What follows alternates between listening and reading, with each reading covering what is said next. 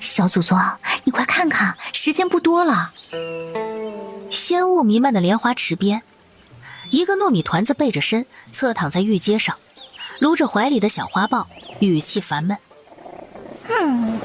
有什么好看的？还不都是一个鼻子两个眼睛？哼，不去。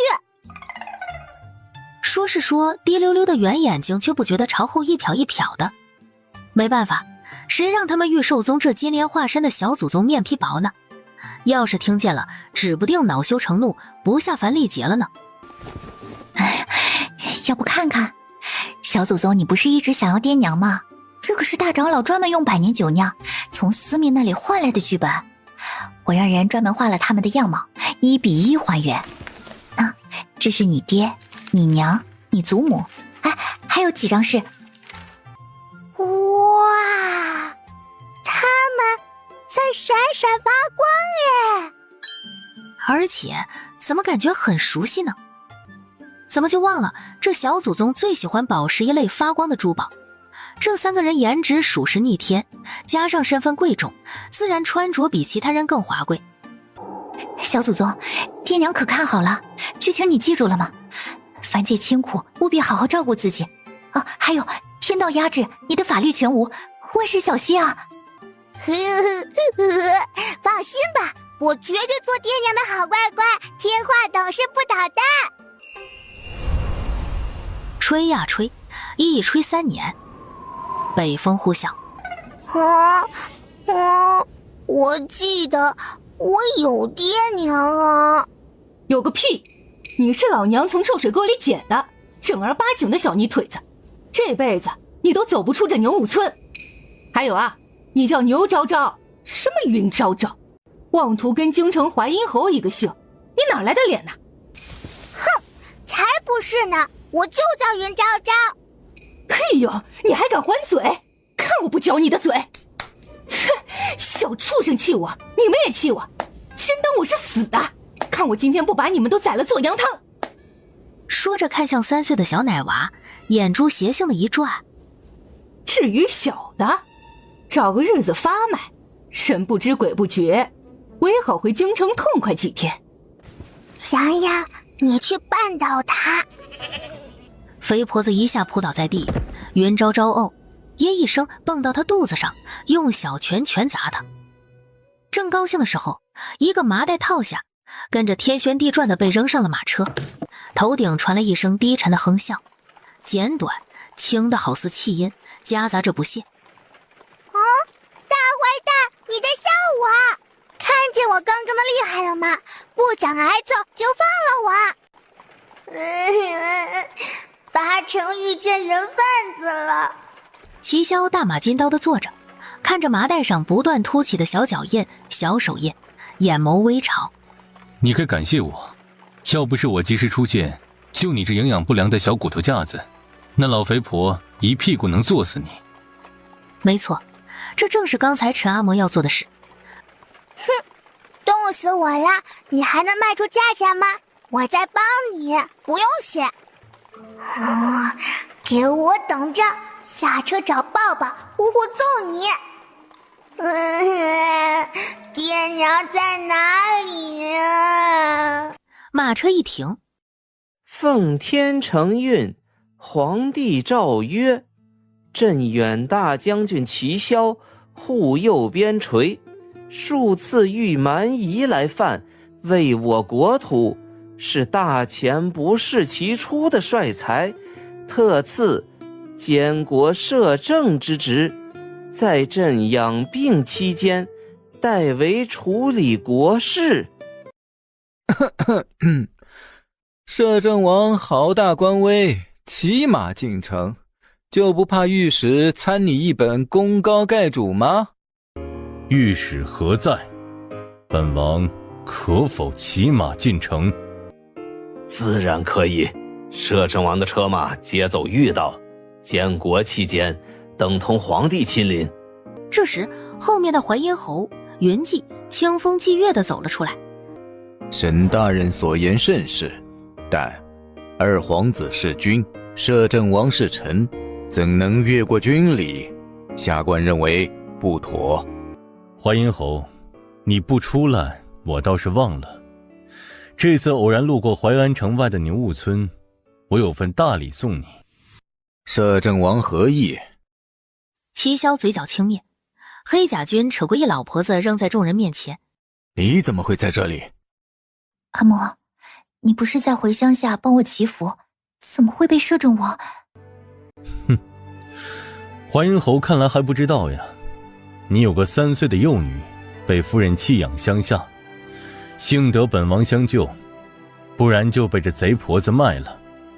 摄政王怎可妄言？小女就在这里，何来3岁幼女弃养乡下？摄政王堂堂大将军，可莫要空口白牙，乱说一气。淮阴侯忽视了夫人汗津津的脸色，全然把齐萧的话当成对他泼的脏水。他回头一瞅，小小的身影踮着脚悄悄越过车轮，竟然想跑。把他抓过来。放开我！放开我呀！大坏蛋，我跟你拼了！闹够了没有？这声音他认得。是大坏蛋，我和你拼了！袁昭昭满脸都是羊圈里打架的灰。咦，这个人不是那3幅画里黑色劲装，腰缠玉带，用金丝绣着云纹，端得华丽非凡，比画上还闪闪发光。哎，那是你爹淮阴侯云骥。云骥这个名字陈阿妈没少提。我可是侯爷夫人的奶妈子，让我来伺候你，真是倒了8辈子血霉。照我说呀，还是夫人心善，留你一命。这秘密本就该被埋藏起来，以绝后患。你呀，小姐的身子丫鬟命，谁让天降红光不在夫人产房外，而在隔壁的师爷家？哼，认命吧，滚开，羊圈睡去，床和被子都给我。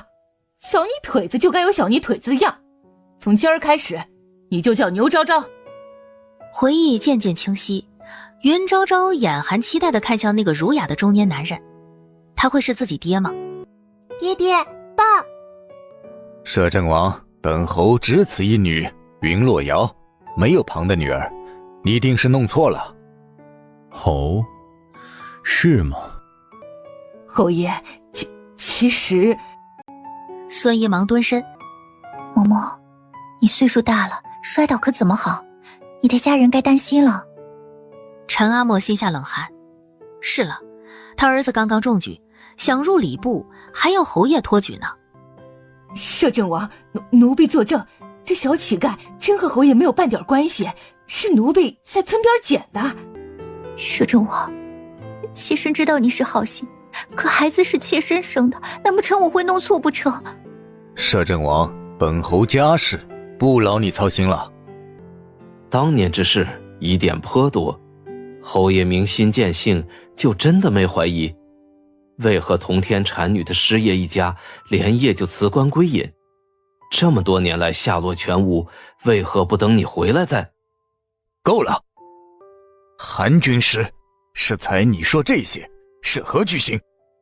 爹爹，瑶瑶怕。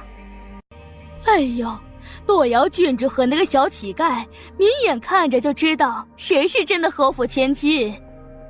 哎呦，可不，摄政王也是好心，说不定是被某些乡下的小泥腿子骗了。听说淮安地界常有难民流窜，这帮人啊，心眼多着呢。哥哥，我是爹的孩子，对不对？当然，我只有你一个妹妹。我只有洛瑶一个妹妹，你是野孩子，不是爹的孩子，滚回你的村里去！哼，我才不是野孩子，我也有爹，比你爹厉害得多。你撒谎！我爹是淮阴侯，你根本就没爹，你是野孩子，野孩子！爹，他欺负我！袁昭昭丧气地坐下，忽然鼻尖传来一丝檀香，清雅沉静，好闻得紧。哎呀，今天这是哪门子的风？竟然同时见到了摄政王和少傅大人。什么？你是说这马车载的是誉满京城，从小被称为神童，16岁考上状元，被天下文人追捧的南宫太傅之子南宫燕吗？那还有假？算算日子，今天他是去护国寺和方丈下棋的日子。要不是了然方丈说他尘缘未了，以他在护国寺的地位，如今只怕是下一任住持了。云昭昭短短的手指摩挲着下巴，这么牛逼哄哄。爹！南宫雁还没说话，齐萧先被气笑了。哼，我和他谁是你爹？摄政王，要不要听听你在说什么？摄政王打了胜仗，把脑子丢在了战场了不成？快说，我和他，你选谁？刚才是你耳背，听不见我喊爹，那我喊二爹，你怎么还不高兴了？二爹？齐萧顿时欢乐了，这大爹他暂且当当也无妨。带上他。是，摄政王。南宫雁再看去，云昭昭已然跟车马入了城。少妇有礼，我是淮阴侯府洛阳，感恩了然方丈3年前一卦，不知可否捎带小女同往护国寺，当面冲方丈道谢。未经方丈允许，本官不便带人入寺，更何况是女眷。长安，走吧。云洛瑶臊红了脸，她带着记忆出生，1岁能言，3岁作诗，府中上下包括老祖母都拿她当宝，为何这气运之子一个两个都如此冷遇她？我离京这段日子，宫中可有何事是本王不知晓的？摄政王明鉴，奴家对您可是忠心耿耿，绝不敢有半点别的心思。齐萧批阅奏折，足足一盏茶的功夫，才再次开口，状似无意。起吧。谢摄政王。德妃那边有什么动静？回禀，还是老样子，想借淮阴侯之女护佑大钱的传言，大肆宣扬二皇子天命所归，估摸着贵妃七七下葬之后就要开始了。哼，护佑？那云洛瑶是趟过刀山血海，还是砍过敌军头颅？简直可笑。摄政王说的是。晋喜自小家穷，吃尽苦头，从不认为什么转身仙童能解救黎民苦难。正想着，手上一本折子让他多看了一眼。摄政王，是参六王爷的，说他母丧期间整日逗留宜春院，放荡形骸，举止不孝。随他去吧，机会销骨，众口铄金，是他老子该教他的，不是我。入夜，摄政王，您消瘦了。在外打仗还能养膘不成？那小东西怎么样了？哦，您是说小小姐啊？她跟韩军师玩了半下午了，问了您3趟了，晚上时还问起您来着，想同您一起吃饭。小小姐？是啊，不是摄政王您。在城外亲口承认的大爹吗？难不成误会了，没有认义女？把她带走。那陈阿嬷你应该知道怎么做。淮阴侯有动静前，先养在你府里。那怎么行？我那院子连个女婢都没有，如何照顾小孩？啊，爹啊，你不要我了吗？我是昭昭啊，3年没见，你舍得？齐萧咬牙看着腿上的挂件，再不松手，本王砍了你的爪子。云昭昭害怕了，猛然缩回手，腮帮子鼓鼓的，坐在地上倔强地瞪着他大坏蛋。你知道云记是你爹，对吗？云昭昭仰头看着他，半晌点头承认。那你为什么缠上我叫爹？抓昭昭的时候你也没问过我呀，洋洋不在，昭昭没地方去。带下去洗干净，别丢了我摄政王府的人。老嬷嬷心善，知道摄政王这是同意了。齐萧两臂伸展，泡在浴桶里，刚舒展的闭上眼，就听见一声声哭嚎，猫啼似的，糯叽叽的。去看看怎么回事。禀王爷，昭昭小姐头发枯黄打结，怎么都梳不开，疼得直掉眼泪。那还不简单吗？给她剃了，重新长就是了。再然后，终于安静下来了。大坏蛋，我不要你当爹了，我要杨妈妈，我要回家。爹不认我，娘也不看我，原来他们已经有孩子了。昭昭生来就是没人爱的嘛，那来这里干嘛？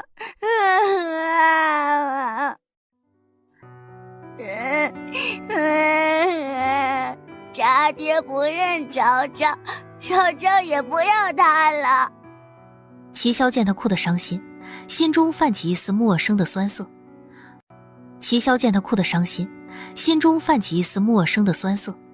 反应过来的时候，已经把他搂进怀里，姿势僵硬地抱着了。大坏蛋，你干嘛？别哭了，那样的爹娘不要也罢。大坏蛋，你当我爹好不好？昭昭听话懂事不捣乱，会祝福你长命百岁的。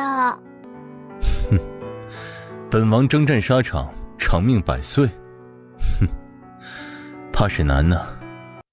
你不相信昭昭吗？昭昭真的很厉害的，是真的。罢了，您愿意叫就叫吧。当真？他有爹了，他终于有爹了。爹爹，快来讲故事睡觉觉。小东西，你放肆！我不叫小东西，阿爹要叫我昭昭。爹爹的怀抱真暖，比羊圈暖多了。竟敢拿它跟羊圈比，还香，一点都不臭。爹，爹，昭昭终于有爹了，昭昭有家了。3岁的奶团子迷迷糊糊睡着了。这一夜没有战场，没有厮杀，没有鲜血，安然平和，竟一夜无梦。翌日，云昭昭，你给我醒醒！云昭昭正做着梦，爹爹带她在云朵里飞呢。突然一声肚子咕噜噜叫，她加紧速度，吨喝奶补充能量。咋啥也喝不到。爹爹，你又凶我，快点！我坏？你刚刚在干什么？你真想挨揍是不是？刚刚我在做梦喝奶啊，怎么啦？说话间，袁昭昭注意到他爹胸前血衣湿了一片。人家饿嘛，爹我错了，不打。来人！洗漱师婢几人早等在外面，推门进来时，却不想看见云昭昭在床上，俱惊讶不已。本王叫你们了吗？滚出去，让刘嬷嬷进来。王爷有何吩咐？你昨天给她吃了什么？为什么这么早就饿了？一点米粥，小姐才长了2颗乳牙，没办法咀嚼其他食物。奸臣已经派人去找乳娘了。多找几个，一个不够。不要，不是娘，不要。不要乳娘，那你要什么？爹喂，我只有爹，没有娘。爹喂奶我都吃，我不要别人的。好吧，羊奶也行。去安排。是王爷。哼，爹小气，吃口奶也生气，又没有还怪我。你说谁小气呢？爹吓我。可没一会儿，屋里又笑开了，好像被挠痒痒了。昭昭错了，爹不小气，爹爹大气。淮阴侯府，外面真这么传？郡主，何止传啊？是夫人的远房表妹玉婉儿亲口告诉我的。据说啊，剃了个光头，半寸都没留下。住院晚上还传来那小泥腿子的哭声呢。袁洛瑶满意的弯起唇角。袁昭昭，想不到吧，在玉兽宗备受瞩目的你，在凡间竟然混得这么惨。啊，你怎么做事的？桃红梳子掉在地上。啊，郡主，怪我不好，实在是那个宝石太耀眼了，我一时好奇才多看了眼，扯痛了郡主，奴婢该死。袁洛瑶拿着珠花尖细的一端，一次次扎在桃红的手臂上。夫人安好。郡主呢？在屋里呢。记住，一个字都别说，清洗干净拿给我。是，郡主。门开了，桃红低着头问安后匆匆离去。这些个婢女是越发没规矩了，明日你好好调教一下，不然怎么伺候好郡主？是夫人。不用了，娘。娘操持府中钟会已然费心劳力，女儿不愿娘再累着，我自会管教他们。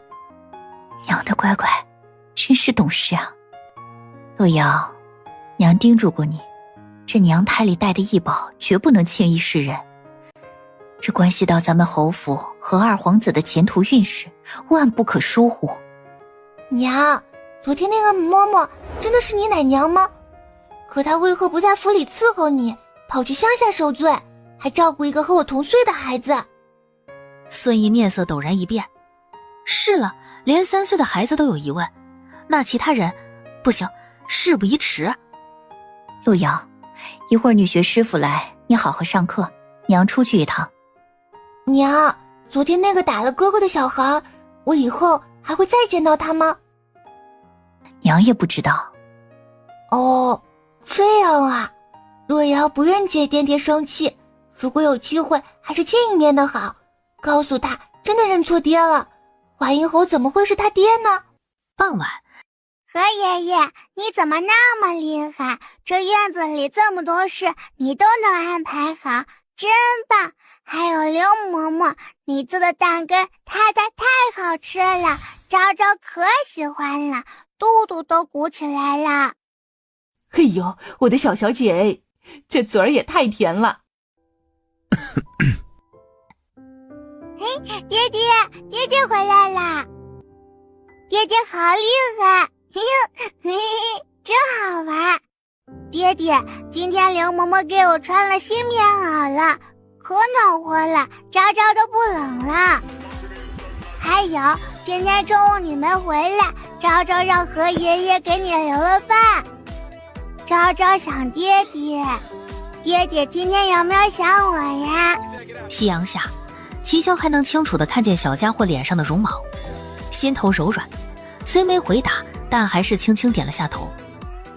好耶！我就知道爹爹也想我了，我们赶紧吃饭去吧，昭昭早饿了。总看我干什么？爹好看。你个小马屁精，世人都知道王爷右脸受过伤，你还没见过内侧，怎？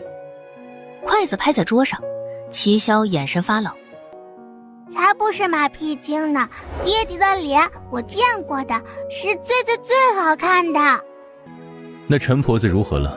侯府可有动手？本和王爷料想一样，孙姨估摸怕打草惊蛇，没敢第一时间下手，但今天晌午她突然改变了主意，而且下手极快，还有大内侍卫在一旁善后。你是说？没错，王爷，我怀疑王府内有内应，不然国丧期间孙姨没那么快进宫联系上德妃，把事情处理得这么干净，除非他们一早就知道咱们要出手。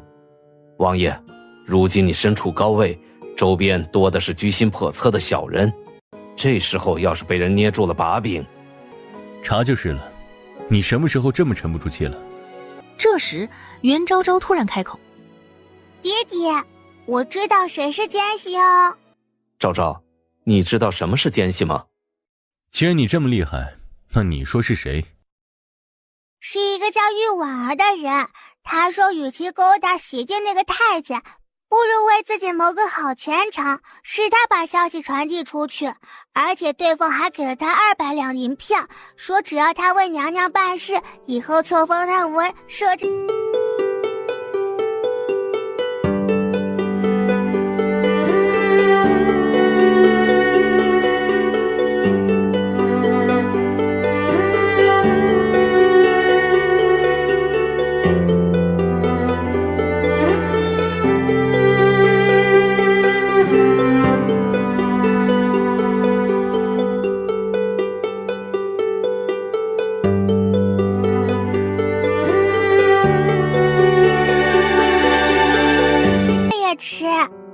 韩烨领命，忙出去办事了。过了一会儿，韩烨跑了进来。200两银票，汇通钱庄的，孙家的产业，就藏在玉婉儿的枕心里，还有春生，也确实穿着。今天的事情，不许传出去。你退下吧。是王爷。叶幕低垂。站好，我有话要问你。云昭昭在床榻边歪歪脑袋。你能听懂兽语？是的呀，而且他们都很听昭昭的话哦。既如此，为什么不走，一直待在牛雾村里？我以为爹娘会来找我。你是傻子吗？那样的爹娘有什么好等的？越是被人厌弃，就越要好好的活给他们看。你的人生怎能被那些垃圾定义？你是我齐萧的女儿，走到哪里都要挺胸抬头，听见了吗？云昭昭抱着齐萧不撒手，打着哭嗝，没一会儿又笑出了个鼻涕泡，把本还在哄的齐萧弄得哭笑不得。脏死了还不松手？才不要，爹爹喜欢昭昭，爹爹不嫌弃我。爹爹，把面具拿下来吧，晚上睡觉不舒服的。齐萧脸色一僵，看了眼他，无声拒绝。去，拿着小布偶找刘嬷嬷睡去。男女有别，王府有王府的规矩。你……他沉浸在思绪中，丝毫没注意某个调皮的小崽子已经爬上床了。爹爹不嫌弃我，昭昭也不嫌弃爹爹，在昭昭心里，爹爹最帅了。齐萧怔然片刻，就这个当间，右脸的银色面具已然松动滑下。放肆！云昭昭，你……昭昭真的生气了，是谁伤害爹爹？昭昭一定不会放过他的。爹爹，痛痛飞，痛痛飞，昭昭很厉害的，以后保护爹爹，绝不让爹爹再被欺负。第二日，云昭昭醒的时候，齐萧已经不在了。哇，这是什么？王爷果然宠小小姐。这藏青石听说能引领牧民在沙漠寻找水源，还能避蚊虫去瘴气，是蛮夷的国宝呢。我就说爹爹跟我天下第一好嘛，既然爹爹送了礼物，我也要华丽才对。王爷，小主子收到礼物高兴坏了，一早上叽叽喳喳，还说也要送您礼物呢。赤侍卫口中的小主子，可是王爷新认的那个义女？什么义女？那是本王亲生的。恭贺摄政王有个这么贴心的郡主。郡主？齐萧眉梢愉悦。行，算本王没有白器重你，去办吧。谢摄政王赏识，奴才一定办好。与此同时，本宫说过，这件事关乎二皇子，你怎可如此优柔寡断？姑母，那孩子毕竟是我生的，我真的下不了手。哼，你可知月婉儿昨天在乱葬岗被人五马分尸，挖肝掏肺，今早被野狗啃食的只剩下白骨了。什么？怡儿，如今允儿和淮阴侯府是一条船上的，齐萧的手段你应该也清楚了，该怎么做不用我再多说了。我只告诉你，当断不断，必受其乱。洛瑶和那孩子只能活一个。姑母，我明白了。他人呢？今天一天做了什么？王爷问的是……还能有谁啊？本王的宝贝蛋儿，那皮猴子。王爷，昭昭找我要了罐子、文根草，还去了库房要了黄芪和麝香，在后院鼓捣了一整天呢。麝香？难道是香包吗？齐萧大步跨进后院，屋里突然砰的一声轰响，浓烟滚滚。昭昭，你们就是这么照顾小主子的，萧石也敢给他？王爷息怒！王爷息怒！咦，爹爹别怪他们，是我找阿黄偷拿的。3岁玩火，你最好给我一个合理的解释。我有啊，我这可是为了给爹爹还礼，我炼药技术很高的，就是这个罐子不太趁手。爹，给点钱，明天我出门给你买个好的保管。寻招。齐萧算是体会了把七窍生烟。终于知道怕。我的头发，我新长的几根毛怎么都摸不见了。袁昭昭火急火燎地往主院跑，镜子，她需要镜子。别找了，都崩掉了。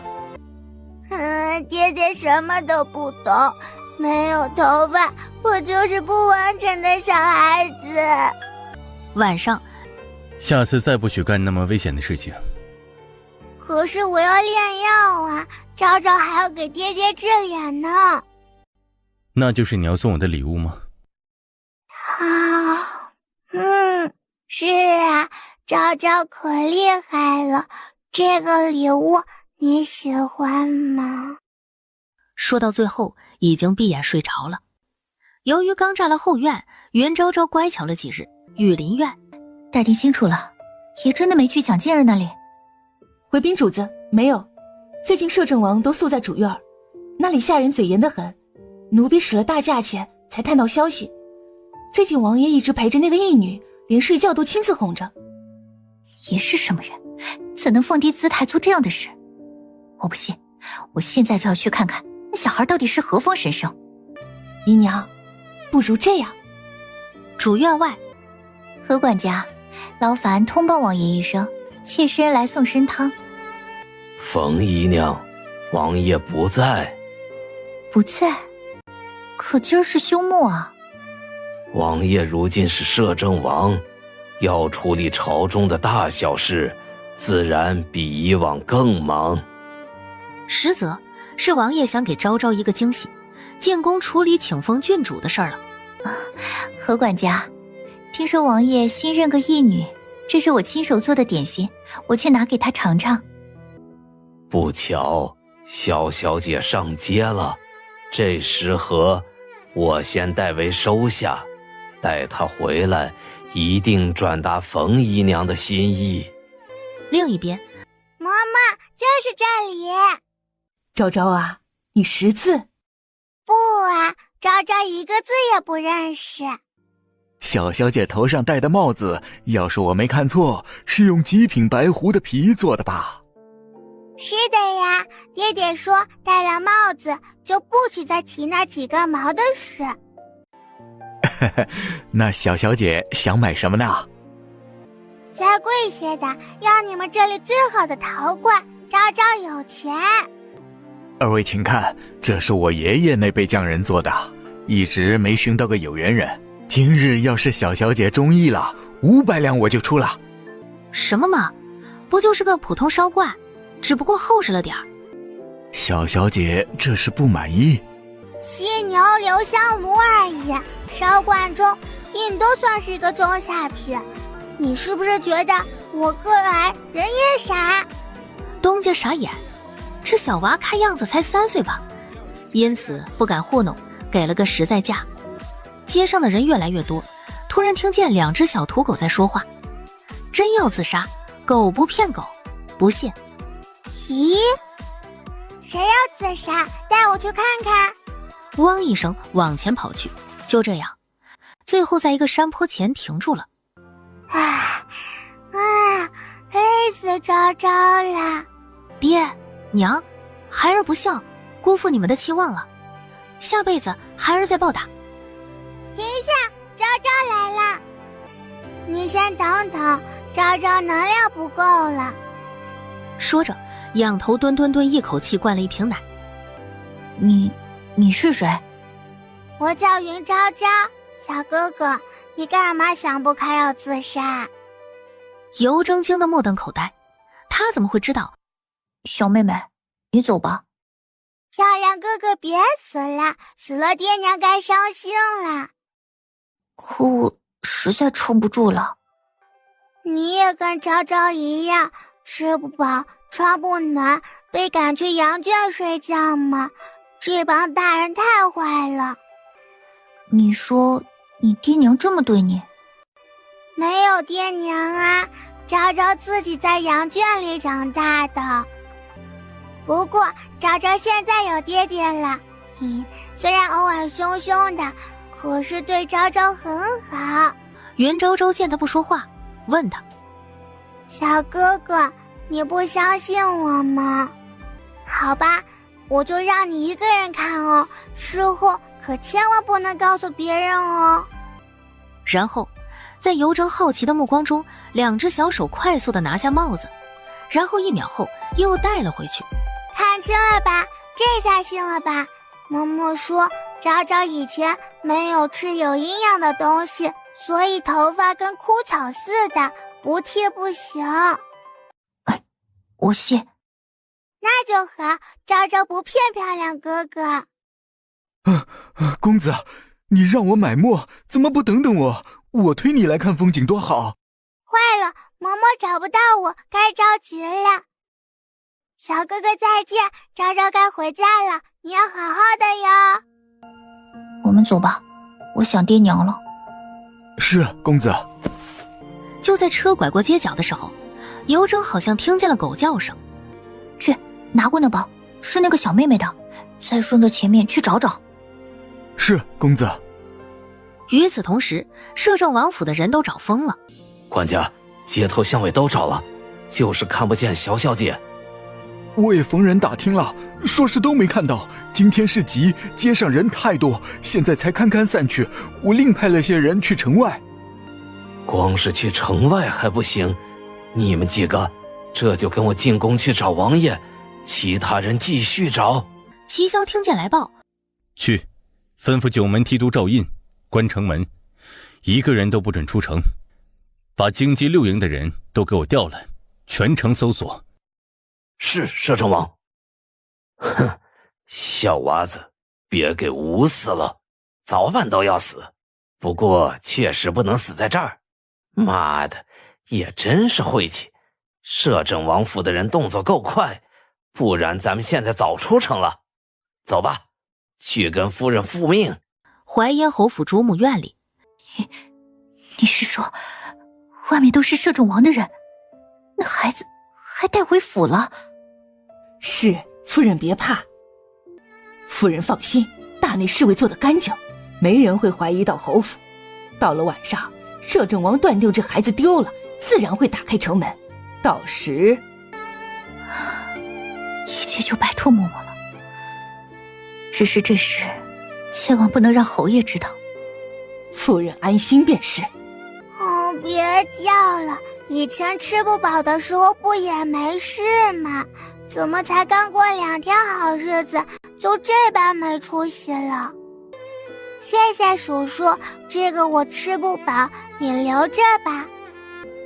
反正我出不去，不如我们来做游戏吧，这样就能忘了饿了。就这样，一人一鼠玩起了躲猫猫的游戏，还交流着八卦。不行了，饿出金元宝了。爹爹怎么还没来啊？你守在外面，不许别人靠近。是，郡主。郡主，原来你已经醒了，见到我你不惊讶吗？这是我们第2次，不，准确的说，我们很久没见了。听不懂，说人话。谁准你这么跟我说话？我是郡主，你见我要磕头行礼。才不要，你是坏蛋。你是从哪里偷来的？血狐皮，你小泥腿子的身份怎么配戴？我不是小泥腿子，我是云昭昭，爹爹的孩子。他嘴里的爹爹自然指齐萧，云洛瑶却误会成云髻，气得上去想要推他，被推了个屁墩儿，帽子也被抢走，戴在了对方头上。原来传言是真的，你被摄政王剃了光头，还敢偷窃王府的血狐皮帽，罪加一等，你完蛋了。叔叔上，明白。咬死你，咬死你，让你欺负我朋友。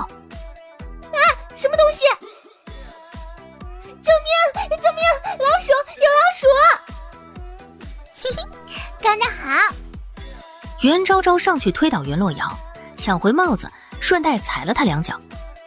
不用谢，这是你应得的。说完，快速跟着鼠鼠跑出去了。不想死的话，就赶紧把他追回来，找几个咱们院里的人秘密修饰，千万别闹大动静。叔叔，你真是太棒了！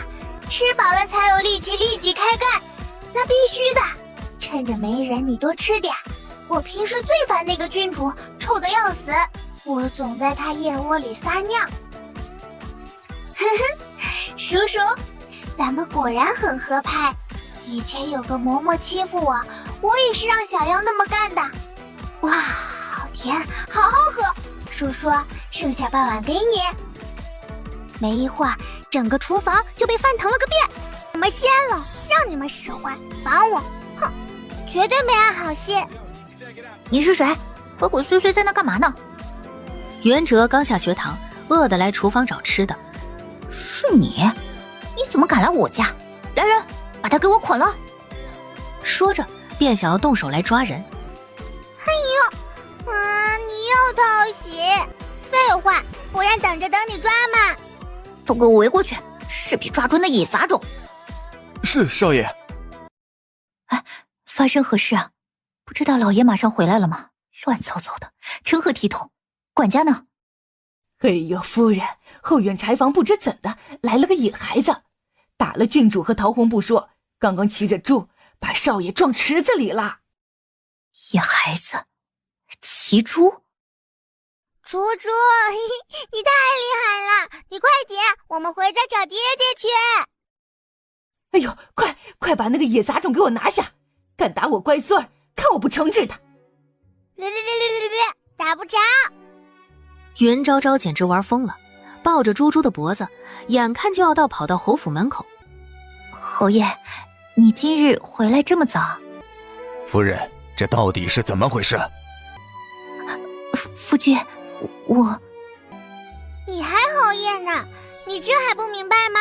你夫人当街派人把我抓回来，然后还让人欺负我。你胡说！你这个野杂种，是你动手，你还敢先告状？不然呢？等你动手打了我，我还能还手吗？我又不傻。来人，带少爷回去更衣，再让厨房熬碗姜汤。我不去，我今天非要看爹打他不可。儿啊，都什么时候了，还顾着面子？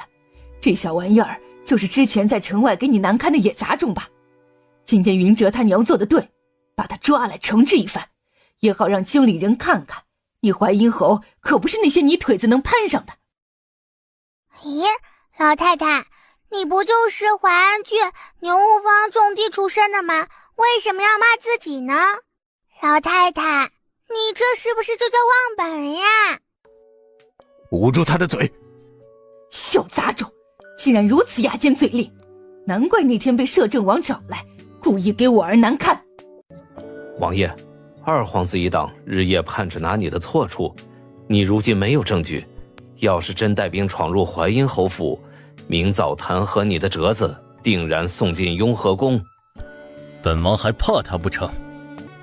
昭昭最好别有事儿，不然什么二皇子、淮阴侯，老子今天就让他们看看，这大钱究竟是谁做主。就在这时，你是何人？这东西怎么会在你这里？回禀摄政王，小人是长公主府甄少爷身边侍从庆云。这布兜的小主人今天见过我家公子，我们驾车回去的时候，这东西就掉在街头。公子挂心，让仆从跟着，看见有人扛着麻袋进了马车，但没见那小女孩。公子打听许久，才听说摄政王府在寻人，让小人拿着东西过来。那马车往何处去？你们可看清了？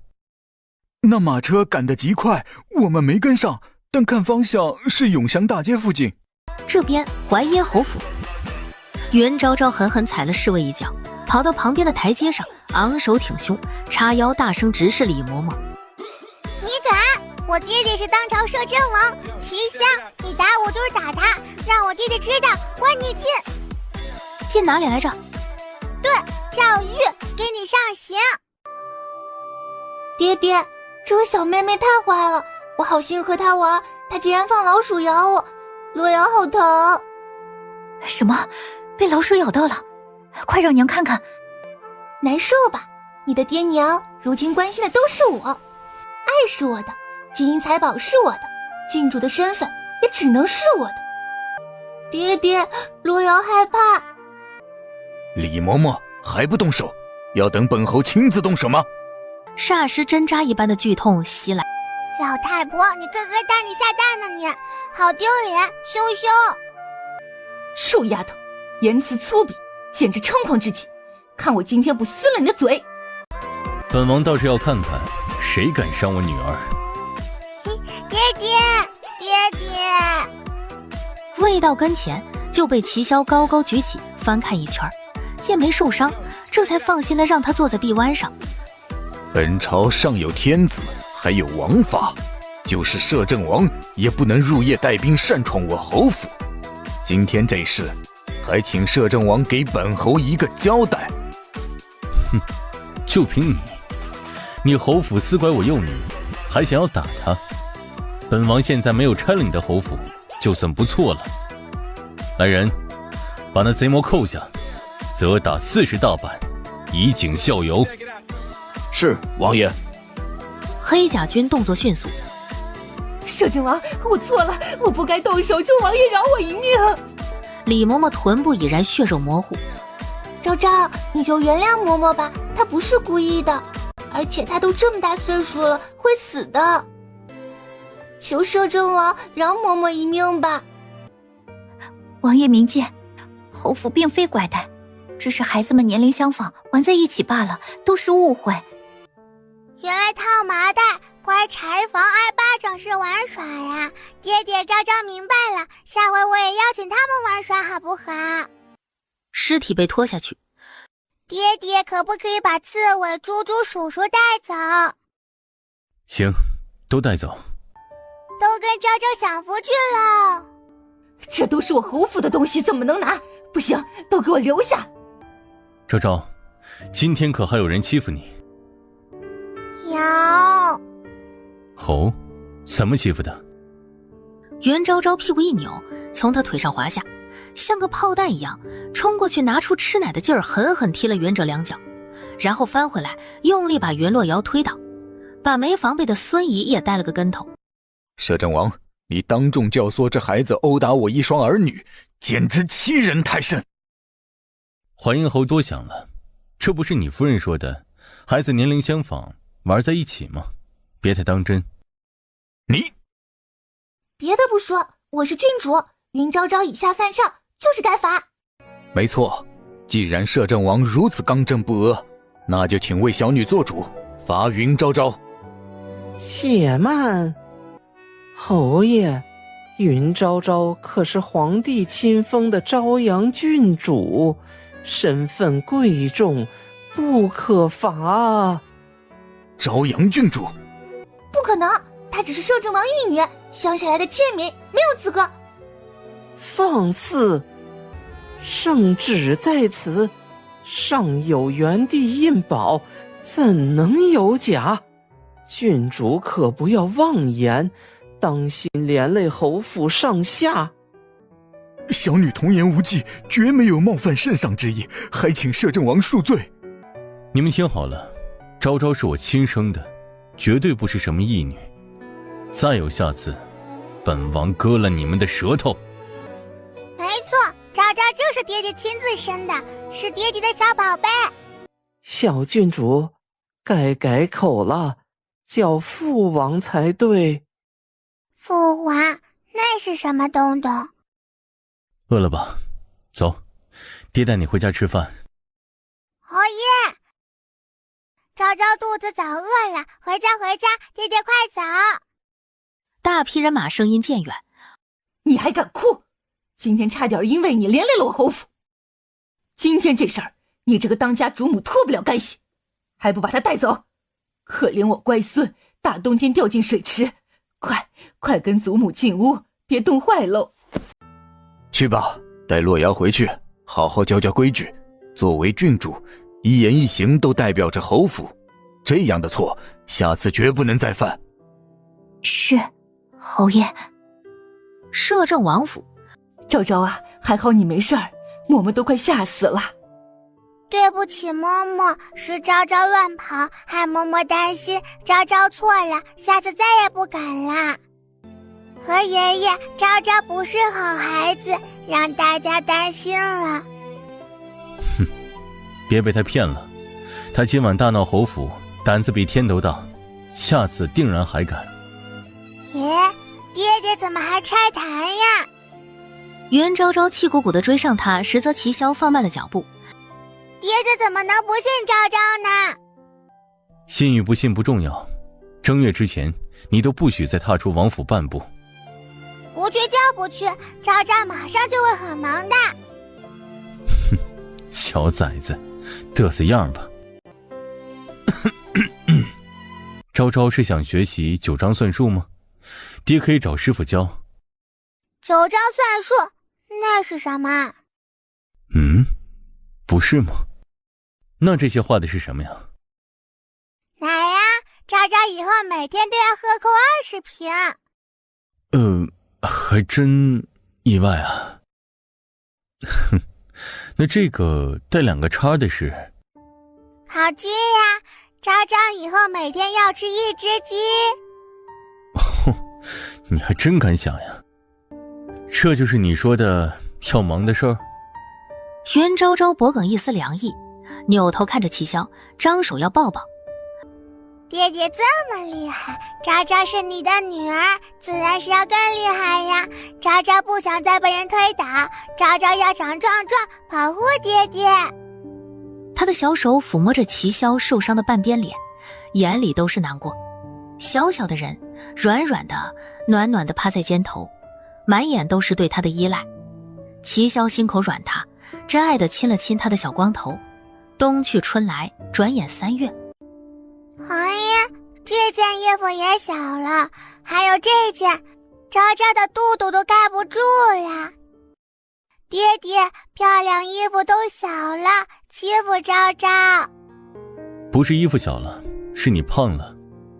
从今天开始，20瓶奶减半，鸡丝米粥也一样，还要加点蔬菜。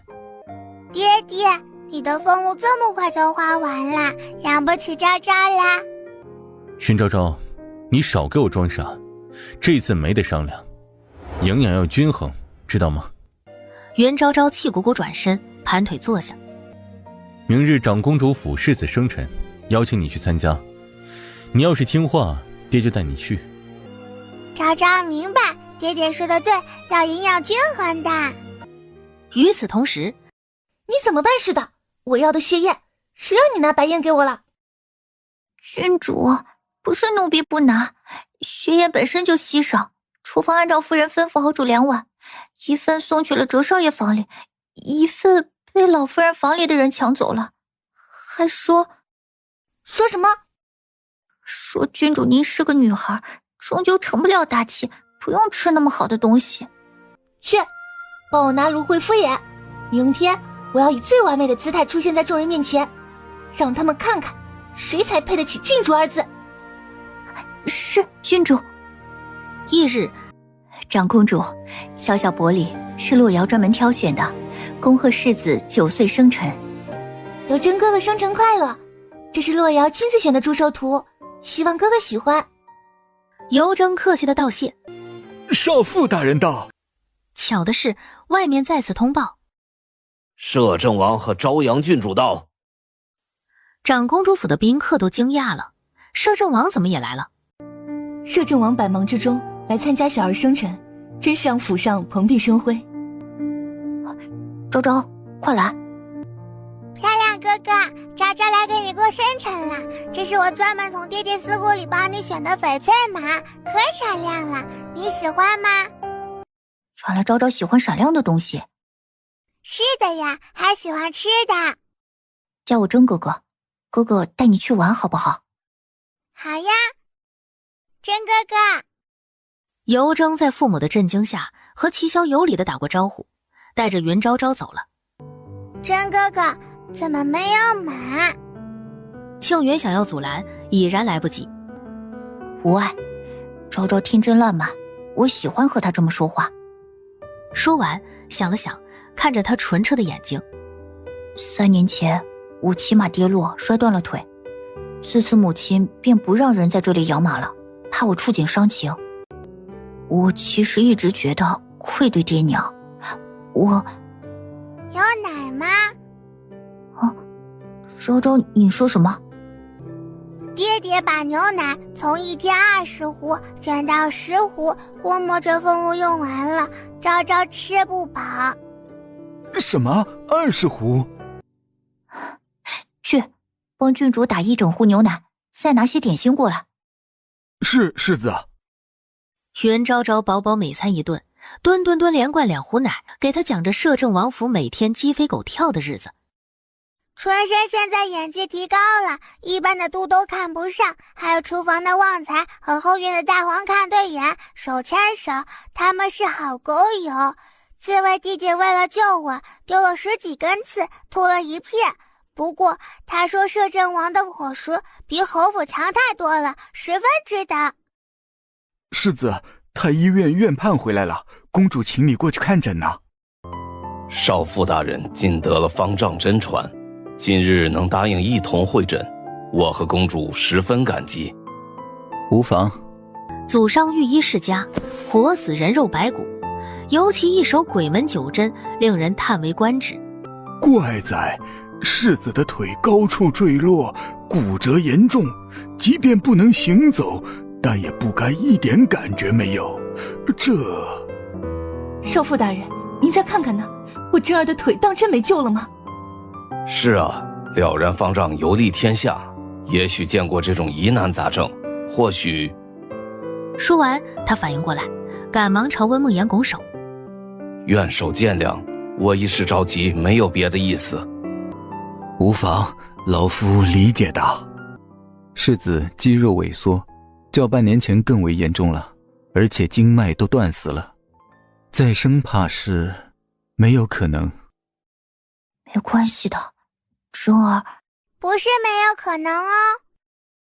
你是说你有办法？对呀，昭昭有办法，真哥哥中毒了，解毒了就好了呀。什么？中毒？小郡主啊，这玩笑可开不得。要是中毒，缘何膝盖没有黑斑，一点迹象都没有？那昭昭不知道，不过肯定是中毒了。那郡主可知道中了什么毒？臭蛇蛇，敢害真哥哥，太坏了。那小郡主可有办法解毒？昭昭需要1颗莲子，还有1瓶奶。好，快来人，按照郡主吩咐做。确实，奶至寒凉，有催吐解救之功效，甚至沐浴可排毒，但从没听说过解蛇毒啊！难道是相生相克？君主是要把这莲子泡在奶里，然后让我儿喝下。你怎么喝了？你说什么？南宫燕眼底闪过一抹笑意。真哥哥，喝吧，甜的。萧婉泣涕连连，哭倒在游房衣间头。不想这时，床上的尤征不敢置信地看着腿。娘，我腿好疼。文梦言把脉，通了，世子淤堵的经脉都通了，大好了，真的大好了。真的吗？我儿以后是不是可以站起来了？绝对没有问题，老夫这就去开方子，帮助世子活血化瘀，这样效果更快一些。今天是个好日子，昭昭郡主是我长公主府大恩人，来，本公主今儿高兴，敬大家一杯。发生了什么？长公主怎么这么高兴？不知道，不过你看，朝阳郡主手上拿的不是长公主的随身玉佩吗？这可是御赐之物，怎么轻易就给出去了？没一会儿，袁昭昭彻底睡过去。外面通传，摄政王府派人来接。怎么是你抱着昭昭？听说你月俸不够花啊。你在外面到底是怎么污蔑你爹我的？把今天长公主府的事情都说给我听。是，王爷。初春日头暖，淡风还是凉的。为了袁昭昭，齐萧坐上马车。你可看清楚了，真是一颗普通的莲子。属下在梁上看得清清楚楚，绝不会有错。长公主给玉佩的时候，对昭昭说了什么？当时郡主在喝奶，没什么特别，就是感激她救了甄世子。等等，喝奶？她哪来的奶？说到这儿，赤瑶也有些想笑。当时温院守、少妇大人还有长公主夫妇都震惊了，还以为那奶是给甄世子治病用的，尤其是尤大人张着嘴，极为意外。为什么爹爹要扣我的3瓶奶？我们不是说好了1天10瓶吗？爹爹怎么说话不算话，扣昭昭能量？是吗？我觉得没错呀。王府7瓶，公主府3瓶，一共不就是10瓶吗？见小崽子换上讨好的笑想逃，齐萧一把人捞了回来，照着屁股轻轻打了下。还敢质问你爹我？谁让你在外面说我月俸不够了？我看你真是想讨打了吧？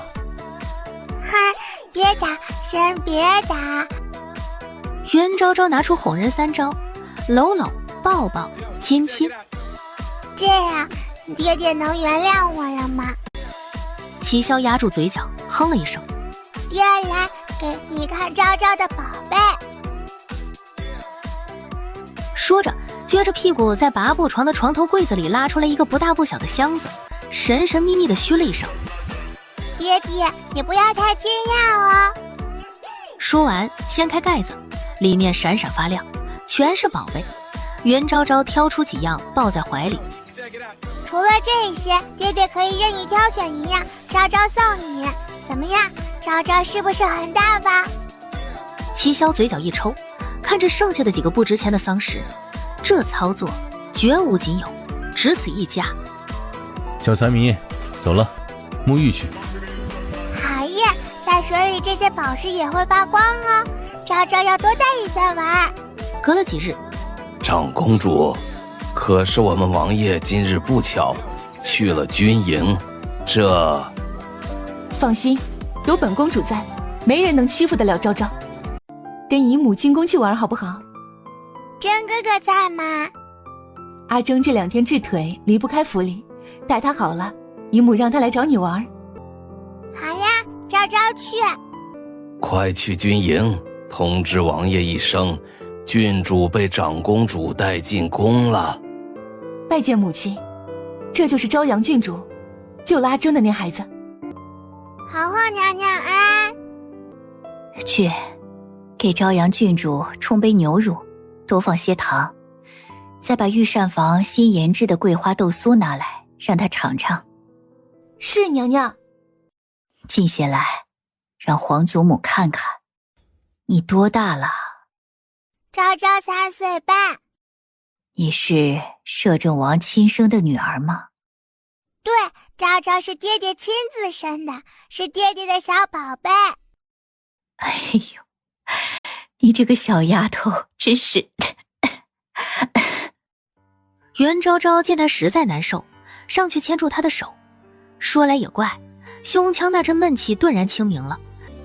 难怪他能救了真儿，这孩子是有大造化在身上的。没错，这孩子是个有福的孩子。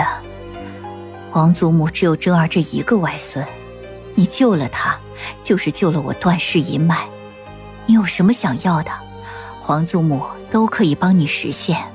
皇后伸手从头上摘下7宝凤钗。罢了，你慢慢想，皇祖母不急。母亲，这个可是你初登后位，父皇和侧宝一起送给您的，您……恰巧这时宫人从外进来，附耳几句，萧婉面色一变。母后，真儿练习走路，从轮椅上摔了下来，你去吧，我还想让昭昭多陪我一会儿。一会儿吃完点心，我会派人送她回摄政王府。是呀，姨母快回去看甄哥哥吧。好，那昭昭要听皇祖母的话，姨母先走了。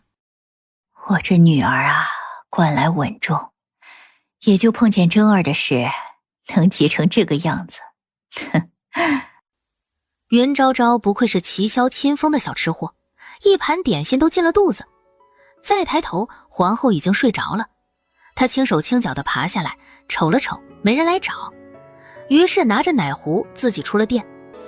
你是谁？在这里鬼鬼祟祟的干嘛？还不给本皇孙滚下来！谁是哥哥，谁是弟弟？虽然我萧思义是兄长，等等，这是你跟本皇孙说话的态度吗？你想来板子是不是？他是萧四一，那你就是萧四冕吧？自然，见到本皇孙还不下跪？好呀，原来他们就是给真哥哥下毒的凶手。他在公主府的时候就听孔雀姐姐说过了。可恶，坏蛋，两个大坏蛋！你瞪什么？我弟弟让你跪下，你没听见吗？你个贱丫头，看我今天不揍死你！两个逃课的笨蛋，还敢揍本郡主！来呀，看你能不能追到我！云昭昭机灵的左跑右跑，甩开了他们，进了隔壁的学堂。小蟋蟀，叫上你的朋友，帮我咬它！学堂里的孩子们听见动静，纷纷扒着窗台往外看。只见平日最嚣张的两个皇孙，一会儿撞在石柱上，一会儿龇牙咧嘴的挠痒。看本皇孙砸死你！对，打死这个小畜生！哼，让你们抓到，算我输！他才不怕他们呢，结果刚转身就撞到一堵墙。少父，还不把石子放下？要我罚你们抄写1个月功课吗？不要，思怡错了。思绵也错了。二人扔下手里的东西，拽着耳朵面朝南站在了墙角。云昭昭也鬼灵精的从地上站起来，学着他们的模样，拽着耳朵站在另一边墙角。还不回去坐好，再乱瞧，作业翻倍。一个个小萝卜头忙坐了回去。今天的事我会一五一十告诉二皇子，再逃课你们就别跟着我学了。昭昭飞起来喽！你玩够了没有？你为什么生气？你可知刚刚那2个孩子是二皇子的嫡子，当今元帝的皇孙？知道啊。那你还敢如此挑衅？就算你是郡主，可他们是皇孙，身份在你之上，要是真出了危险，皇上降罪，你待如何？可他们是害真哥哥的坏蛋，要不是他们下毒，真哥哥就不会坠马坐轮椅了。昭昭这叫对，为民除害。你能预受，对吗？爹爹不让说。我且问你，他们下毒的事为何不告诉长公主？云昭昭把头低下，2只小手无措的对碰。你是怕连累齐萧，对吗？昭昭听寒夜叔叔说过，二皇子坏坏，等着找爹爹错处。昭昭要是说了，他更要对付爹爹了，所以昭昭自己帮真哥哥打坏人。少妇大人，能不能别把今天的事告诉爹爹？昭昭一天10品奶，真的不能再少了。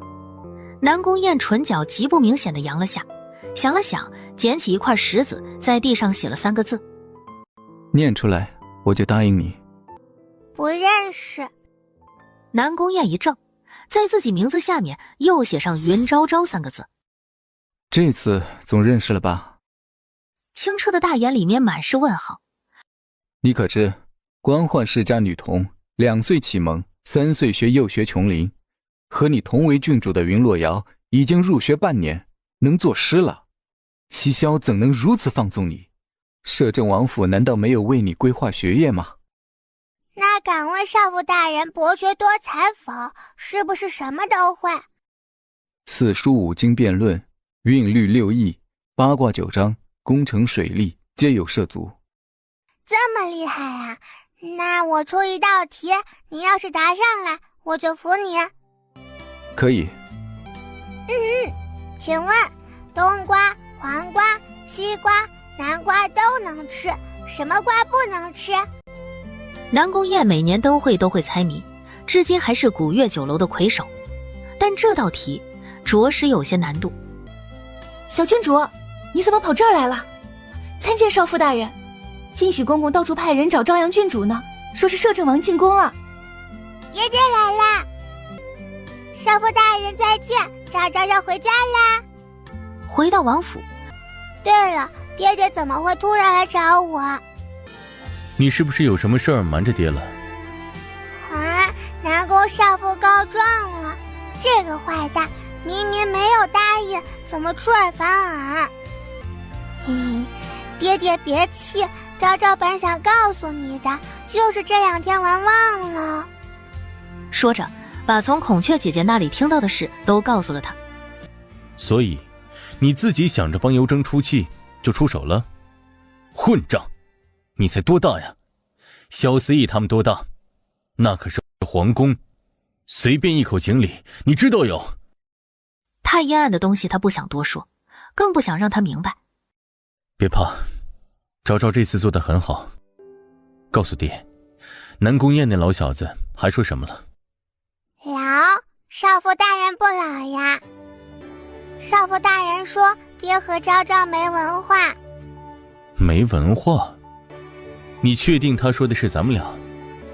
没错呀，他还写字考昭昭呢，见我答不出来，就很凶地训斥昭昭了。王爷，属下探得淮阴侯联合了几位大臣，要在早朝上参朝阳郡主殴打皇孙一事，据说也知会了御史中丞沈征文。他吃了雄心豹子胆了，找死吗？怎么是昭昭殴打他们？明明是菜花神和蟋蟀弟弟动手的，而且是他们先欺负昭昭。昭昭别怕，有爹在，谁都不能欺负你。王爷，淮阴侯是二皇子心腹，如今看似状告小郡主，实则是皇帝久久未愈，对你摄政不满，想借机发难，抢监国大权。齐萧翻身上马，眼眸森海。本王知道，他有此想法不足为奇。最可恨的是那云骑。传令，黑甲军整装待发，集结城外，让巡防6营给我把皇宫宫门守好了。他们敢进来，今天就别想那么容易出去。是，摄政王。爹爹先别走，等等昭昭。肉乎乎的夏崽子跑得飞快，左右手还分别拿着2壶牛奶，奶彪的嘟嘟脸一晃一晃的，别提多喜人了。跑那么快干嘛呀？跟嬷嬷回去，等爹爹回来。昭昭要跟爹爹一起进宫。昭昭啊，今天乖乖的啊，宫里不能去。就是啊，昭昭，嬷嬷陪你放风筝，咱们不能去啊。爹爹是大将军，昭昭是爹爹的孩子，昭昭才不怕那些坏人，而且昭昭想……说着，他凑近齐萧耳边，嘀嘀咕咕地说了半天。小坏蛋，你就皮吧。皇极殿，有事启奏，无事退朝。臣有本奏。淮阴侯有何事要奏呀？臣要奏朝阳郡主宫中伤人，致使2名皇孙受伤，有僭越犯上之责。本王刚刚没听清楚，你再说一遍。参谁？没错，臣参的就是摄政王之女云昭昭。老臣附议，朝阳郡主来自乡下，言行无状，在宫中殴打皇孙，这事儿要是传了出去，岂不是乱了朝纲？孙尚书说得对，而且臣听说朝阳郡主在宫外就是如此，前阵子还大闹了淮阴侯府，打了侯府嫡子和洛瑶郡主，这般行事恐怕会让人觉得摄政王自是功高盖主，不把皇家看在眼里。既然如此，来人，选2位皇孙和朝阳公主进殿，让他们当众对质，也免得有人误会本王功高盖主不是。哇，这个柱子上盘着龙，好神奇！走到前面的时候，看着上面的旗枭，眨眨眼。摄政王大人，昭昭冤枉！朝阳，你说冤枉指的是什么？摄政王大人明鉴，昭昭才3岁，殴打不了8岁的大孩子，请摄政王为民女做主啊！你是上过玉牒的朝阳郡主，正儿八经的王爷之女，可不是什么民女。昭昭记住了，那老爷爷你说昭昭说的有没有道理？确实，朝阳郡主冤枉。今天这事，二皇子不干了。魏相，你这话有失偏颇。我2个儿子有伤在身，朝阳怎么就冤枉了？正说着，萧思义、萧思勉从外面进来。就是他把我们害成这样的。没错，摄政王不能包庇他。不用齐萧说话，魏文当即怒斥：堂堂皇孙，怎可在皇极殿大呼小叫？3岁的朝阳尚且知道行礼，你们的规矩学哪里去了？南宫老太傅也看不过眼，站出来冷声道：要是摄政王有心包庇，能让朝阳郡主来对质吗？人家尚且坦荡荡，2位皇孙只管阐述事实即可。吏部尚书孙淼心疼2个曾孙。大家都看到皇孙脸上的伤了，证据确凿，就不用再多讲了吧？是啊，皇孙天皇贵胄，这伤确实不轻。李光启哼了一声：哼，何止不轻，伤在脸上，代表着皇家的脸面；伤在额头，万一落下毛病，朝阳郡主担得起责任吗？这是几5啊？怎么了？看来他脑子没毛病哦。至于萧思勉，袁昭昭看着他：昨天我碰到你一个一早了吗？没有啊。那你为什么说我殴打你？可没有你，本皇孙如何能撞得这么惨？再说了，你鬼鬼祟祟出现在那儿，不是要做坏事，还能是什么？因为昭昭没有文化。什么？昭昭出现在那里是因为迷路，又听见了念书声，可不是鬼鬼祟祟，而是光明正大的偷听。朝阳郡主，你说的这些是不是别人教你的？无缘无故，2位皇孙为何会追你，导致受伤？我记得从后面听见他们俩说孙夫人嚣张什么，曾嫡孙还不是要被他们外曾孙压一头，之前落水干得漂亮。什么？正安落水是你们推的？还有什么李光我忘了，那个人摇摆祁连就是哈巴狗，给他们提鞋都不配。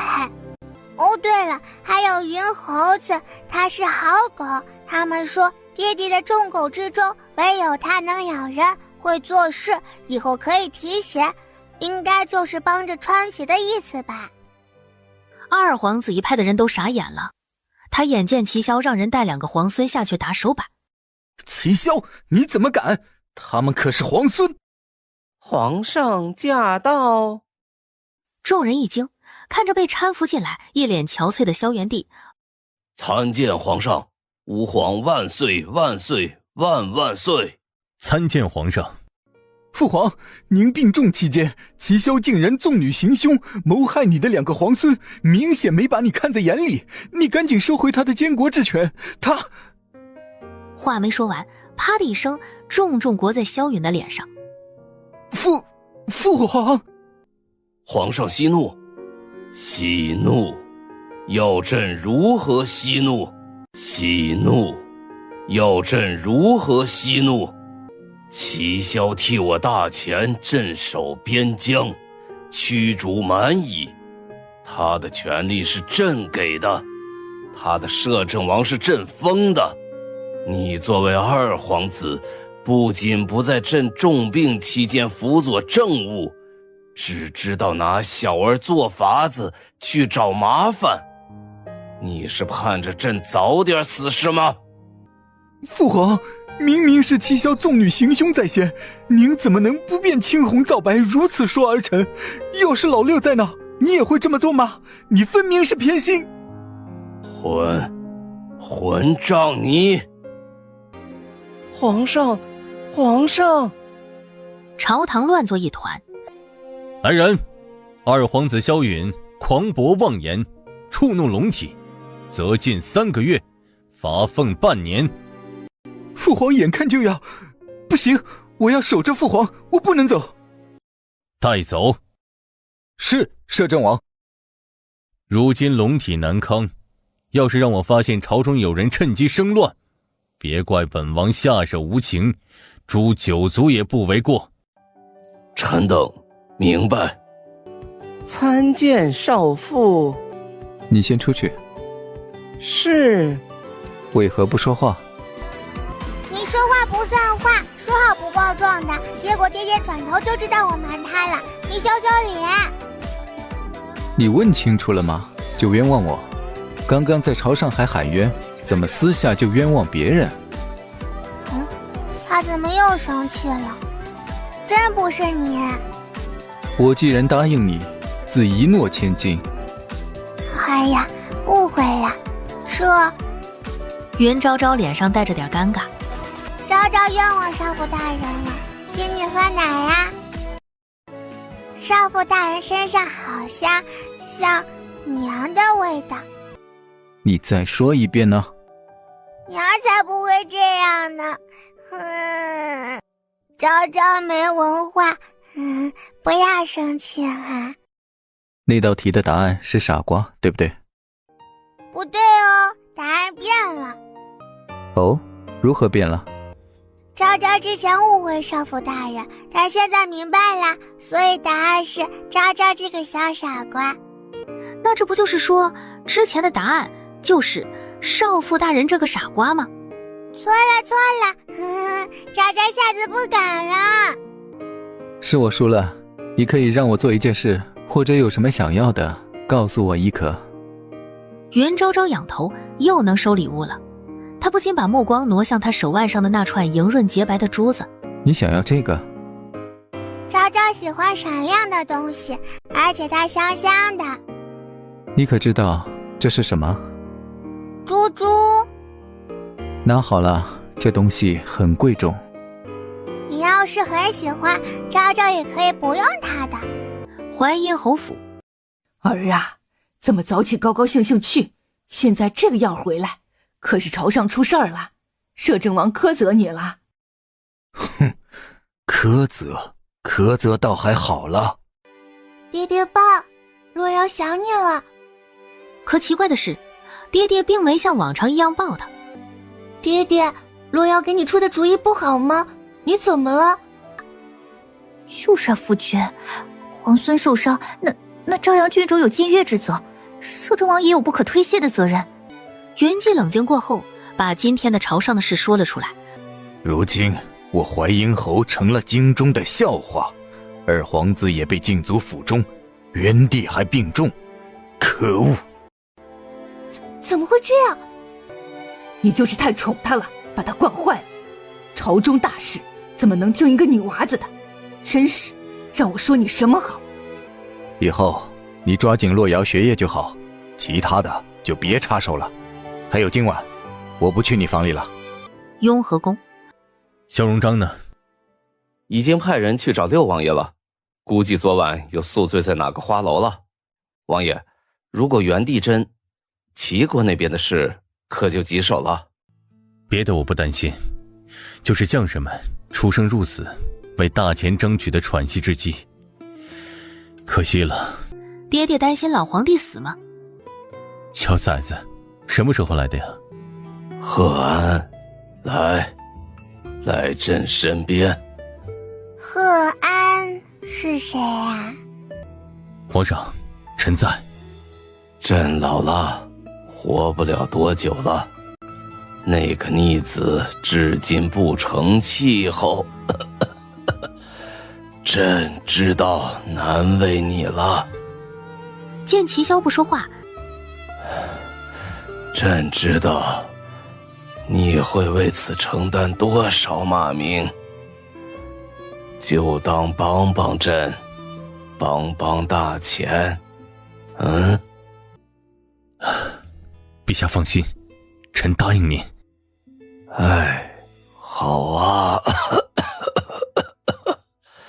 张儿怎么还没来？朕还想再见见他。这时五感灵敏的袁昭昭回头，哎呀，黑白无常怎么来了？要糟啦！黑白无常看着这个金灿灿功德满身的小孩，有些害怕。袁昭昭小手抓住老皇帝的手，就见刚刚还昏迷面色衰败的袁帝竟渐渐红润起来，再看他的手，惊得一下把袁昭昭抱进怀里。他忙换太医，然后假装若无其事，抱着迷糊的袁昭昭直奔宫外。王爷，怎么小郡主今天这么早就睡了？去，把府医叫来主院。没一会儿，怎么样，昭昭没事吧？没事儿，就是睡着了。那我进去帮昭昭换衣服，不然睡着该不舒服了。不用了，王爷说他亲自照顾，让你们把奶温着，昭昭醒了随时能喝。卧房里，去，把甄世子被下毒一事匿名通知长公主。再有，断云姬一条胳膊。是，王爷。翌日，拿回去，这东西我女儿用不着。不是给你的，别多管闲事。你知道你在跟谁说话吗？你信不信本王？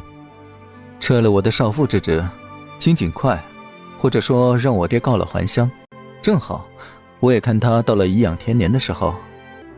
本王真怀疑你是怎么长这么大的，没有人想掐死你吗？南宫雁抬眸，浅灰色的眸卷起一层烟意，不似以往人前的淡漠君子形象，带着明晃晃的嫌弃。比不得你能蠢死。南宫子眼，齐鹤安，你打的什么主意？当真我不清楚吗？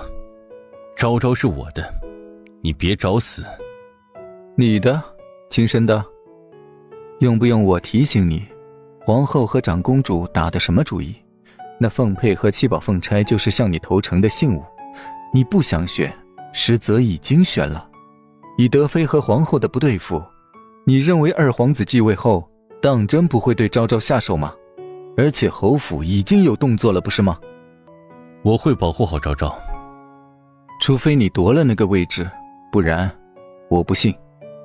你这话要搁旁人，要诛九族的，也就他南宫子言敢如此放肆。袁昭昭一连睡了2日。侯爷，你擦擦吧。怎么嫌本侯丑了，入不得你的眼了？不是，妾身就是气愤，是谁敢对侯爷大不敬啊？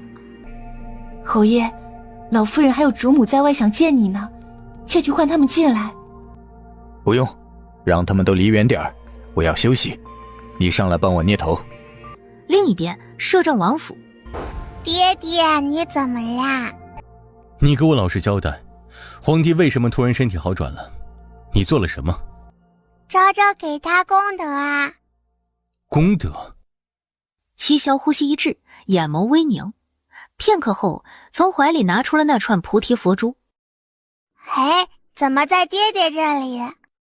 你告诉爹，功德给出去对你会有什么影响？没关系的，昭昭功德很多，不怕消耗，顶多多睡几天。胡言乱语，昭昭要是会画画写字就好了，能画符就不会缺能量了。画符？乖，从后日开始去上学。什么？上学？话题是怎么突然转到这里的？是要做那一天吗？是要背负子训写作业吗？是要离开刘嬷嬷和丹根吗？是吗？是没错，怎么了？昭昭不去，昭昭不要上学，爹爹不疼昭昭了。没得商量，必须去。第二天，和爷爷昭昭没有胃口，一上学就更吃不下饭了。昭昭乖，上学很好，有很多小伙伴能一起玩，还能交朋友。可是嬷嬷，昭昭听说学堂不许吃零食，昭昭会饿瘦的，饿瘦了衣服就变大了，浪费银子的。不怕，咱们王府啊就是银子多，昭昭别太节省。KO， 英之老远就看见丧气满满冲着他走过来的小郡主。放心吧，爹爹不会听你的，昭昭不问云芝姐姐。昭昭去哪里？我陪你玩。没工夫玩，我要化悲愤为食粮，吃光爹爹的王府。落日余晖，好香，香的都有点臭了。去，哪儿来的小丫头？别弄乱姨娘打理好的花，这可是王爷亲自赏点的。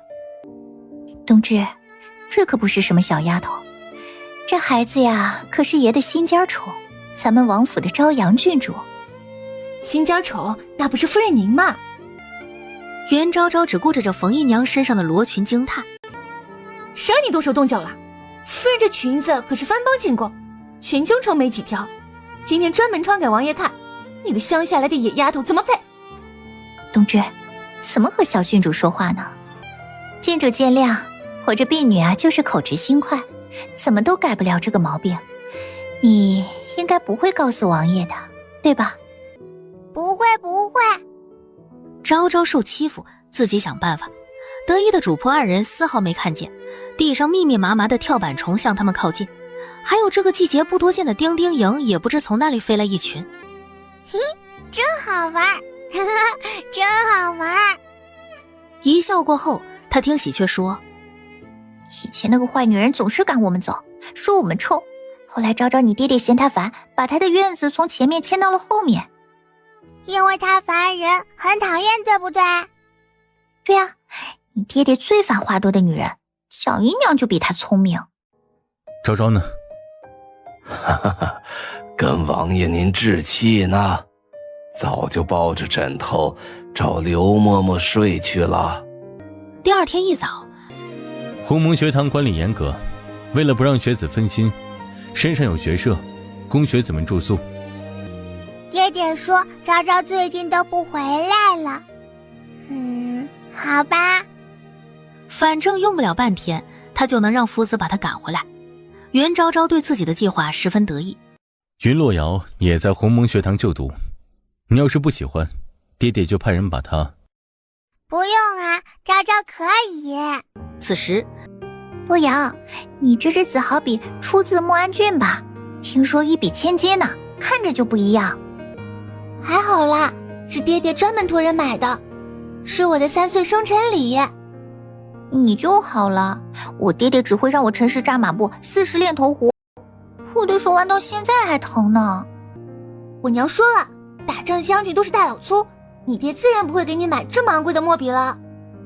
才不是，你爹爹才是大老粗。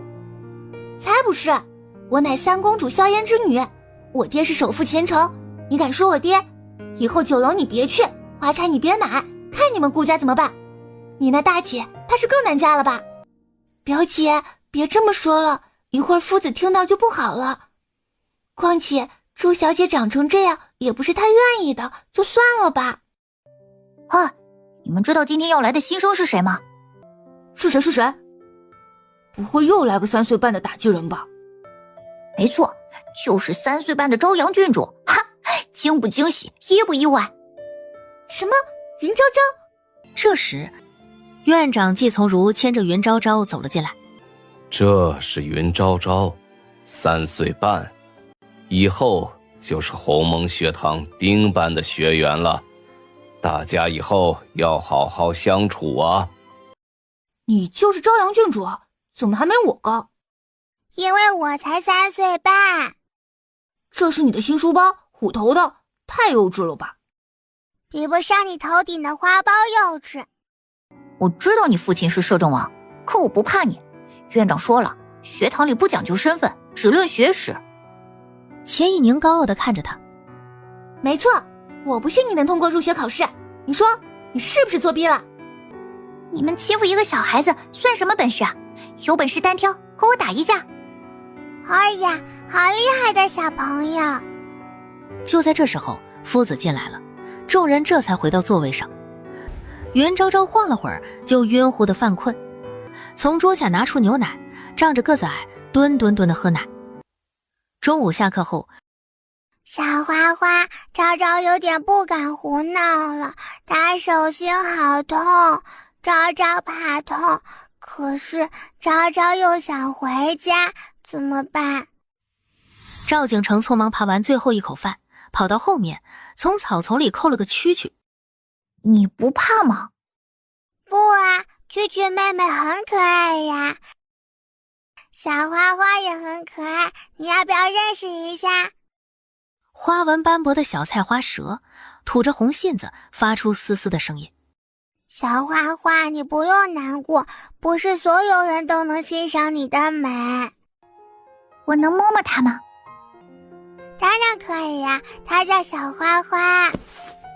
顾青青壮着胆子伸手摸了摸，哇，好神奇啊，它好乖啊。小孩子间的友谊来的就是这么毫无预兆。昭昭，你刚刚说的是真的吗？真的有人能欣赏我吗？就跟这个小花蛇一样。我就欣赏你啊，青青漂亮，好看的。我吗？袁昭昭诚恳地点头。昭昭，我先走了，我要去把这个好消息告诉二哥三哥。就在这时，一双手从后面拍过来，打落了袁昭昭的奶壶。小偷，你是小偷！昭昭没有偷东西，才不是小偷，可你是坏蛋！哼，偷了我表妹的子豪毛笔还不承认？大家快来看，朝阳郡主偷东西了！算了，表姐，既然东西已经从他课桌找回来，我不想再追究了。也就你才怕他，我不怕。我娘是三公主，我今天非要让她跟你道歉，要是不道歉，就滚出书堂。我们鸿蒙学堂才没有这样品行和卑劣的学生。会不会是误会啊？一根子豪毛笔，摄政王府怎么可能？难说。听说这个朝阳郡主是乡下来的，谁知道有没有学一些乡下人的坏毛病？而且没看云洛瑶说从课桌里找出来，这不是证据确凿了吗？就是，道歉。快道歉啊，不然从我们学堂滚出去。这时，头顶的乌鸦突然嘎嘎一声招招，是袁洛瑶找人放在你课桌里的。好啊，敢欺负昭昭，昭昭跟你拼了！啊！你敢打我表妹，看我今天不收拾你！南宫少妇，您怎么会？说他是小偷，我很好奇，朝阳郡主偷了什么呢？少妇大人，云昭昭偷了父亲宋洛瑶的子豪毛笔，还是我的生辰礼呢。是啊，少妇大人，我们都能作证，确实是云昭昭在课桌里发现的。少妇大人，昭昭有办法证明不是昭昭做的。好，去吧。如果是真的，本少妇绝不轻饶冤枉你的人。笔是新笔，水是南宫少妇亲自打的，大家都看到了吧？我中午还没吃饭呢。这笔要是真是我偷的，为何上面会有油？哦，我明白了，真正的小偷手上有油，所以才沾上了。这位同窗说的太对了，好聪明，昭昭就是这个意思。也还好啦，是朝阳郡主聪慧。一般一般，全班第3。也许是你刚刚在后院偷吃了，所以才沾的油，然后你还进了手。不是哦，我有人证，他就是我的人证。刚刚我们在这里玩蛐蛐和菜花蛇，他可以帮我作证。对，我能证明，他一直蹲在这里玩，没去过别处。我还知道是谁要害我哟，那个人就在这里，是你站出来，还是我抓你出来？看来朝阳郡主是被陷害了，而且这抓贼之人就是栽赃之人，真是看不下去。且等等，我觉得他有办法。来跟我一样，把手展开。南宫燕扫了一眼，照做。小孩子们没什么心眼儿，都伸了出来。唯独一人，一个4岁的小女孩，瘦巴巴的站在后面。世家子弟、高门贵女饭后都有敬手的礼仪规矩，你就算擦在身上也会留下痕迹。抬起头，告诉我你的名字，为何要这样做？我错了，我不该陷害朝阳郡主，是云洛瑶她让我这么做的。她说可以帮我交这个月的束绣，我才。童莎，你胡说！你偷了我的笔，还反过来冤枉我！我要让我爹爹抓你进大理寺，关起来审问。如今人证物证俱在，云洛瑶，你贵为郡主，怎可冤枉同学，做出这种不仁不义之事？亏我们相信你，云洛瑶，你太过分了！竟然冤枉朝阳郡主，让我们当你的帮凶。还有童莎，夫子教的你都忘了吗？君子爱财，取之有道。还有不义而富且贵，与我如浮云。你叫什么？说话一套一套的，好厉害！我叫纪云，字子谦。哇，子谦，你以后就是我的小弟了，我罩着你哦。这时，季从儒带着随从走了过来。参见少父。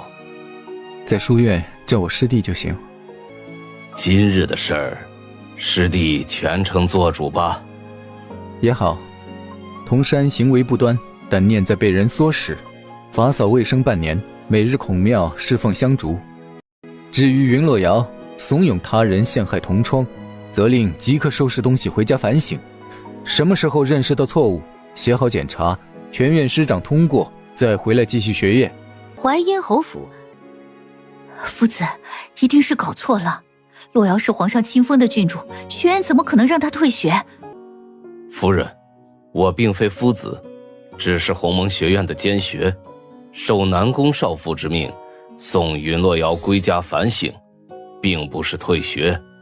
既然人已经送回，在下告辞了。快带郡主回房，这件事千万不能让侯爷知道。鸿蒙学堂，少父大人，朝朝肚肚饿，睡不着觉。吃吧。哇，这是什么？朝朝从来没见过。好甜，好好吃，好像花蜜的味道。云昭昭实在太饿了，吃剩最后一块的时候反应过来。昭昭太饿了，太傅大人吃。我不饿，你吃吧。关于云洛瑶，你会不会认为我惩罚的太轻了？青青说云洛瑶想赶我出书院才这么做的。没错。那为什么？听没听过得饶人处且饶人？这个刘嬷嬷讲过，要给别人改错的机会，要心胸宽广。你说的很对，但不适用于这件事。学院有学院的规矩，云洛瑶本该被直接退学才是。今天虽然是他冤枉的你，但你才来，如果真勒令他退学，只怕以后谁都不敢靠近你，和你玩了。昭昭不想待在这里，想回家。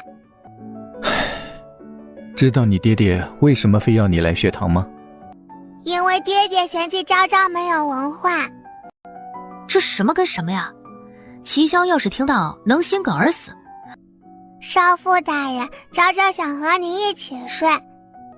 你说什么？没人讲故事，茵茵睡不着。演变到现在，他也是万万没想到的。反应过来的时候，他已经在讲佛祖割肉饲鹰的故事了。为什么呀？割肉有疼，茵茵吃虫虫就好啦。是大善大爱。鳝鱼吗？不是在讲老鹰吗？南宫燕此刻觉得这小玩意儿没准真是齐萧亲生的，蠢萌蠢萌的。爹爹，昭昭想爹爹。齐萧没良心。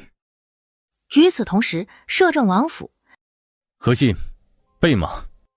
哎呦，王爷，这么晚了，小郡主估摸着已经睡了，就算去，山门也关了，见不到的。夫人，进屋去吧，王爷今晚怕是不会过来了。真不明白爷是怎么想的，拿个乡下的野孩子当亲生的养，这不是让外人看笑话吗？可不是嘛，前几天还想用脏手摸王爷赏给夫人的裙子和玫瑰，真没规矩。夫人就该像那天一样好好教训他，不然出去丢的可是我们摄政王府的脸。走了好，让他也看看明白，王爷要是真疼他，哪会这么小就送到书？夫人，您怎么不说了？是啊，本王也好奇，你还能说什么？王爷，您误会了，我们是在说……还没说完，齐萧大手铁钳一般掐住他的脖子。就凭你也配叫夫人？谁给你的胆子敢欺负昭昭？你想死是不是？来人，给我把这院子花拔了，这女人的衣裳全都烧了，还有这对主仆。不，王爷，妾认错了，看在伺候您多年的份上，你别赶我走，我求您了。齐萧冷眼睨着他，想起那个流了的孩子，到底没做太卷。给他安排个最远的院子，本王不想看见他。至于这个奴才，杖责20大板，发卖出府。是王爷。隔壁小院儿，争来争去一场空，又何必呢？姨娘难道就甘心蹉跎一生？如今看来，朝阳郡主极受王爷的宠爱，不如您。蒋姨娘沉默几许，轻轻弹唱起来。翌日清晨，鸿蒙书院。咦，哪里呀？这里是哪里？云昭昭呢？为何还不到？夫子，云昭昭她昨晚拉肚子，清晨才睡下。告诉他，下不为例。午饭的时候，朝阳郡主，你怎么跑这儿来了？吃饭啊。可你们丁班下课晚1刻钟，你来太早了。对呀，小郡主，你不会是第一天就逃课了吧？去，就小孩子，都吃饭去。别怕，他们没恶意，就是看你好玩，想逗逗你。昭昭不怕，昭昭饿。让，给我们腾个地儿。谢谢大哥哥。说完，低着头一口一口吃过了起来。这干饭的架势属实惊人。郑永旭眨眼：昭昭，你一直这么能吃吗？不啊，昭昭保持身材会减半的。啊，是真的飞起来啦！喂，你！一瞬间的事，肉崽子已经砸在他肚子上了。哎呀，昭昭不痛。废话，你还不给我起来！宫锦一些许意外，这胖小孩倒是美美出人意表。别人第一次见都是看他的脸，第二眼才看项圈。你不该说点什么吗？谢谢。临近傍晚，丁班钟声响起。哎呀，爹爹该来接我了，昭昭要回家了。就这么走，觉得合适吗？可昭昭没钱。叫一哥哥。咦？对，在这里，昭昭耻笑小弟，不认大哥。嘿嘿，云昭昭欢蹦乱跳地跑走了。云昭昭，你好硬的！爹爹来啦！慢点儿，爹来抱你，你别蹦。那个奶壶怎么没带出来啊？是不是学院没得喝？爹回去就给他们拨款，每日必须喝牛奶。哇，太好了！爹爹，昭昭好想你，昭昭再也不想离开爹爹了。怎么还沉了？当然啦，少妇大人给昭昭做水晶糕，加班的哥哥们给昭昭加了满满一大碗肉。不过，昭昭最喜欢的还是摸摸的蛋羹，做梦都想。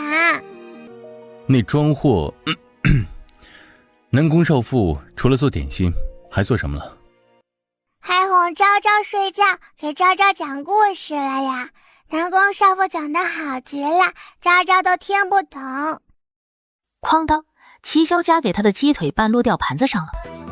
没想到爹爹这么年轻就手抖。青青说他外祖刚刚才有这个毛病。没事的，爹爹，昭昭养你。青青是谁啊？顾青青，树远大将军的女儿。哦，齐萧无语凝噎地看着自家笨蛋。顾风月丈老来的女已经80，拿自己跟他比。鸿蒙学堂是不是也就那样？你要实在……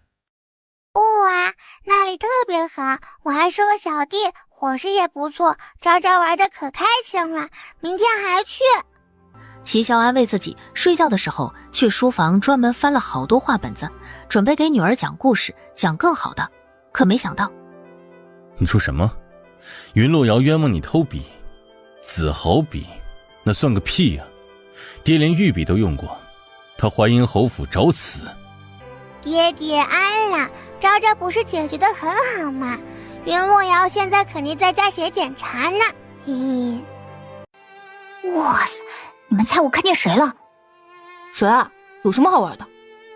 对啊，快说快说，上了一早上的课正犯困呢，说来让我清醒清醒。是云洛瑶，真没想到他这么厚脸皮，竟然真写了检查，在夫子门口挨个念呢。啊，那岂不是丢脸丢到祖祖家了？昭昭，怎么办啊？就在这时，规矩呢？上课了还不做好？你也回去。是夫子。一上午很快过去。之前你在府上打伤我和我哥哥，我不该为了报复你做这种事，我跟你道歉。昭昭，我怎么感觉他话里有话，指责你伤人在先啊？我是真心知道错了，你怎么能这么想我？就是啊，你们还想让我表妹怎么样？可别小瞧这朝阳郡主，虽然才3岁，可嘴厉害着呢，不光能说还能吃，等着吧，有热闹瞧。哼，倒也未必。菜肉包，酱油的，还有鸡蛋汤，点心是糯米糕，刚出锅的。好耶，吃饭啦！这就养堂而皇之地抛下云洛瑶及众人。漂亮姨姨，昭昭要3个大大的，还要1碗汤，4个米糕。昭昭，姨姨真这么好看？好看，比外面学堂的花还要好看，昭昭可喜欢了。来，昭昭，姨姨帮你盛满满的，多吃点。还有这米糕，姨姨帮你多撒点糖，保管好吃。你们不饿吗？那昭昭先吃喽。昭昭等我，我要跟你一起吃。赵景成看着某人吃那么香，咽了口口水。我感觉在他身边能吃3大碗，不行，都别跟我抢。果然干饭人干饭魂，朝阳郡主。实在找不到词形容，云昭昭腮帮子嚼得鼓鼓的，感觉到一道视线紧盯着他。他疑惑地抬头，冷不丁对上宫锦逸。要不给你吃？我去。宫锦逸眼角一抽一抽的，他哪只眼睛看出来他想吃了？云昭昭，上课期间怎能偷偷睡觉？去，给我面壁思过。好了，丁班的学生们，想必你们已经知道，半个月后就是测验。这次主要考教幼学琼林的天文篇，还有释义。大家下课后好好复习，不许偷懒，听见了没有？是夫子。下节课的论义是新夫子给你们上，大家一定要好好听话，不许扰乱秩序。他一走，众人好奇声鼎沸。谁啊？新夫子是谁啊？不知道，不过谁都比岑夫子强，他总是皱着眉头，跟我二大爷似的。偏心的月牙白锦袍，这不是国子监的南宫少妇吗？昭昭，醒醒了，南宫少妇来了。南宫燕走到某个崽子跟前，搬去那里，以后下课后来敬堂，我亲自给你补课。少妇大人，云昭昭刚来，估计跟不上你授课进度，不如您先交给我，我再帮他学习。诺瑶同学真不错，看来之前误会他了。对啊，他能帮助云昭昭，就说明他真的认识到错了。以后还是一起来玩吧。正因为跟不上进度，才用我来补。我看过入学测考的成绩，你的水平找岑夫子更合适。少父，以后你都住在这里教我们学习吗？怎么，你不愿学？见门口的崽子不说话，要是能考好，每日给你多加一壶奶。袁昭昭眼睛一亮，答对才能喝。我问你，混沌初开，乾坤始电是什么意思？馄饨和屎搭配吗？狗狗也不这么吃吧。再来，气之轻轻上浮者为天，气之重浊下凝者为地，做何解？屁，就是这么不讲理，有时清爽，有时浓厚。昭昭以为跟进食有关。某人鼻翼翕动，揉了揉太阳穴，一副孺子不学教的模样。京城有3人命格我算不到，摄政王齐萧，你，还有6王爷萧荣章。不过我能算到转世仙童和你们3个天缘颇深，似乎还有血缘的牵绊，这可真是怪哉。也许真有天命吧。少父大人，你还疼吗？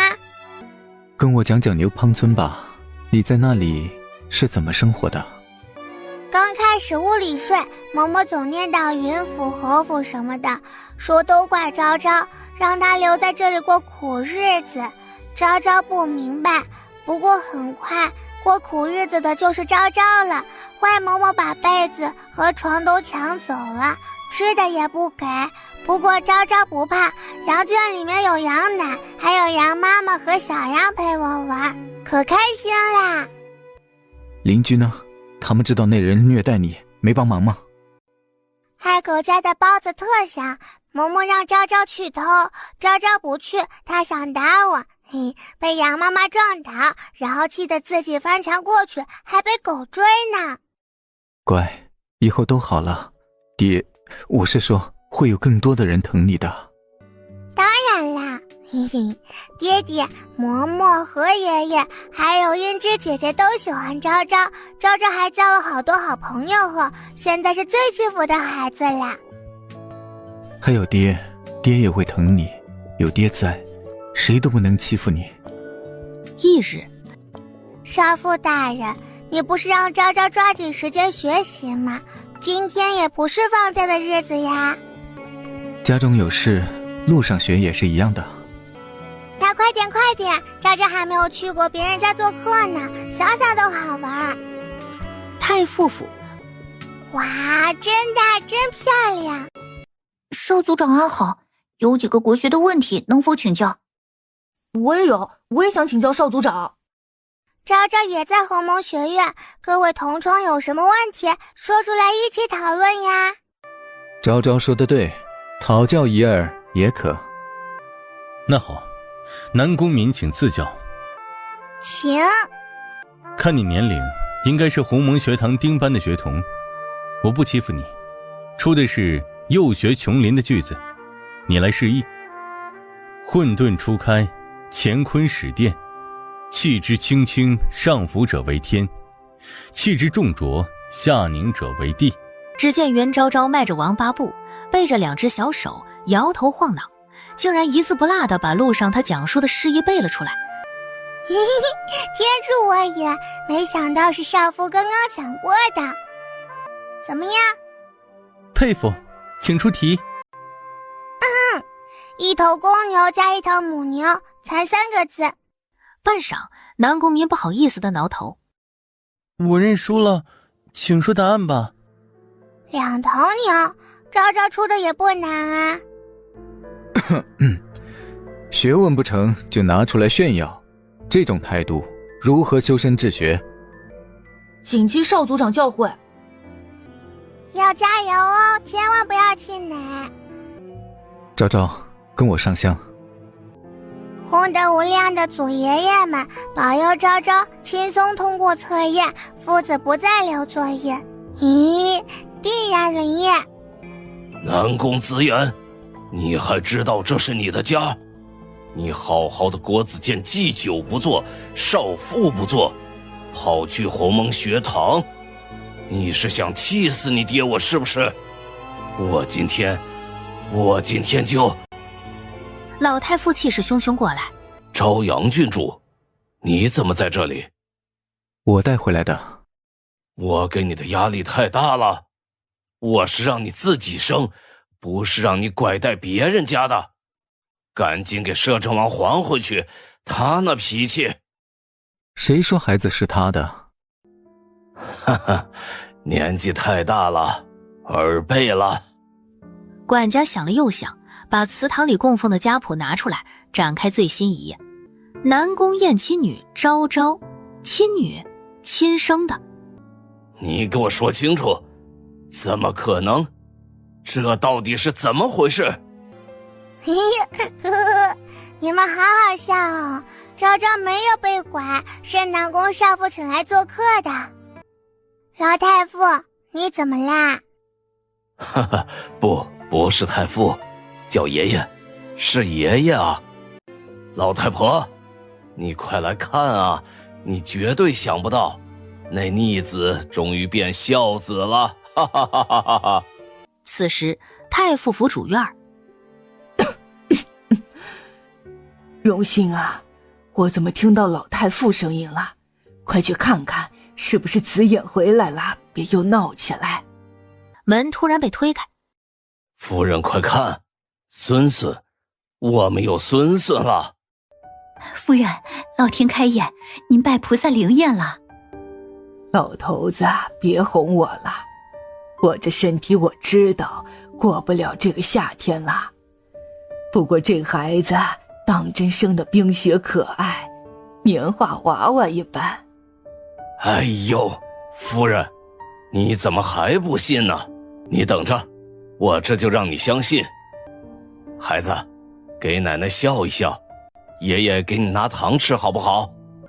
可是爹爹说昭昭不能多吃糖，牙里会长出虫虫。厨房备好了牛乳茶、大肘子，还有烧鸡、肉卷。袁昭昭眼睛亮了，顿时笑开了花。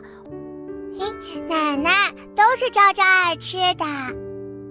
老夫人极度震惊，看着女童两腮的梨窝，跟子言小时候一模一样。快来，让奶奶看看。袁昭昭回头看了眼南宫燕，突然下地跑了出去。我是不是又老又丑，把孩子吓着了？头一次见面，怕生也是难免的。说来都怪这个废物，早点带回来，还有这事儿吗？袁昭昭又跑了回来。奶奶吃完病就好啦。还好他进府看见了一个放了水的莲花池，挖一颗莲子，小菜一碟。孩子，你是专门去给我摘的？对呀，昭昭头一次来做客，理应送礼才对。奶奶快吃吧。老婆子快吃，孩子一片心意。哎，好。老夫人吃下了莲子，一种头脑清明。过了一会儿，她的眼睛越睁越大。哟，这到底怎么回事啊？南宫燕大概明白了，看着犯瞌睡的云昭昭，吩咐荣心出去，大概带了几句转世仙童的事。你说什么？云季那厮把我孙女儿放在乡下睡羊圈。我可怜的昭昭太狠了，淮阴侯这帮人太狠心，我绝饶不了他们。你个逆子，不是能耐的很吗？连自己的孩子都保护不了，算什么父亲？父亲教训的是。算了，你只管在鸿蒙书院陪昭昭，一切由我。是，父亲。回到书院，云昭昭晚上才醒过来。早知道吃完再送功德了，我的烧鸡，我的大肘子呀！哼，以后不许再随意送莲子，知道吗？昭昭明白的，不过那是少妇大人的娘，不一样。昭昭叫爹，他到底还是忍住了。太好吃了，少妇大人，你真是个大大的好人。翌日，太傅大人，这话未免有失公允。本侯是被人暗伤，何来行为不端一说？老夫可不是空口白牙，参你的本子在上书房落得和小山一样，要不是行为不端，怎会半路被套了麻烦，挨了黑手？启禀摄政王，淮阴侯作为当朝重臣，如此行径，理应责打，以儆效尤。老太傅说的有理，礼部掌管天下礼仪，淮阴侯作为侍郎，理应做出表率。这话是没错，不过当众责打也太丢脸了吧。淮阴侯，你也看到了，不处置你，群臣难安。要是皇上知道了，恐怕更要怪我监国不力了。但念在你勤勤恳恳，多年在礼部虽毫无建树，但无功无过的份上，来人，就打个20大板吧。禁军过来拖走。我要面圣，皇上，我冤枉啊！多谢摄政王。太傅，你这是吃错药还是糊涂了呀？南宫老太傅再次躬身行礼，然后退了出去。这老头什么毛病？王爷，奴才也是刚听说老太傅夫人病情大好，昨日都能下地了，估摸是太高兴了。原来如此。今儿个是王爷生辰，小郡主又回到了王爷身边，乃是双喜。奴才恭祝王爷岁岁年年，万喜万般宜。恭祝王爷岁岁年年，万喜万般宜。说得好，都上。谢摄政王。与此同时，鸿蒙书院，算是安全，孙呱呱没来。昭昭，你到底忙什么呢？是不是又有什么新玩意儿了？大哥，有好玩的先给我。是不是找到比蟋蟀大将军更厉害的了？你干嘛？哦，您请，您继续。季子谦正想着，突然身后砰的一声，嘿嘿，成功了，成功了，昭昭终于成功了。昭昭，你被皮崩了，怎么变成这样了？没有啊，不过我终于做好了送爹爹的生辰礼，哦耶！只可惜乐极生悲，可可两声。岑呱呱站在后面，一脸怒气地看着他们。后面还有南宫雁。少妇大人，昭昭没事，一点都没有被崩到。云昭昭，你知道那是消食还敢玩，真不怕我罚你吗？求求你了，少妇大人，昭昭错了，就这一次，以后就不送爹爹这么复杂的生辰礼了。少妇大人，明天见。给他几两银子，打发了去。爹爹，赶昭昭干嘛？熟悉的声音传入耳朵。走，爹给你出气。我倒是要看看哪个吃了豹子胆的，敢欺负我齐萧的女儿。没人欺负昭昭呀。你别瞒爹了，这牙都揍掉了，还能没人欺负你？回府的马车上，哼，活该，让你别玩消食，上次的教训没长够呀。人家说话都漏风了，爹爹怎么还笑昭昭？还不是为了给爹爹送礼物。爹爹吃吧，吃完脸就好啦。谢谢昭昭，爹爹很开心。一个小煤球怎么可能治愈深可见骨的刀疤？不过孩子的心意才是最贵重的。齐萧毫不嫌弃，拿过吃进了嘴里。就说这个味道，让齐萧从感动中暂时剥离。车夫叔叔快点，爹爹要蹲坑。什么礼物值得你掉一颗牙？以后啃鸡腿都费劲儿。秘密，这是昭昭和爹爹的秘密。走了，你父王专门让厨房给你做了一大桌菜，等你庆祝呢。好耶！昭昭肚肚早就饿扁了，快走快走！前厅，齐萧不知道是不是错觉，总感觉左脸发痒发烫。王爷，妾身恭祝您但逢良辰，顺送时宜。这是妾身亲自做的甜乳奶羹，王爷尝尝吧。行了，放着吧。哇，这甜羹闻着就好香！漂亮姐姐，昭昭能尝尝吗？蒋姨娘回头，行了，你先退下吧。别呀，让姨姨一起吃嘛，爹爹，这么多菜咱们俩根本吃不完。坐吧，一起用膳。慢慢吃，别噎着。不会的，昭昭里面还有牙，能搅碎的。饭后，齐萧实在忍不住脸痒，先去沐浴了。可没在浴房待一会儿，齐萧狠狠被铜镜里的脸震惊了，完好如初，一点疤痕都没有了。哇，爹爹太闪亮了，和南宫少妇一样。南宫燕，那老小子怎么能跟我比啊？你很喜欢他吗？放心吧，爹爹，在昭昭心里你是最厉害的。翌日，静堂里，少妇大人搞错了吧？昭昭怎么可能有这么多作业没写？昨天你走得太快，马上就要考试了，每个夫子都留了作业，这些本该是你昨晚完成的。少妇大人，昭昭已经很可怜了，牙都掉了一只，啃鸡腿都费力，能不能减少一些作业呀？昭昭写不完，真的做不完。与我无关，你是我什么人？我为何要帮你？出去吧，该上课了。少妇大人，帮帮昭昭吧，求求你啦！改个称呼，或许我可以帮你。南宫少妇，没人理。祭酒大人，袁昭昭眼看要上课，南宫燕，她一脸期待，这次总对了。爷爷，别赶昭昭走呀，昭昭还没说完呢。眼看要被提溜出门，爹，别赶昭昭走。你叫我什么？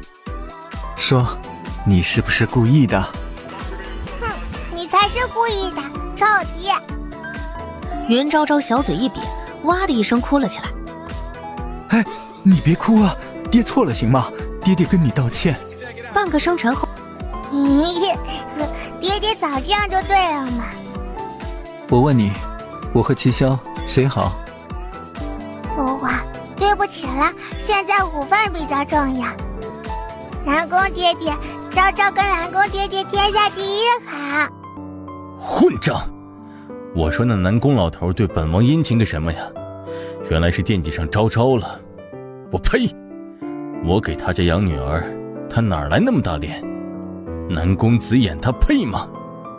说着，从桌上拿起佩刀，那架势，今天不和南宫燕分出个你死我活是不算完了。信喜劝也不敢劝，看着他背影，要糟，不行，得找皇上，唯有皇上能解决此事。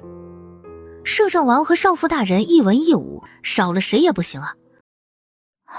夫君也真是的，伤这么严重，为何非要亲自跑寺庙来？还不如让我帮你供奉香火钱就是了。你懂什么？侯府流年不利，也不知招惹了什么阴祟。我一定要去见上了然方丈一面，让他给个明示，不然我心难安。孙怡猛然间想到一种可能，脸上神色渐渐变得惊恐起来。夫人，你想什么呢？担心了然方丈不在寺里，夫君莫要多想。侯爷，不好，怕是山匪或者流民暴动，你们坐好啊！夫君，这可怎么办？王爷，是淮阴侯府的马车，听巡防营的人说，淮阴侯带夫人要去护国寺上香。上香祈福，来得正好，老子正气不顺呢。黄烟尘土飞扬，颤颤躲躲的马车突然被一道鞭子大力甩中，在惯性的作用下，车里二人直接平飞了出去。鸿蒙学堂。陈呱呱刚刚的脸色你们都看见了吗？跟要生孩子似的，简直笑死我了。太臭了，一上午跑肚窜稀的，污染空气。好啊，你们竟然敢背后说父子坏话，看我一会儿不告诉他，让他罚你们背书。哼，我哪像你们这些女生啊，就知道告状，胆小鬼。本小姐才不是胆小鬼，今天少妇大人也不在，有本事咱们下山玩去，你敢吗？下山？哼，原来是假把式，我还当你们男生多厉害。去就去，谁不去谁是胆小鬼。你是不是想留下来告密？既然你也在丁班，就别坐那。你少胡说，昭昭才不会那么做。一起去吧，山下很好玩的。可是今天食堂姨姨跟我说，今天中午做大排骨，还有土豆鸡块、奶窝窝，昭昭想吃。你行，只要你也下山，我请你们去魏轩坊吃饭，这行了吧？走，吃穷的，魏轩坊一饭千金，美食多着呢。去吧，昭昭，我爹1年只带我去一次，我早想吃了。京城的大街上，看你们那穷酸样，只是逛逛而已，买得起吗？学堂有规定，不许带银子来，不过好在每次爹娘都偷偷塞给他。好啊，你敢偷带银子上山？你看我不告诉南宫少妇。表姐，要不就可怜可怜他们，看他们馋的。哼，我祖父说了，不食嗟来之食，我们不馋。对，我们就是来看表演的，才不想。哇塞，赵虎被季子谦手里的5根糖葫芦吸引了注意力。子谦，你哪来的钱？大哥给的。我去，云昭昭，你土豪的标配，随手一把金叶子，摄政王也太宠了吧！可别想着告状，你也带钱了，要是同给夫子，我们也去告你的状。对对，没错。哼，谁像你们这么幼稚？一个糖葫芦而已，就把你们收买了。街上这么多好吃的，其他的你们可尝不着喽。这语气怎么听怎么气人。云昭昭不理他，摊开手心数了数，还有6枚金叶子。他自己留了2个，给顾青青每人发了1个。大哥，你真要给我吗？好朋友就要一起分享。昭哥，这辈子我跟丢你，不离不弃，好兄弟。哇，这个云片糕真甜，我从来没吃过。哇，这个豆卷的酱汁太香了，搭配烤肉真绝了。小偷，抓小偷！我找回的银子被偷了。什么？敢欺负我兄弟？不许你伤害风哥哥。对，我们不怕你们。我不是小偷，只是……算了，我把钱还给你们，希望你们别叫家长抓我们去官府。那怎么行？你们这样的小贼就该被下大狱。知道我是谁吗？我娘是3公主，我爹是皇上前朝京城首富。你们知道我刚丢的那只绣鞋有多少银两？看我现在叫人把你们抓走！不要，小姐姐不要！风哥哥都是为了给我拿药治病，求求你别抓他！乞丐，把我们裙子都弄脏了！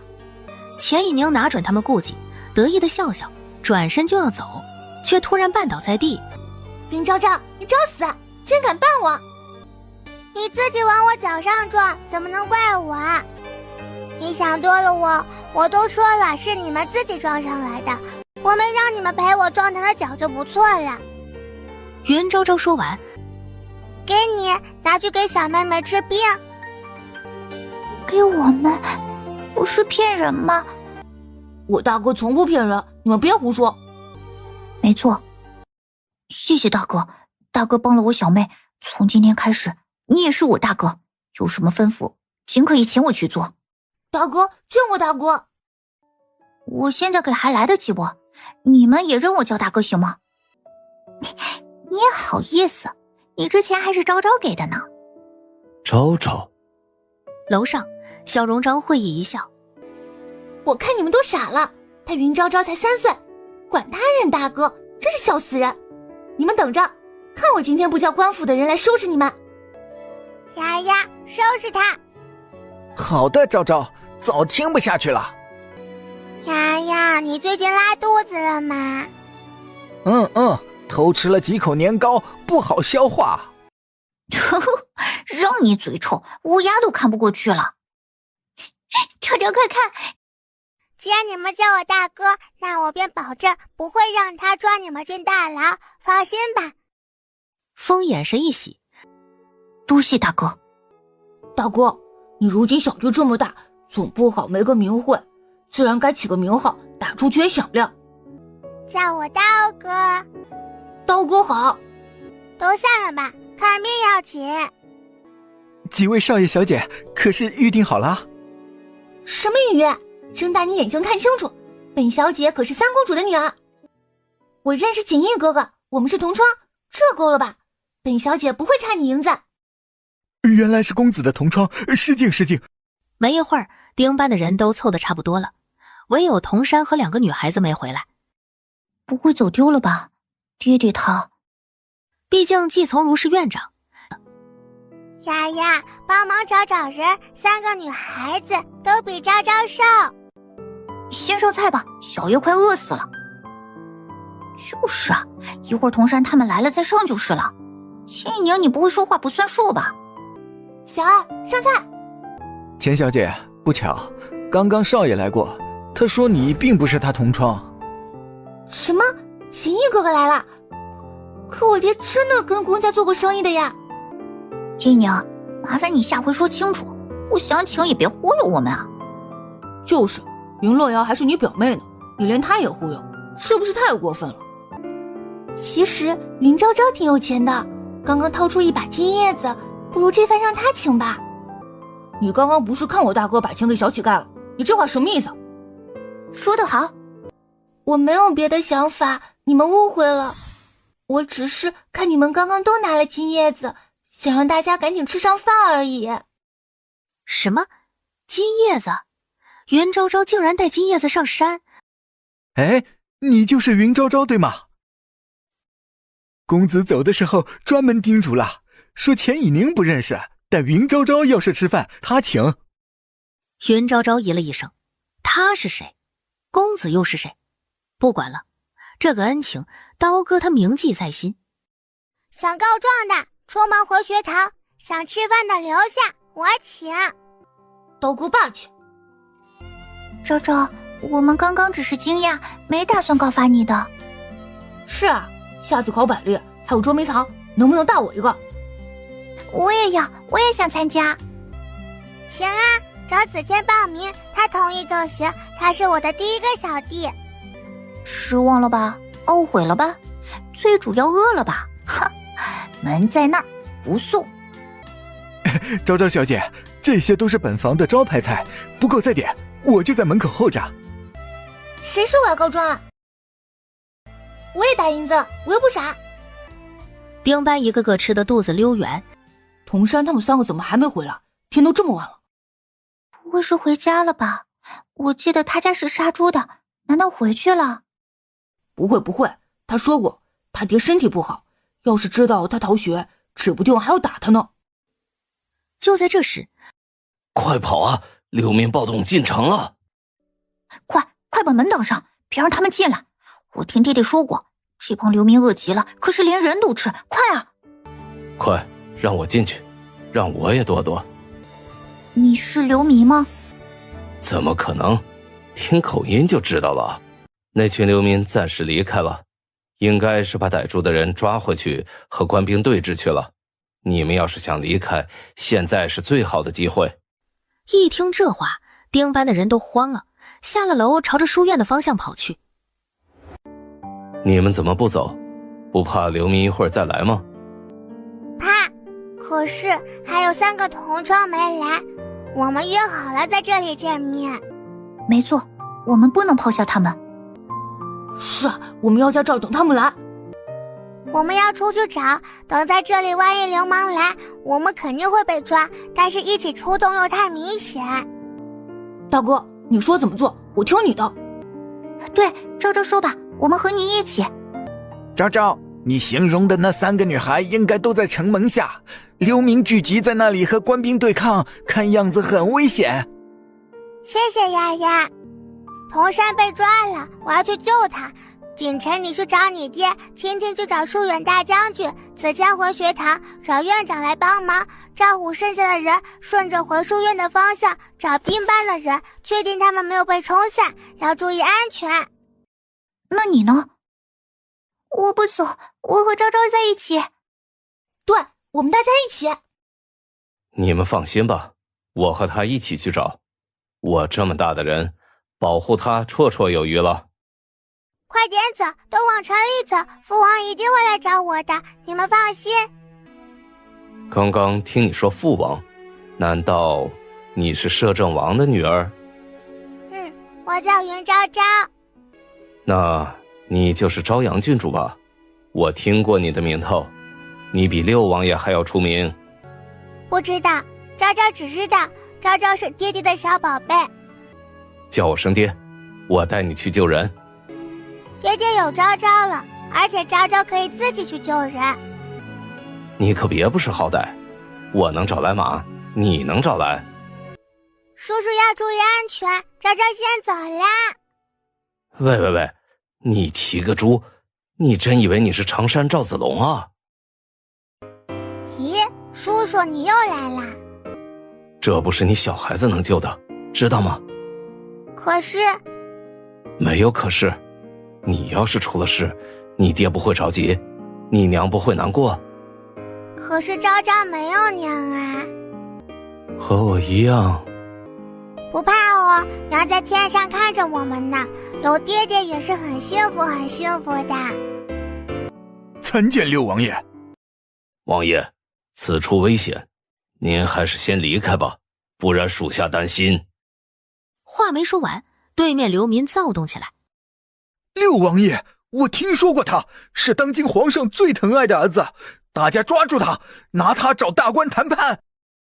对，反正横竖都是死，有个王爷点背，值了。本王来做人质，放了那个女孩。我们不信，你别当我们傻，你是高高在上的王爷，怎么可能不顾自身安危救一个小女孩？你们义愤填膺的喊，你们好汉，可照本王来看，你们才是孬种，竟然把这样的手段拿去对付一个智童，你们的良心哪去了？你们这样的手段，又和那些欺压你们的人有什么不同？袁昭昭趁机骑着小粉绕了过去。胡首领，放过那孩子吧，他是无辜的。不行，你们别说了，我不会投降的。就在这时，小粉快走，抱好啦！涂大心狠，扯住另外2个丁班的女孩，一手一个小扔在火海里，却不想脚突然被石头狠狠一砸。小娃娃，刚刚就是你救的那孩子吧？那好，今天我就当着所有人的面掏出你的心肝脾肺，用来祭奠我死去的一家。哈哈哈哈哈哈哈哈！你这个大坏蛋，放开我，放开我！你们如此行径，是想造反吗？放下他，千万别伤他，本王保证你们安全的离开。我们家人都死了，又能走去哪里？今天既然来了，就没打算活着回去。那就重新安家呀！昭昭以前没有家，现在可有啦。你懂什么？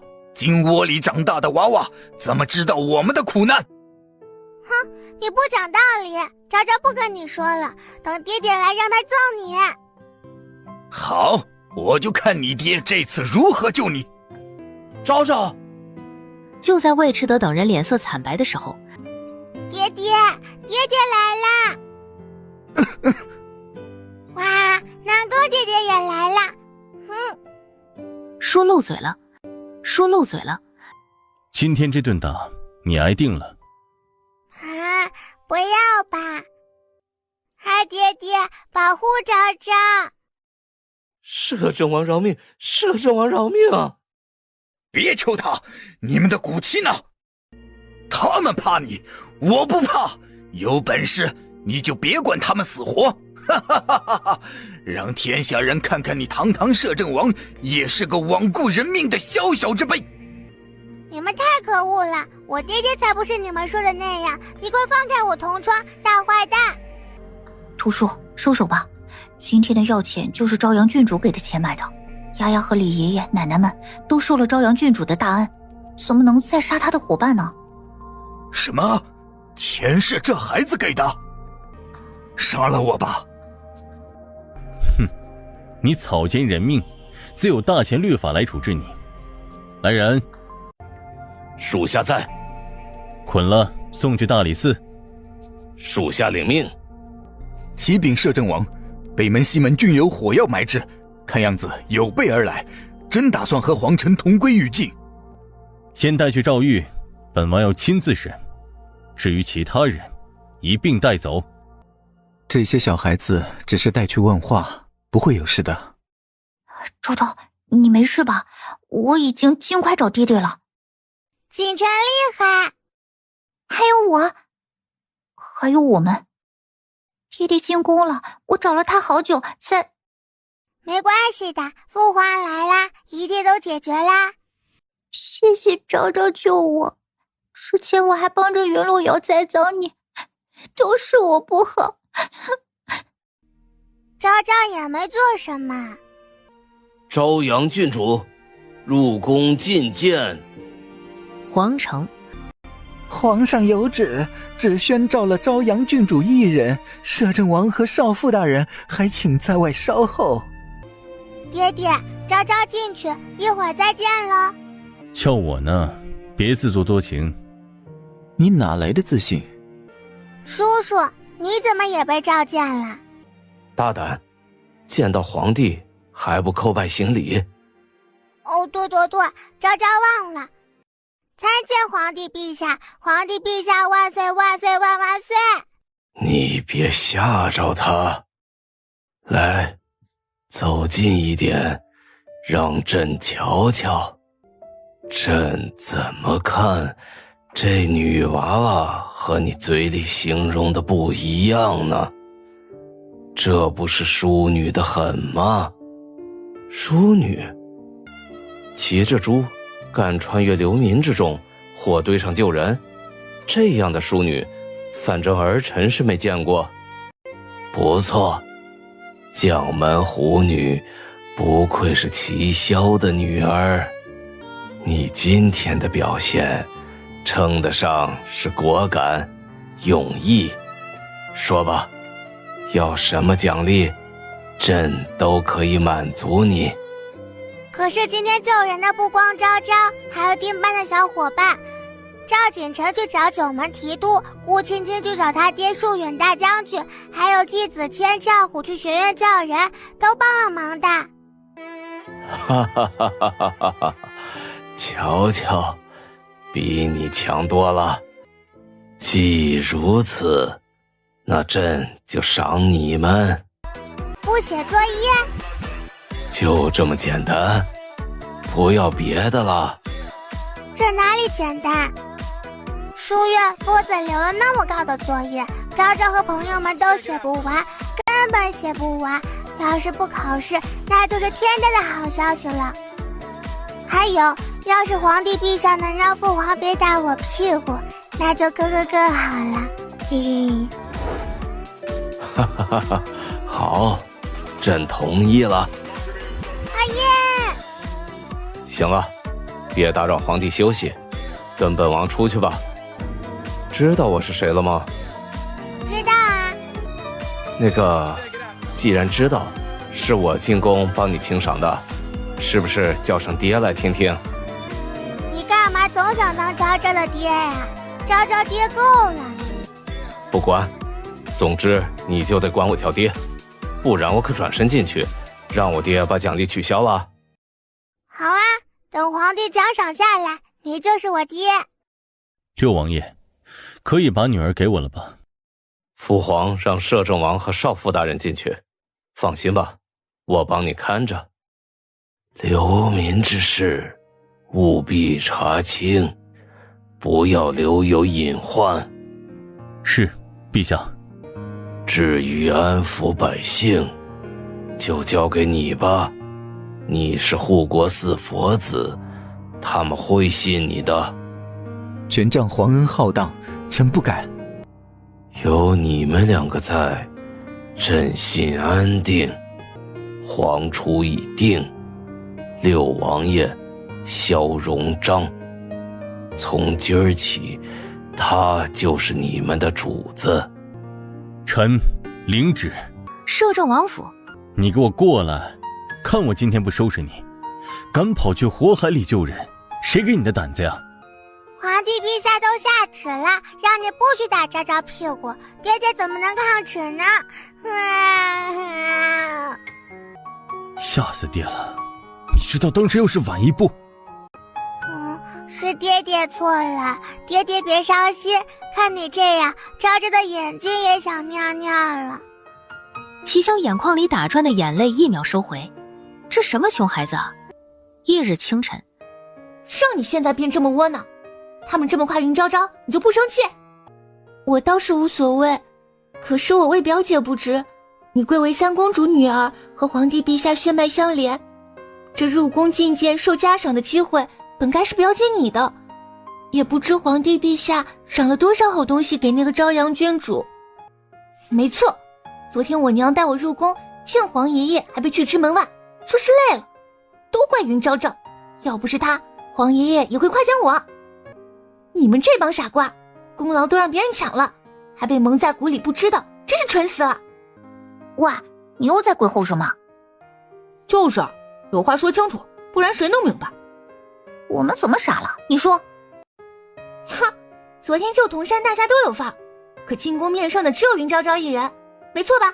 而且就我所知，他根本没在皇爷爷面前提你们，功劳奖励他全占了，怎么样？傻眼了吧？你别找事，是皇帝召见，关昭昭什么事啊？对啊，总不能我们这么多人全进宫吧？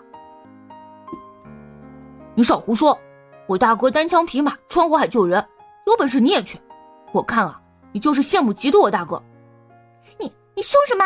喷我一脸，恶心死了！你来跟这帮傻瓜说，把刚刚跟我说的那番话学给他们听，简直蠢乎乎的。好啊，又是你挑事，你一天天闲得没屁硬憋是吧？当心憋出坨屎，膈应的是你自己。骂得好，果然还得是你。这就是事实，你们一会儿10000遍知。我相信昭昭，他不是那样的人。昨天是他冒险救我，要不是他，我现在恐怕早就……总之，我相信他。说得好，知错就改，善莫大焉，不错。云昭昭如实和皇帝陛下转述了昨天救人的经过，皇帝龙心大悦，特在云昭昭的建议下，奖励丁班春季测考取消，最近10日只上课不留作业。1秒、2秒、3秒，欢声雀跃。干嘛你们？刀哥，你永远都是我哥。感谢刀哥，跟哥走啥都有。昭昭你太棒了。午饭时，你想什么？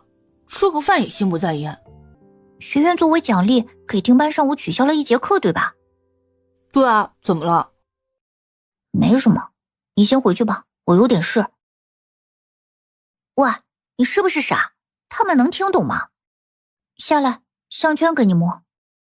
云昭昭眼珠一转，等等，摸之前你是不是该先感谢我？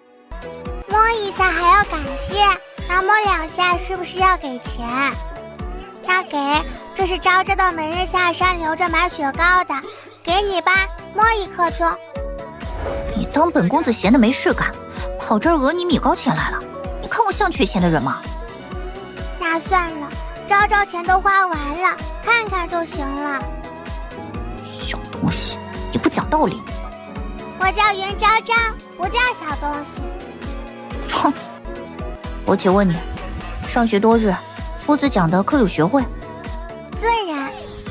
那我问你，别人要是帮助了你，你该如何回报？答案不言谢。开学第1讲，互帮互助，投之以木瓜，报之以琼瑶，你学哪里去了？我直说了吧，流民暴动那天，魏宣坊是不是请你吃饭了？是呀。魏宣坊的饭食可不便宜，而且看在你的面子上，请了你们一个班，共30多道菜，这上千两的银子，换你一声哥哥不过分吧？咦，奇怪，要谢也该谢魏宣坊的少东家，和你有什么关系？你不知道魏宣坊少东家的名字？知道啊，宫景逸，昭昭听他们说的。喂，我叫什么？昭昭不知道。你行。真哥哥。昭昭，好久不见。真哥哥，你又能站起来了，真是太好了。真哥哥听说昭昭立大功，就迫不及待来学院找你了。怎么样，没受伤吧？没有，院长奖励颠班这次不考试，最近10日还不留作业呢。我们昭昭可真棒。这时，刚刚未看见锦衣学长，还请莫怪。咦，锦衣，那不就是魏宣坊的？怎么了？怎么浑身打摆子？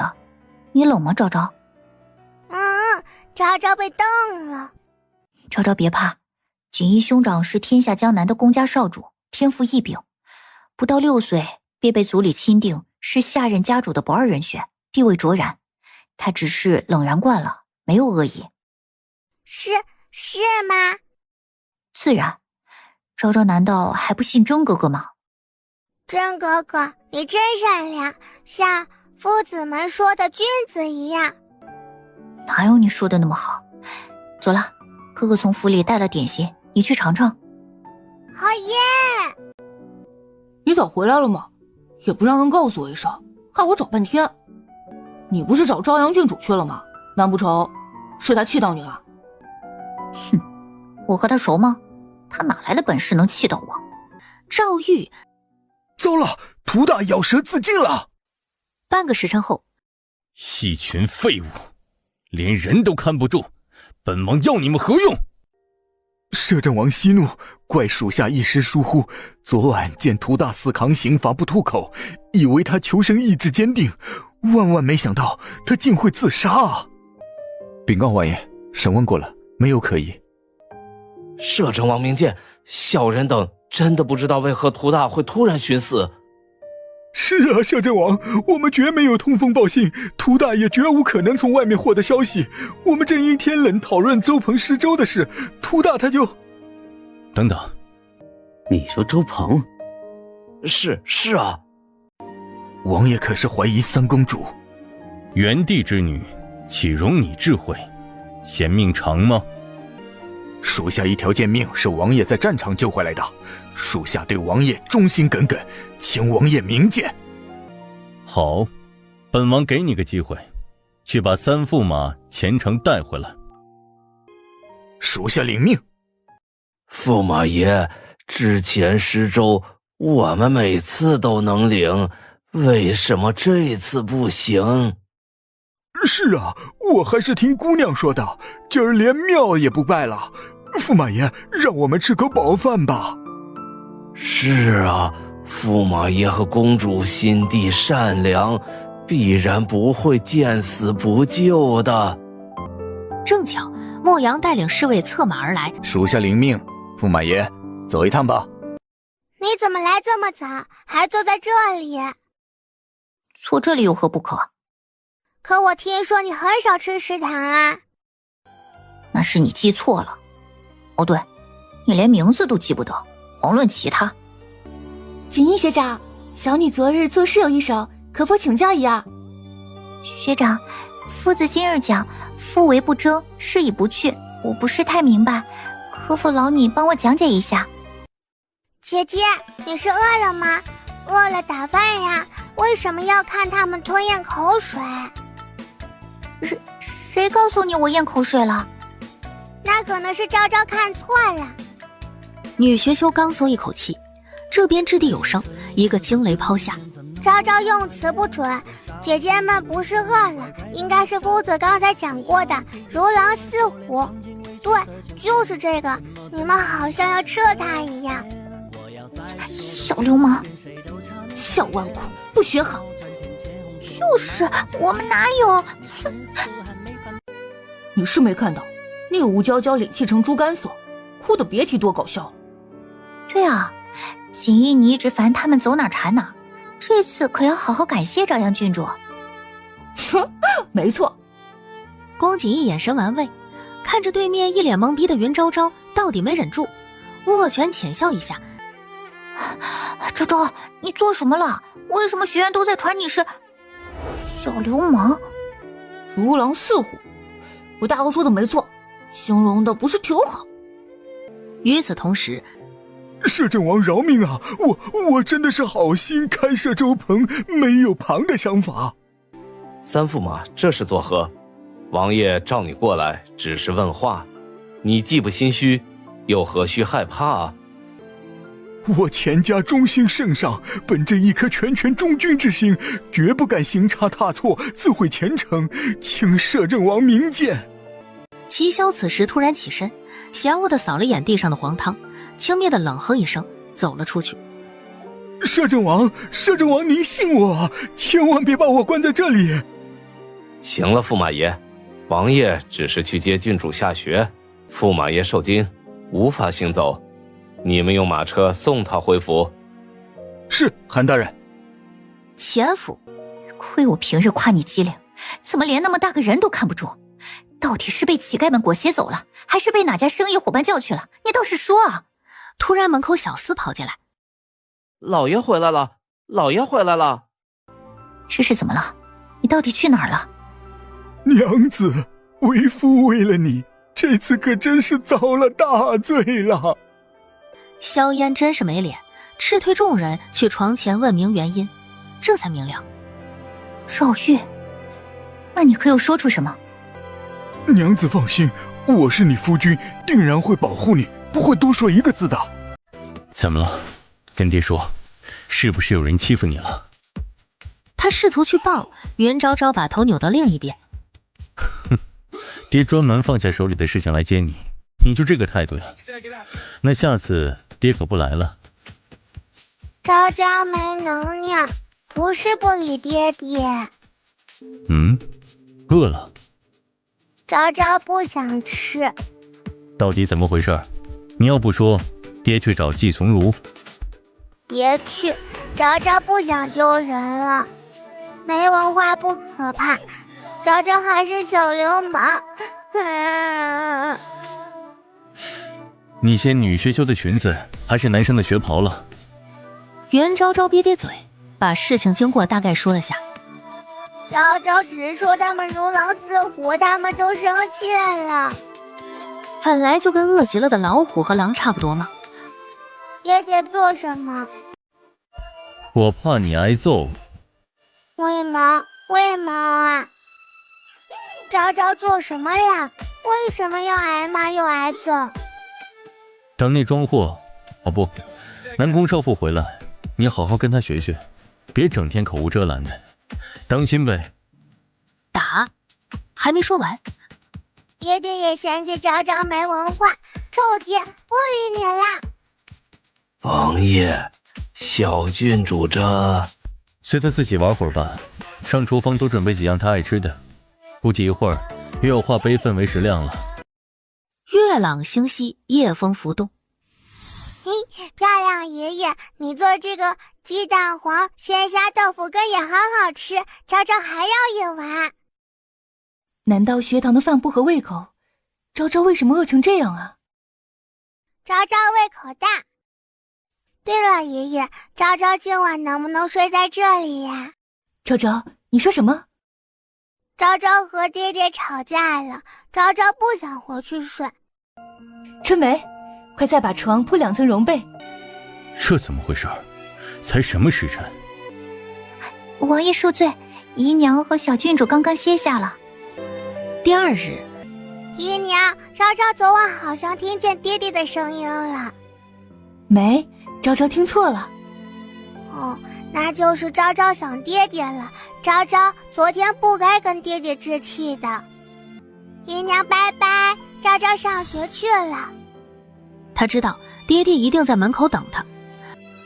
昭昭，王爷在门口等你呢。知道的，拿点东西就来。去书院的马车上，你藏什么呢？没有。昭昭知道错了，昨天不该跟爹爹发脾气。齐萧心下好笑。爹爹别打，昭昭知道错了。好了好了，爹爹错了。爹爹告诉你个好事如何？什么？你不是可怜流民那些孩子，爹把他们安置在城郊了，也为生病的老人小孩请了大夫，你可以放心了。哇，爹爹功德加深，好厉害！真哥哥，你是专门在等我吗？抱歉，昭昭，都怪真哥哥不好，昨日下山去医馆捏腿，没有陪在你身边。没事的，没事的。真哥哥跟你保证，再没人敢叫你小。你放心。进了丁班。你是这个？啥意思？恭喜你，荣获鸿蒙学堂第一小纨绔称号，好样的！昭昭，你别理他，抽风呢。我倒是觉得很酷。赵虎，你呢？大哥说啥我干啥，谁欺负我大哥，我打掉他门牙。表姐，别冲动。你为什么阻止我？一定是云昭昭跟摄政王告状，不然我爹好好在市州，怎么会被抓去诏狱？表姐，我是为你好，之前我此好比的事你忘了？云昭昭黑的能说成白的，我百口莫辩，当时大家还都以为我……没错，他乡下来的就是诡计多端，也不知道怎么就得了摄政王和南宫少妇的眼，连我那六叔……唉，也难怪表姐生气。云昭昭仗着身后有人，在学堂里作威作福。前日我还看见锦衣学长对他颇有微词，想来也是看不惯的。他真是吃了雄心豹子胆。锦衣哥哥什么身份？连二皇子家两堂兄都没有他身份高贵。云昭昭竟然敢惹他，简直该死！唉，谁说不是呢？那日云昭昭似乎看上锦衣学长的顶圈，极为喜欢的样子，还放肆的想要去摸。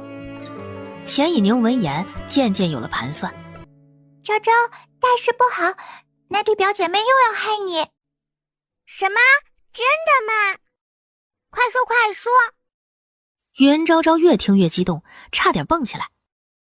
哇咔咔，想什么来什么，我真愁没机会当场找回场子呢，他们竟然如此帮我，让昭昭如何报答呀？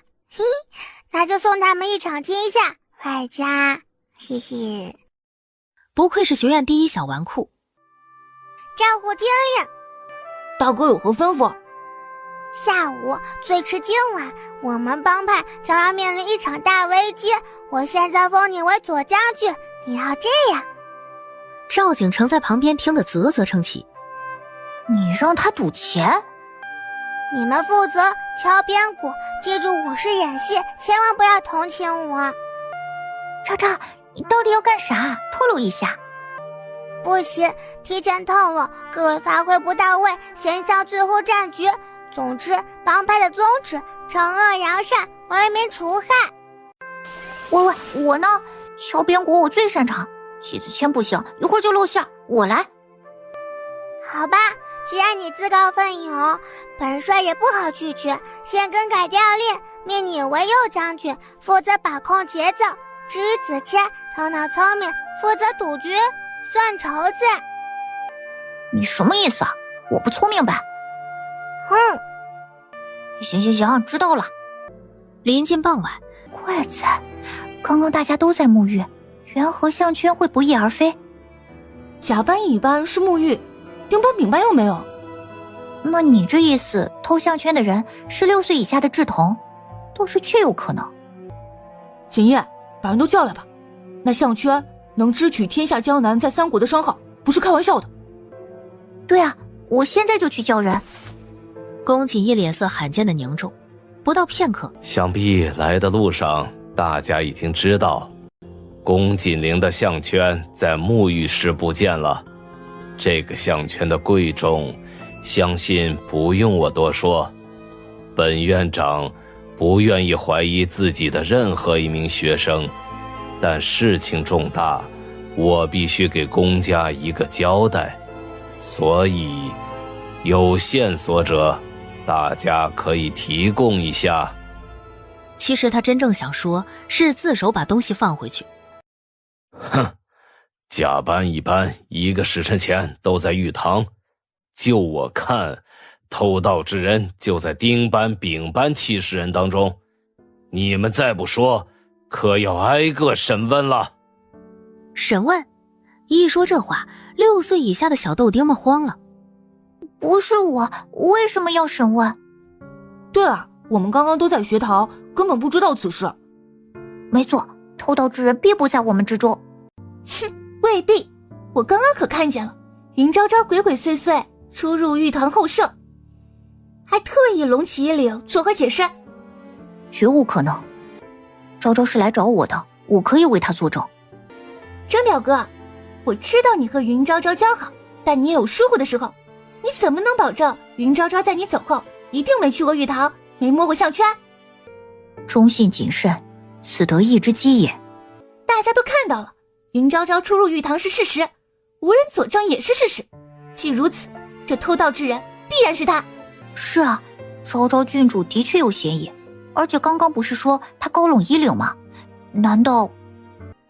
表姐，昭昭是小地方来的，或许只是一时好奇，没见过如此贵重之物，或是根本不清楚这个项圈重要性，还是私下解决吧。院长夫子，我相信昭昭，他能在火场救我，比谁都勇敢，绝不会做这样的事。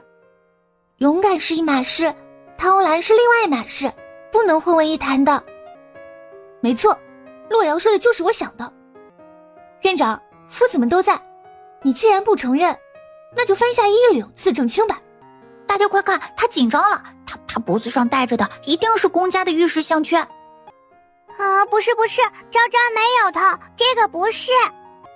想看可以，敢赌吗？我反正相信我大哥，这项圈绝不是他拿的。庄严修学之地，怎可言赌？我看你们丁班，既是庄严之地，更该说话严谨。这脏水要是泼身上，可比赌银子要难听多了。就是，既然敢诬陷，为什么不敢赌？难道真以为我们好欺负不成？对，没错，赌就赌，我是三公主之女，一言一行代表我母亲的颜面，我绝不是诬陷。我赌100两，他就是偷了。没有，昭昭没有偷。大哥，你别怕，区100两金，我跟他赌。怎么，怂了？就是啊，不敢赌就别太狂，这脏水泼你身上，你受得住吗？赌就赌，如果我们输，有院长夫子作证，我们必不会赖账。如果云昭昭真的偷了，你们不仅要赔钱，云昭昭还要滚出鸿蒙学院。表姐，你怕什么？他明明偷了，输的肯定不是咱们。锦衣学长，你看呢？宫锦衣站在几步之外，眼神玩味，但并没作声。不行，不能给你们看，这是昭昭的秘密，这东西很贵重的，昭昭真的不能给你们看。贵重？这不是南宫少妇手上的那串白玉菩提吗？绝不会错，以前有幸去国子监听南宫少妇讲课见过，就是这串。不错，常持此珠，驱除病邪，增强体质，多少去护国寺的信众只为求看一眼，实在难得啊。怎么样，是不是比项圈更闪？这个出场够不够牛逼哼哼？云昭昭，你使诈，你明明如何？我都说了，极为贵重，是你们不信，怎么能怨我？哼，就是，没听院长夫子说吗？如此贵重之物，自然要遮挡。你们先入为主，诬陷栽赃，还有理了？前一年50两金，云洛瑶50两金，还有刚刚看热闹跟着下赌注的甲班8人，乙班16人，丙班20人，每人10两白银。晨会3日内结清。云昭昭，你不仅偷盗项圈，还敢盗取护国寺宝物，你现在就跟我见官去！什么盗取？是南宫爹爹给我的，好吧？该道歉的是你，因你一人惊动学院上下，到此为止吧。不，就算是少妇给的，可项圈明明丢了，就是他。一哥哥，项圈没丢，对不对？你怎么知道没丢？昭昭聪明呗。既然项圈那么重要，要是真的丢了，你早该去通知商号了，怎么会在这里浪费时间呢？把人带上来。是小人朱由蒙了心，一时见钱眼开，收下了银子，但绝不敢动那项圈。公子饶命，千万别送小人见官啊！他头都磕出血了，看得袁昭昭直皱眉头。多疼啊！哎呀，到饭点了吧？没心没肺的某人粗溜一下从龚锦衣身上滑下来，笑着跑向食堂。到点了，开饭了，周婶昭昭来啦！大姑等等我。婉婉，云昭昭你不讲义气啊，用完就扔啊！小叶今天好累了，第一个单脚给我留着。嘿嘿，跑得赢就给你。一切就拜托院长了。说完大步离去。田姨娘，你家世首富，这钱你就一同出了吧？凭什么？我又没让你们参与。那怎么一样？你不是说了你代表的是三公主的颜面，我们都是相信了你才下注的。就是啊，还有淮阴侯府，这钱也一并担了吧？事儿是你们挑起来的，没道理连累我们。学堂圣地竟成了你们赌钱之所，真是犹如孔圣人威名，可气可叹啊！周婶儿，你做的红烧肉真香，昭昭刚才都咬到我舌头了呢。对对，好吃极了。来来，这肉汤拌饭才是一绝呢。当年我在丁班可不是这待遇。有他可爱吗？有他招人喜欢吗？有他嘴甜吗？啊，不对，你不是最近总针对朝阳郡主吗？怎么突然就大转弯了？对啊，你不是最讨厌小孩，还总是为难欺负他，怎么就……那是我，别人欺负试试。你出风啊？蚂蚱似的蹦跶什么？没事，我看看太阳从哪边落的。静堂后面。啊，这么快就带上了？你实话告诉我，刚刚为什么突然叫我易哥哥？嘿嘿，敌人的敌人就是盟友，爹爹说的。再叫一声。易哥哥，么么。摸。龚锦衣愣神的功夫，哇，是极为罕见的白冰碧玺，好好看，没有一点裂纹。这一颗是白钻猫眼，比金绿色还稀有的。小东西，你很懂行吗？就这么喜欢？昭昭最喜欢闪亮的东西了，人也是。人？龚锦衣刚要再说什么，昭昭，你在哪儿？昭昭在这儿。真哥哥找到我了，我先走了。再装，我可把你送回去了。爹爹坏，昭昭刚刚背书，真的犯困吗？才不要回去。好，只是因为这个不回去？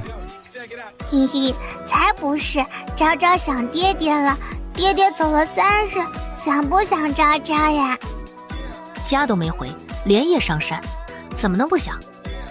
爹爹，这个鲁班锁真好玩，昭昭刚刚装好了一次，现在又忘了。等等，好了。昭昭真棒，今天的事，爹爹都听说了。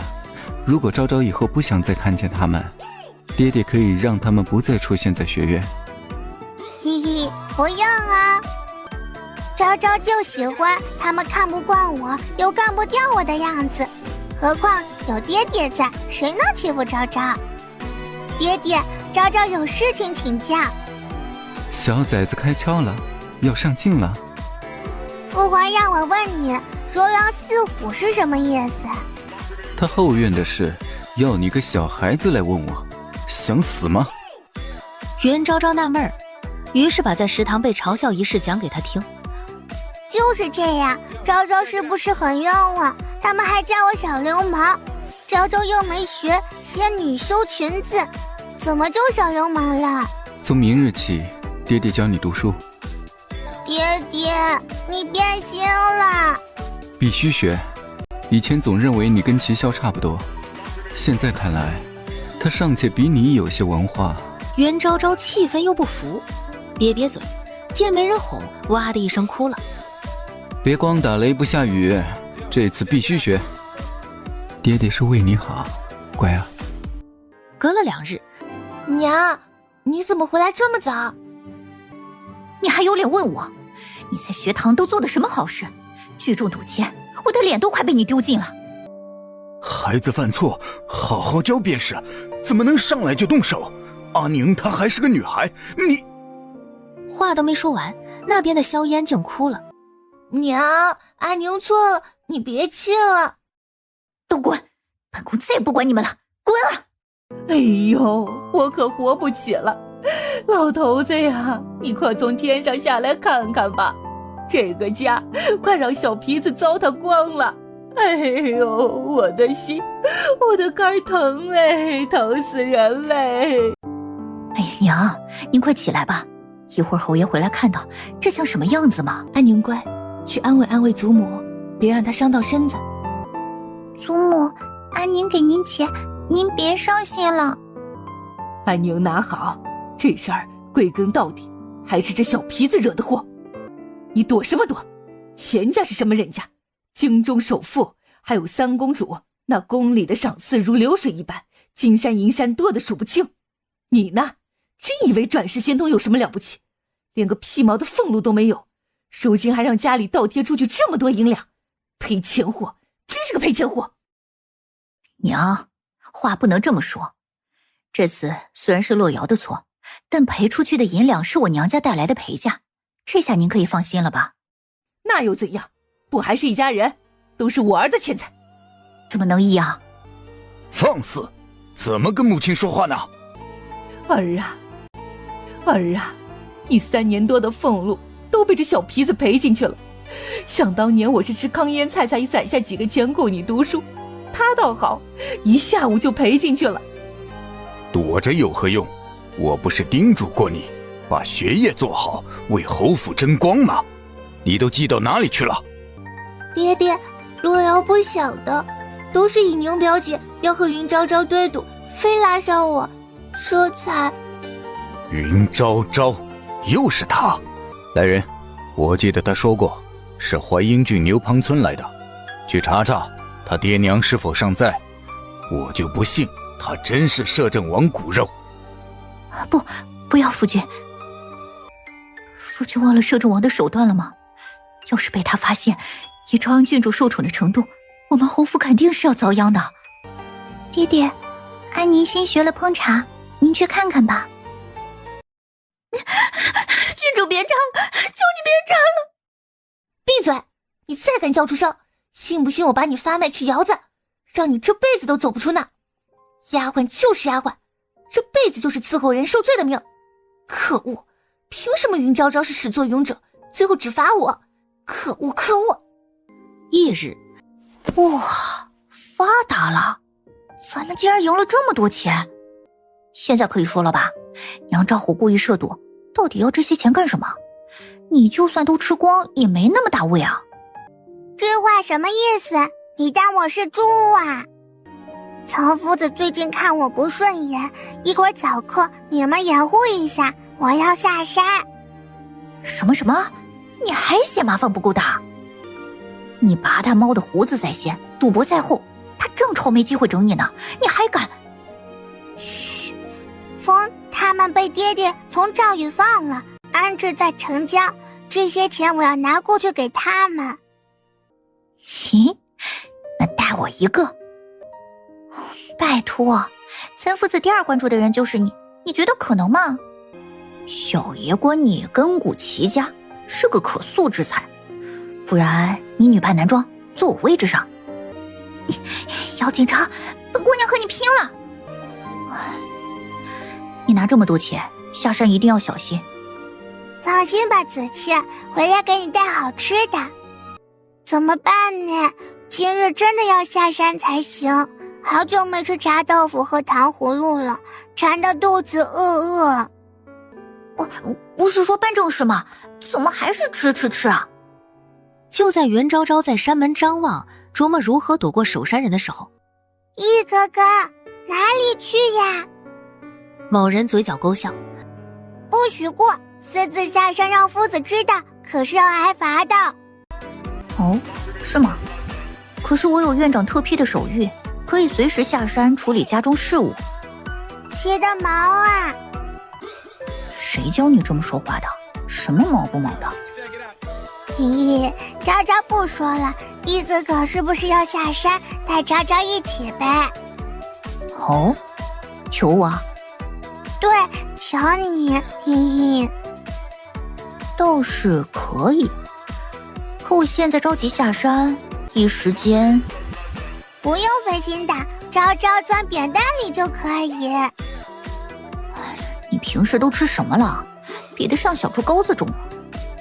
什么都吃，昭昭饭量好。你干嘛？是我要问你去干嘛？装着银子满街跑，不怕被人贩子拐了？你怎么知道？要是我没猜错，你拿了2锭金子，足足100斤，对吗？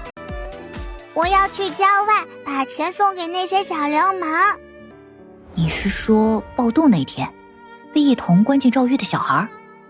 对呀，有一个小妹妹还生病了，父皇已经替他们请了大夫，我想去看看。我带你去，但是你也要答应我一件事，帮我个忙。对了，风，我给你们送钱来了。袁昭昭说着，从兜里掏出2个金元宝。怎么啦？大家不高兴吗？大清元年的金子是官定，由朝廷的官号统一折兑，他们是外地流民，没有户籍，根本不会有人折兑给他们。啊，这样的吗？昭昭怎么从来没有听说过？易哥哥厉害，帮忙想想办法吧。总靠人接济不是长久之事。你去天下江南的分号找一个叫邱达的人，就说是我让你去的。至于这100两金，等我回去会派人送同样的金额的银子过来。啊，干嘛走这么快？我还没吃午饭呢。这儿有什么好吃的？而且你答应帮我，再不快点不赶趟了。你让我重现食堂那一幕，说人家女孩子如狼似虎。童言无忌嘛。小样吧，以为大哥我好糊弄啊！二爹早就跟我讲清楚如狼似虎的含义了，帮你的忙还让我出丑，美得你。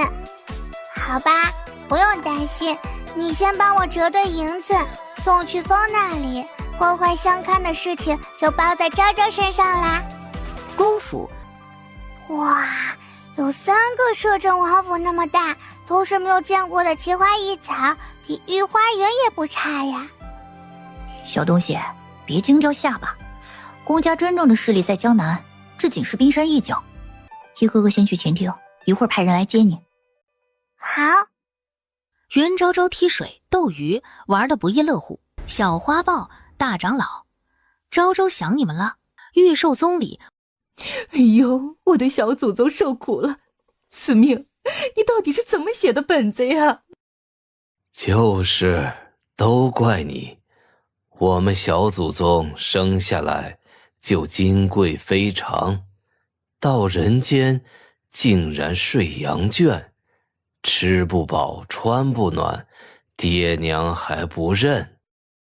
实在不怪小仙呀，这云洛瑶本不在我写的本子里，他带着异宝下界，抢夺了原本属于小祖宗的运势，这……清月上前一步，那就快改回来。不成啊！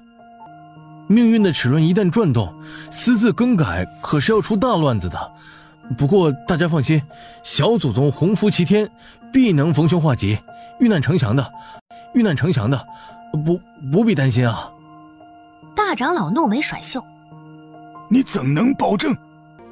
临近正午，公子，这片花池开得极好，我便偏爱牡丹，沉醉于它的国色天香，不喜莲花，枯败于一片淤泥。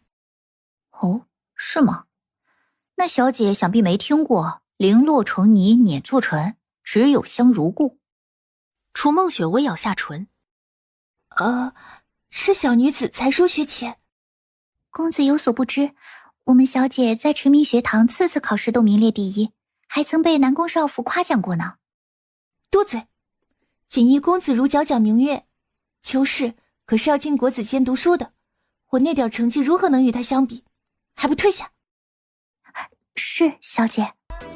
就在这时，爹爹，你怎么这么狠心，抛下昭昭不管？你忘了那年江南湖畔的娘了吗？原来你家也这么大，你为什么不认昭昭，不接回娘？害爹爹没良心，不行啊！刘嬷嬷的故事就是这么讲的。爹，你醒悟了吗？小姐，云昭昭，你要不要给我解释一下？宫锦衣，你要不要给老身解释一下？等回来再跟你算账。我说你怎么回事？你自己地盘也迷路啊？可人家还是个宝宝，根本没飞出去过。那你还敢带路？袁昭昭太气了，一个不小心踩塌了后院的稻草，栽进了大草垛。笨蛋，去叫人啊！我快憋死啦！哦，明白。去，老子正烦着呢，再烦我，把你烤了！好可怕的人类，昭昭，对不起了！救命啊！救昭昭！哎，叔叔，你怎么在这里？我还要问你呢，是不是想爹了，专门来找我的？才不是呢，叔叔，昭昭下山玩的。叔叔？喂，小崽子，你说话不算话，在雍和宫你可是答应我了，要叫我爹。我是为了你好，没听说过3个女人一台戏，我2个爹爹都那么厉害，你不怕挨揍吗？我可听说你在学院是闹了大笑话。没那回事，你肯定是听错了。真的吗？那看来说如狼似虎的不是你，被女修们叫小流氓的也不是你。怪叔叔，大坏蛋！小崽子，多少人想做我女儿还没这个福气呢。齐萧能带你蹴鞠捶腕吗？我能。南宫雁能给你做吊床木马吗？我能。怎么样，要不要考虑一下？那有什么了不起？父皇能让我坐脖子上骑大马，南宫爹爹还给我做水晶糕呢。什么？齐萧和南宫雁这么豁得出去？是啊，你这2个爹爹是不错，可在课业上都对你提要求了吧？我就不一样了，我认为孩子嘛，就应该解放天性，玩玩闹闹的才好，根本就不用整日困在学堂里学习，一个个板板正正的，有什么趣？哇，这个人在闪闪发光耶！没错，昭昭不是没有文化，是解放天性。没错，跟爹走吧，爹带你见识见识京城真正好玩的地方。小手一搭，这就成了。一个大纨绔牵着一个小纨绔，丁班学堂。云昭昭，大家都在作画，你趴着做甚？夫子，周周他拉肚子了，一下午3趟，让他歇会儿吧。是吗？哎，等等，今儿个中午怎么好像没在食堂见他？周周他从中午就没胃口了，所以没去。行吧，你们看着点他。赵景成呢？又逃课了吗？臭小子，别让我逮到他！哎呀，云昭昭，小爷迟早让你害死！映衬他的悲催，另一边的袁昭昭简直玩疯了。咦，昭昭眼睛都坏了，这些小泥人可真有趣，跟真的一样。这算什么？等改天去我府里，我亲自捏给你看，比这好看多了。不许骗人！行，一言为定，骗你是小狗。你这人好有意思，真好玩。糟了，还答应我给青青他们带好吃的呢，昭昭来不及了。别担心，咱们先回，我让人送来，保证好吃。禀王爷，南宫少妇在山脚下，估计是在等朝阳郡主。去吧。你是怕南宫爹爹发现吗？某人淡笑不语。谁给你的？说叔叔，人家带自己玩了1天，不太好。说3天，会不会挨揍啊？那个昭昭自己买的。既然买了，今晚的水晶桂花糕便不做了吧？爹爹，等等昭昭呀，为什么不做呀？昭昭都能吃完的。大哥，这个太好吃了，你在哪里买的呀？我也不知道，别人给的。你除了送钱，肯定还偷跑玩去了。快说，跟谁去的？这么不讲义气，亏我拿你当兄弟。那个他是六王爷。你怎么知道？因为这8宝油糕啊，只有6王爷府里的厨子会做。曾经皇帝陛下生传，他让厨子进宫做过一次，爹爹拿回来给我尝过。思谦记性真好，好聪明啊。也没有了，像黄金如何折兑的事我就不知道。糟了，南宫爹爹一定是知道了。当今天下3分。摄政王，这批匪寇一不占山为王，二不洗劫村庄，行事古怪，不得不防。没错，看样子是在试探虚实，没准是那帮蛮夷心有不甘，想报复回来。就凭南一带折子所述，臣认为不像蛮夷的作风，他们所到之处必强抢民女，烧杀掳掠，而且之前王爷重创他们，不可能这么快恢复生机。韩将军所言有理，是与不是，本王亲自去一趟便是。可是皇帝命摄政王监国，您要是走了，臣愿做先锋，先行一步试探虚实。允了，待我禀告皇帝后，自会率兵与你会合。是，末将领命。我有非去不可的理由，不然昭昭绝不会拜托给你，你要照顾好她。昭昭是我女儿，自当由我守护。不过你应该防的另有其人。齐萧蹙眉，谁呀？谁能像他一样不要脸的凑上来抢孩子？爹爹怎么突然要出门？昭昭也去。乖，爹去打仗，你在家好好上学，不许胡闹，听见没？昭昭小的大，可是昭昭想爹爹怎么办？昭昭现在就难过了。他嗓音放柔，亲了亲自家宝贝蛋儿。昭昭乖，等爹回来，给你过生辰，好不好？生辰？真的吗？爹爹最好了，昭昭要过生辰了，哦耶！黑甲军像黑云一般消失在天际线。昭昭已经想爹爹了。昭昭别难过，祖父祖母想你了，最近去那里住好不好？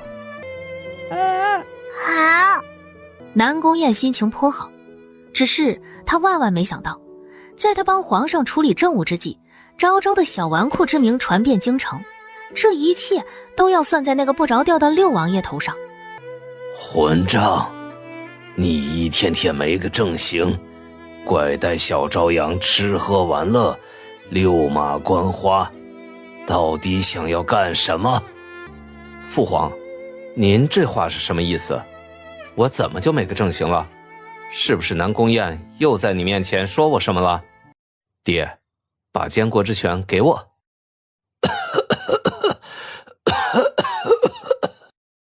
皇上，先压一压。爹，给我呗。你身体不舒服，我帮你临朝。我倒是想，你行吗？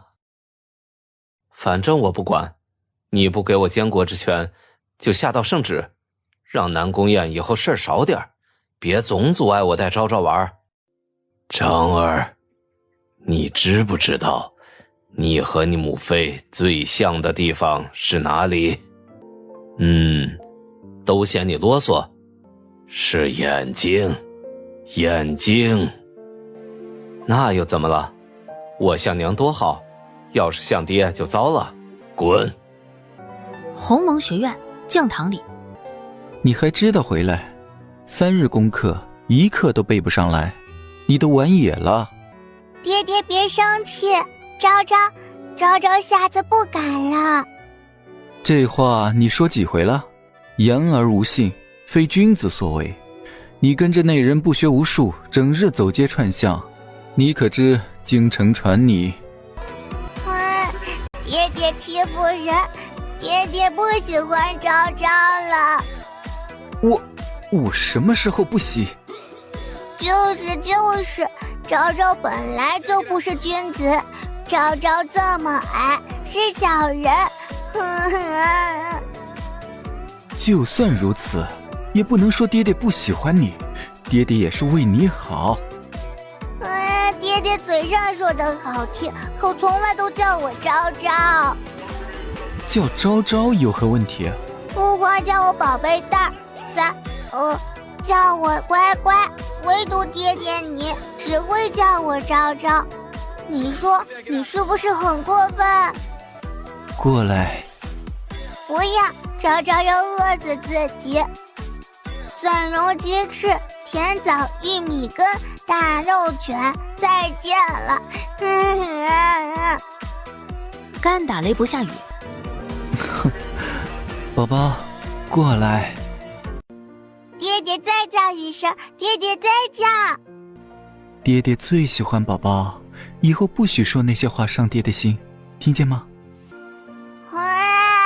昭昭是大坏蛋，昭昭刚刚一直闻着食堂的蒜香鸡翅、甜枣玉米羹、大肉卷。昭昭怎么这么坏？昭昭不是爹爹的好宝宝。为什么说自己不是好宝宝？因为昭昭让爹爹伤心了，昭昭坏。宝宝是爹的心肝，爹爹喜欢还来不及呢。昭昭，终于找到你了，你中午跑哪儿去了？好啊，你又下山偷吃去了。才不是，这是爹爹做给宝宝一个人的。宝宝？昭昭，你知道吗？那云洛瑶禁足1月未满，突然被皇帝陛下解禁回学院了。也不止呢，魏泽言那个小结巴也回来了，咱们班今天可热闹了。不好，体育课马上要开始了，赵虎他们已经去占位置了，咱们快走吧。你们先去，我马上就来，马上哦。喂，周周，你干嘛去啊？你傻呀？你看到方向也知道是食堂，小爷我算服了。周婶，周婶，昭昭来啦！我正愁今儿个剩的饭多，你个小家伙就来了。那快，昭昭饿死了。喂，你是来打饭的吗？一起呀。谢谢。好吃，不过这个脆皮鸭还是现烤的好吃，外皮都不脆了。你不饿吗？饿的。我叫昭昭，你叫什么名字？你也3岁半吗？不是的，我5岁了。多吃一点就好了。你是说多吃能长个子是吗？不能，但能长壮壮。昭昭亲自检验过的，曾经欺负过我的嬷嬷都让我坐扁了，我还撞飞过2个人。魏泽言倒吸一口气，好厉害。就算现在过去也赶不及了，没事，顶多让岑夫子骂2句，先喝奶。说着把他那碗牛奶推过去，自己也咕咚咕咚干了一碗。哇，宝宝吃饱啦。魏泽言眨眨眼，在吃撑的基础上，真的喝下了满满一碗奶。去齐宣堂的路上，我告诉你，以前昭昭瘦得跟猴子似的，你现在看是不是特别有劲儿？嘿嘿，你也要多吃饭，知道吗？我叫魏泽言。站我身后，这样曾夫子教训了我，就不会训你了。报告，学生迟到了。下不为例，找地儿坐吧。大哥，来这儿，给你站好了。魏同学可以来我这里，我和你一组。洛瑶，你想什么呢？那可是魏泽言，跟咱们身份不配啊。对，你看他穿的寒酸就知道家境清寒了，说不定比童山家里还穷呢。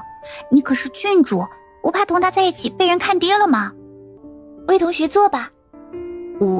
我想坐在这里，可以吗？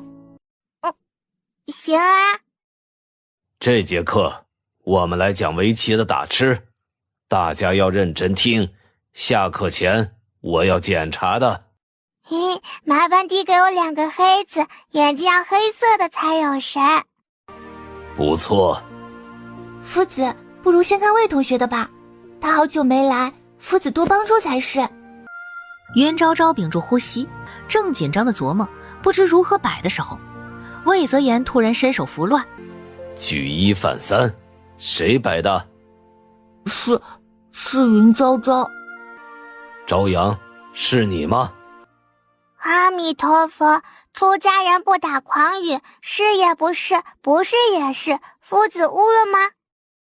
哼，下课。服了，小爷拜服。昭昭，你是没看见云洛瑶气成什么样了？出齐宣堂的时候脚都崴了，这叫偷鸡不成蚀把米，活该。没错，你刚刚的棋路很厉害，改日我们下一盘吧。好啊。赵景成掏掏耳朵，你说你祖父叫什么？魏文，字有之。你说你爷爷是魏相，那你穿这么寒酸干嘛？不知道这里的孩子都是看人下菜碟吗？祖父说了，粗增大布果生芽，腹有诗书气自华。哦，没错，就是说轻物欲重涵养，一个人的内在要比外在更重要。你觉得魏相这话如何？宫锦衣没答，但淡漠的神色已然表达一切。考虑一下，做我小弟怎么样？小弟？可我比你大。那怎么了？我小弟都比我大，我骄傲了吗？跟着大哥，吃喝不愁，精彩无限。我劝你不要不识时务。哟呵，感情还是个道上帮派。你干嘛？这么多人，不带打击报复的。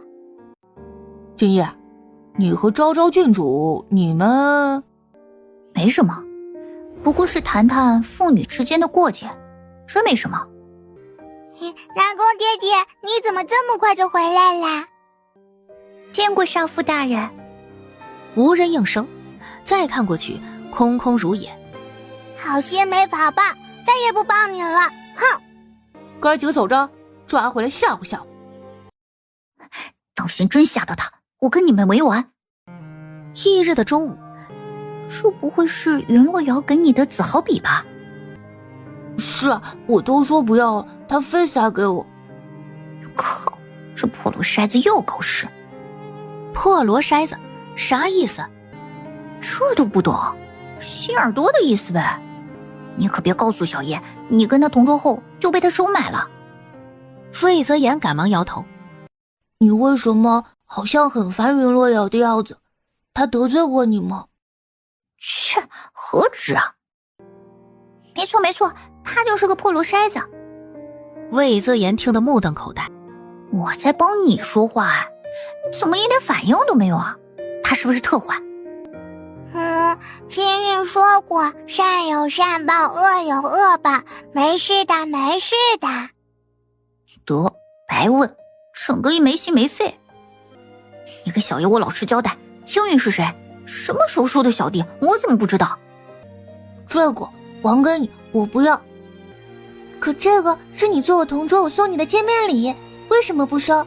你要是不喜欢，我可以换成别的。我会和夫子说调换座位，以后别送了。洛阳，你到底看上这穷酸破落户什么了？枉你送出淮阴侯给你的生辰礼，人家竟然还退还回来了，真是不识好歹。就是啊，别理他了，他可能根本不知道这笔价值几何，回头再配个粗末，不是平白玷污了这笔。你们懂什么？他是魏相的孙子，才不是什么破落户。这个小矮个小布衣是相爷的孙子，怎么可能？爹爹怎么什么都会做，连头发都会梳，真厉害。说吧，有什么事要求我？爹爹要进宫，没法陪昭昭，正好邮政哥哥家里面有个动物园，他邀请昭昭去玩，还可以带上青青、子倩他们。爹爹好不好嘛？求求你了。好吧，不过宝宝要答应爹爹一件事啊。什么？不许乱跑，不许单独行动，更不许和六王爷走，听见没？我发誓，我绝对听爹爹的话。昭昭是爹爹的好宝宝，最爱爹爹了。宝宝乖，等爹爹晚上回来。好，邮政哥哥，我们来啦！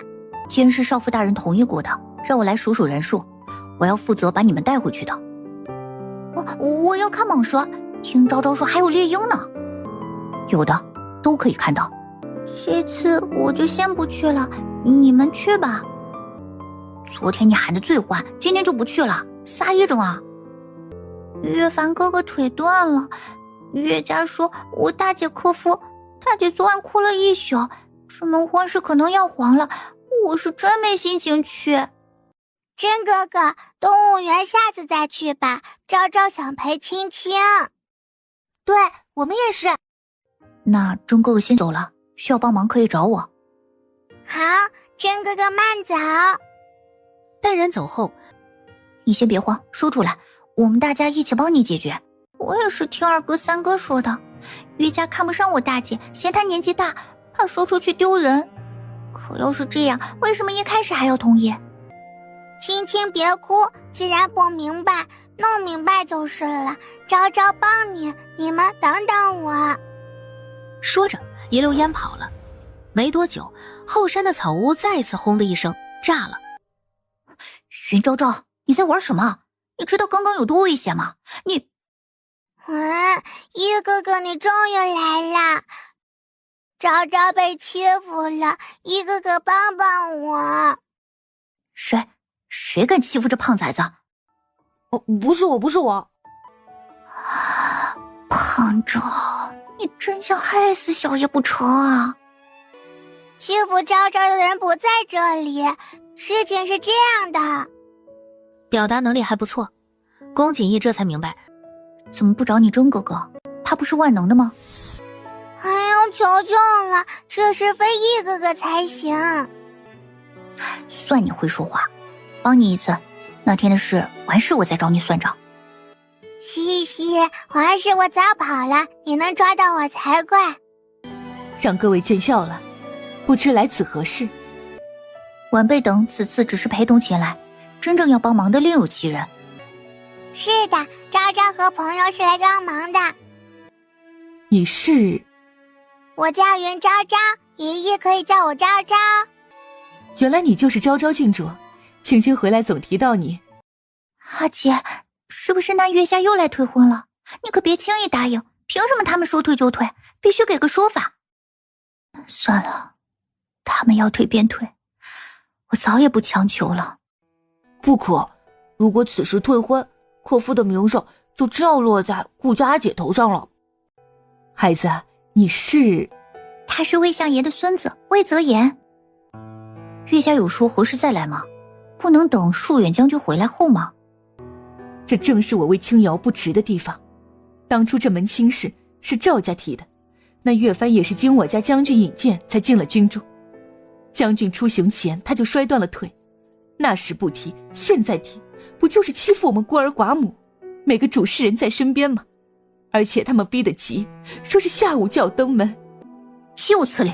腿断了又不是不能好，那岳凡就这么任岳家欺负家姐，算什么好汉？对，不是好汉。袁昭昭怒不可遏。有了，爷爷，下午这样，你爷岳家去城里的观音庙后，倒是我们这样。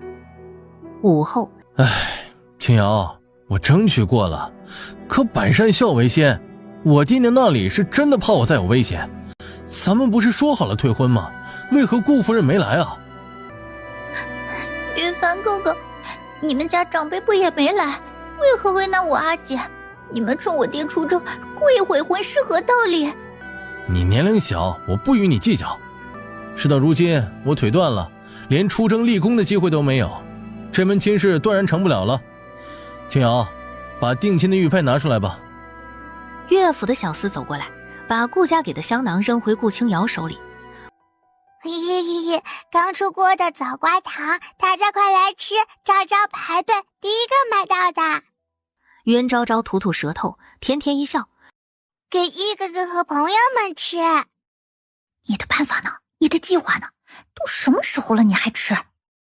观音庙前的枣瓜糖，吃1颗月老牵线，吃2颗喜结连理，吃3颗。岳帆满头黑线，他这边正退婚呢，哪来的捣蛋鬼？吃吧吃吧，别跟昭昭客气。青瑶，你让一群小孩子来捣乱，不觉得幼稚吗？我是你父亲麾下的校尉，以后两家就算不结亲，也不用闹得如此难看吧？剑子昂忍不住了，你这人好歹7尺男儿，怎么能倒打一耙？这事不是你们岳家的错吗？青瑶阿姐，抱歉了，我一时口误，我大哥他要是在，必不会。算了，玉凡，既你非要退婚，我必不会强求。这些孩子没有恶意，都是亲亲的朋友，你难道连吃颗糖的功夫都等不及吗？好，我吃。青瑶，你别误会，我就是断了腿，最近心情不好。说着看也没看，把袁昭昭手里的糖拿过来吃进嘴里。该死的，你给我吃了什么？好苦啊！不苦啊，难道就那么1颗炒糊的让你吃到了？岳州哥哥你别见怪啊，昭昭听说这样的人人品都不咋好。我乃疏远将军麾下岳帆是也，才不是什么岳州。你喊这么大声做什么？昭昭又跟你不熟，昭昭和青瑶阿姐熟，知道你当初武举人落榜，3次拦住顾阿姐的轿子，表明求娶之意，借顾伯伯举荐进入军中，这才当上的校尉。你还许诺这辈子要永远对青瑶阿姐好，是不是？是，我是这么说过。他冲赵虎使了个眼神，人还不够，再叫再叫。明白，大哥。岳帆，我且问你，你为什么突然要和我顾家阿姐退婚？真是因为克夫吗？不是，是因为我已当上校尉，还瞧上了团练使家的小女儿。岳帆眼神惊恐，似乎不敢相信他就这么说出来了。你无耻！这个叫岳帆的校尉也忒不要脸了，承诺了又变心，还把责任推到女方的身上，说人家克夫，这不就是要害人家姑娘一生吗？哎，我可听说过这个岳家，外地破落户，曾经穷酸的连锅都揭不开，人家顾将军不看重门第已是难得，怎么有如此忘恩负义之人？真是枉读圣贤书。大哥，才别因为身高丢了气势。岳帆，我再问你，我青瑶阿姐这么好，你眼睛被屎糊住了，分不清好赖香臭。她一个无颜女，要不是有个好家世，我怎会多费一份心思？我都是为了自己的前程。宫锦义等人嘴角一抽，没文化真可怕。大哥错了，无颜女是长相丑陋的意思。就在这时，天空飞来一只杜鹃。你干嘛来看我笑话？他腿能走路，我刚刚看见他在山坡下撒尿了。好心提醒你还不领情，走了，没文化真可怕。啊，你个坏娘！不过等等等，这个坏蛋的腿断没断？顾伯伯出征，平定匪口，正是立功的好机会，你为什么不去？周东，你傻呀？他腿断了怎么去啊？打仗又不需要累赘。我才不是累赘，我不去是因为怕死，我腿根本就没断。完了，全完了。我呸！你这种无耻之人，根本不配让我哭。没错，阿姐不哭，她不配。你们看看他，再看看我，觉得般配吗？食色性也，人之常情，我退婚有什么错？岳帆，你个畜生，算什么东西，也敢诋毁青瑶？看我今天不揍死你！那是你大哥没错吧？他不是先天弱壮吗？怎么看样子还挺能打的？程曦，糟糕，他有喘疾，不能激动，快别打了。咦，还记得我跟你说过被我做底的嬷嬷的故事吗？魏泽言一怔，点点头。不要打，不要打，大家不要打，不要打，夫子说过打架不好，千万不要打。哎呀，别打了，别打了！大家心照不宣的会议，齐齐加入阵营。岳帆像个破沙包，被揍得鼻青脸肿。别打了，别打了！顾青瑶，你好狠呐！哼，对付你这种寡廉鲜耻的人，就该这样。哇，你还会成语啊？哼，那是。拿去吧，你这样的人，我绝不会嫁。哼，嘴硬吧？你也不看看你的样子，娉婷身姿，妩媚娇柔，你是一丝也无。我不娶你，还有谁会娶你？你就等着孤独终。我娶。青瑶，自我回京知道你定亲，就再也不敢出现在你面前。我只想着祝福，可如今，老天给我机会，我不愿轻慢你。待我回府禀明爹娘，一定会3书6聘上门提亲的。你等我。谁答应你了？青瑶，我是不是说错话了？你别生气，我跟你道歉。哇，枣瓜糖吃一颗，月老牵线，竟然被我说中了！嘿嘿，昭昭真是个大聪明。那大哥，我吃了一整包会怎么样啊？自然是，以后能娶180个媳妇儿呀。什么？大哥，我不要。哼，你完了，你娘会打死你的。那我有解决的办法，你现在就去找观音菩萨磕2个头，说你不愿就好了，真的。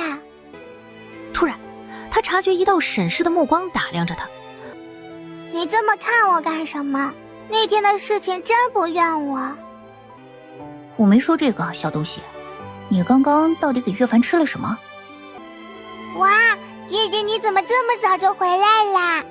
同样的当，我可不会上第2次。一个高大的身影走过，参见南宫少妇。没什么，我在跟昭昭开玩笑。免礼吧。是，少妇。爹爹，昭昭今天干了一件大好事，昭昭当月老了，拿着冬瓜糖牵线呢。月老要是知道，肯定要佩服我。嘿嘿嘿。刚说了一会儿，肚子咕噜咕噜叫了起来。你小声一点，在外面呢，丢人的。你负责把其他几个人送回家，这次的事下不为例。是，少妇大人。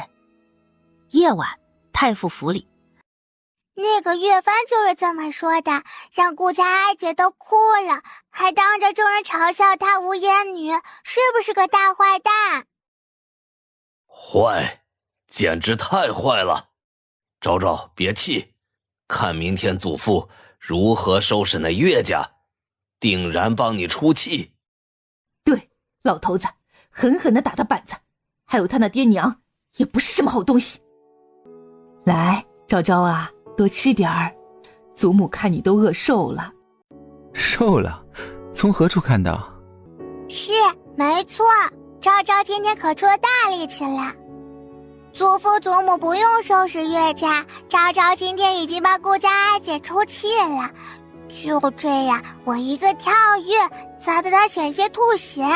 嘿嘿嘿嘿嘿，昭昭的牛奶每一壶都不是白喝的，可真解气。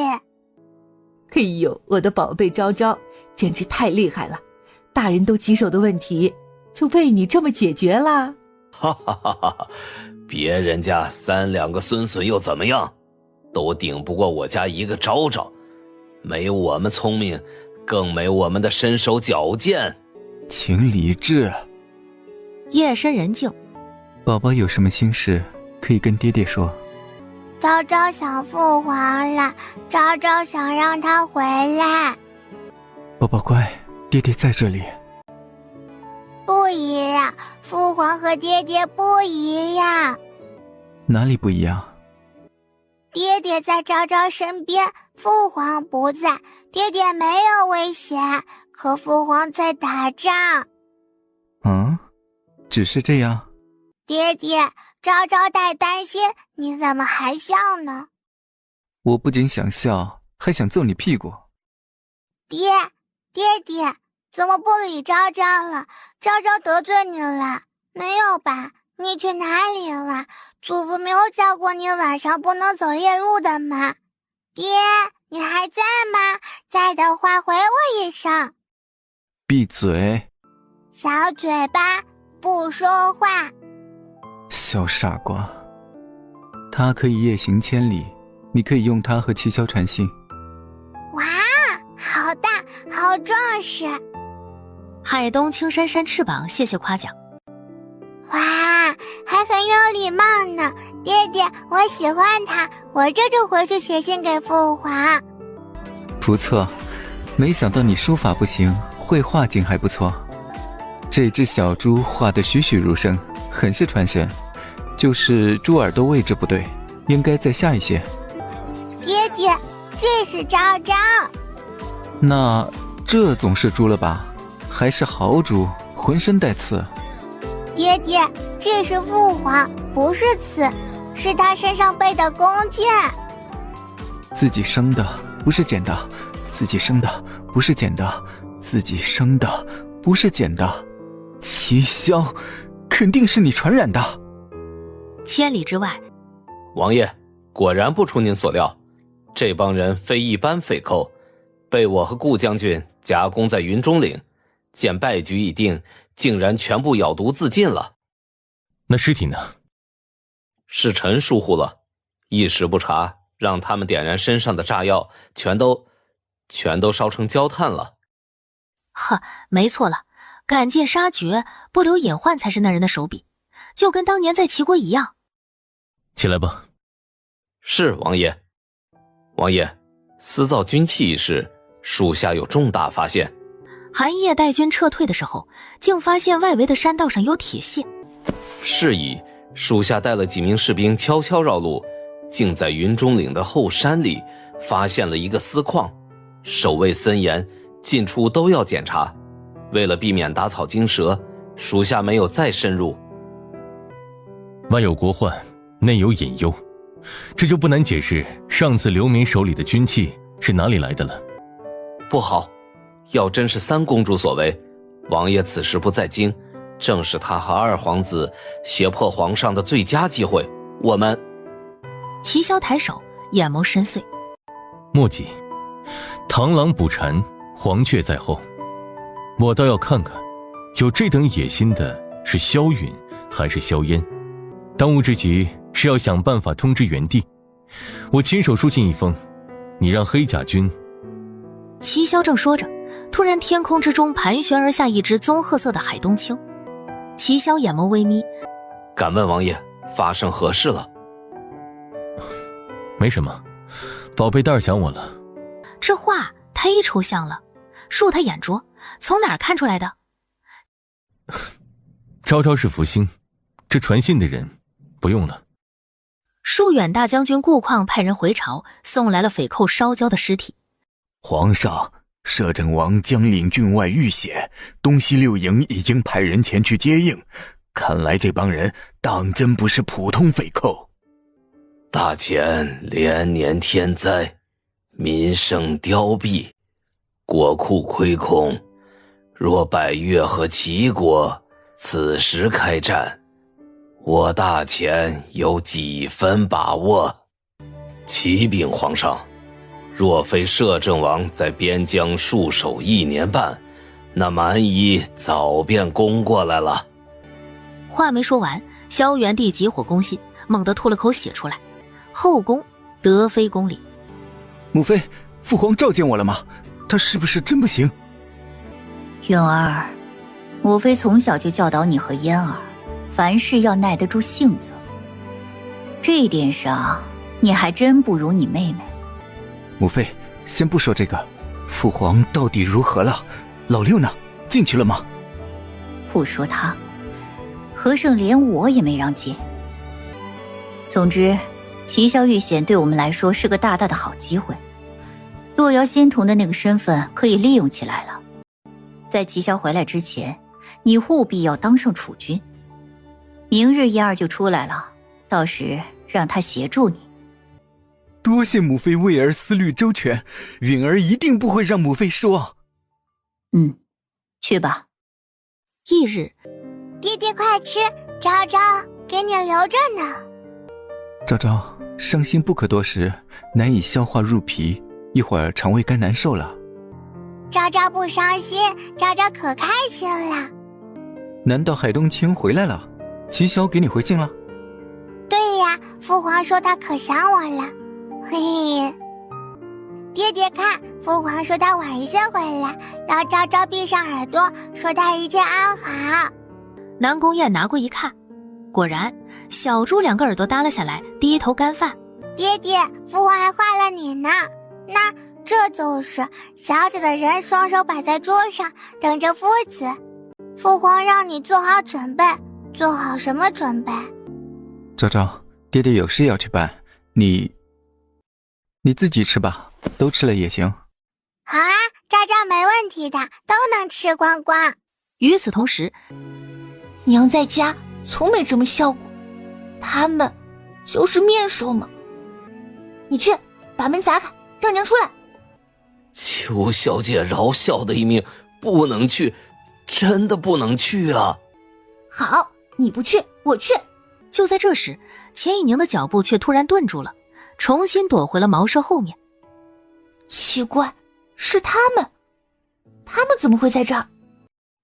风哥哥回来了，大家快烧水做饭。去，在那群小乞丐的房子外放把火。我就不信，都这样了，娘还能不出来？很快，火光冲天。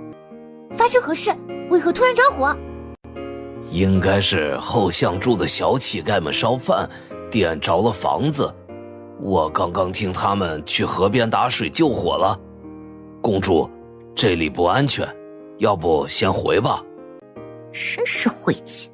走吧，回府。曾爷爷，曾爷爷，你醒醒！马车呢？那辆马车怎么不见了？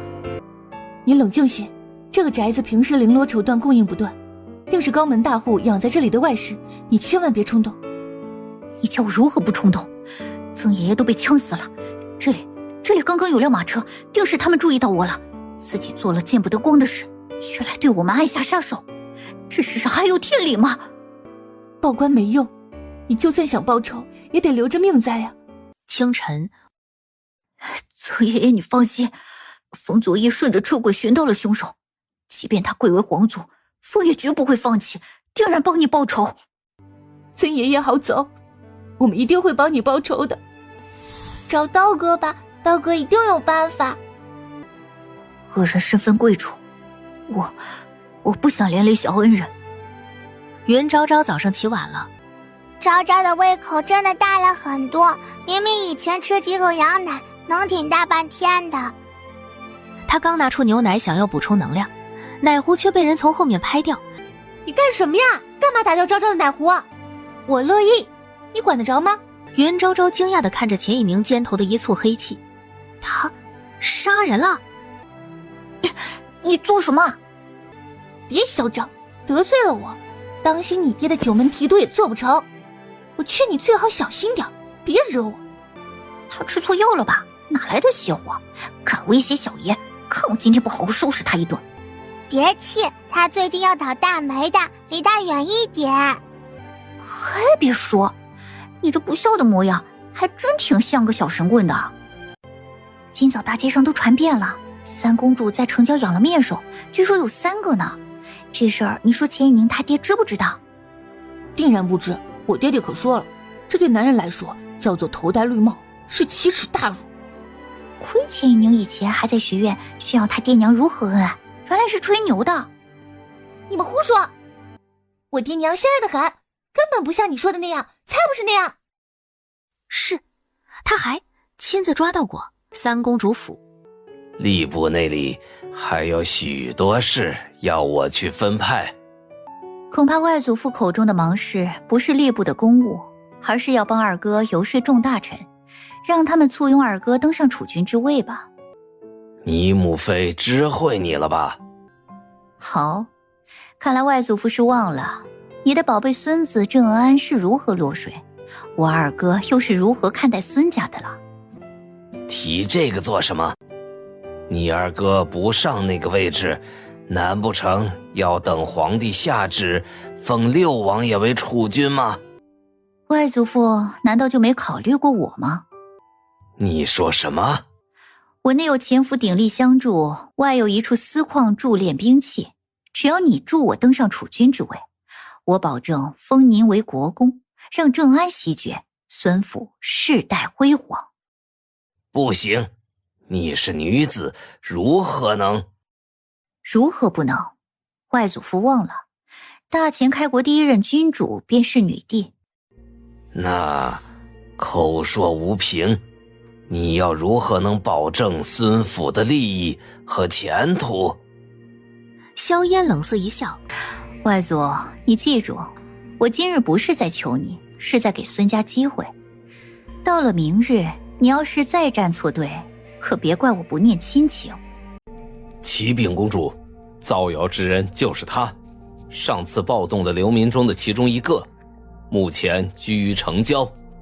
你是流民，那应该吃过我粥棚里的粥，为何恩将仇报？你背后之人究竟是谁？我呸！还施粥，假仁假义！你为了掩藏养面首的秘密，纵火伤人，我只恨不得杀了你，为我曾爷爷报仇。钱以宁惊骇，他害死人了。阿宁别怕，待娘把他五马分尸，帮你出气。公主，五马分尸恐怕引人注意，不如私下。本宫就是要当众行刑，借此警告众人。而学院里朗朗读书声成了袁昭昭的催眠曲。昭昭醒醒，夫子走过来了。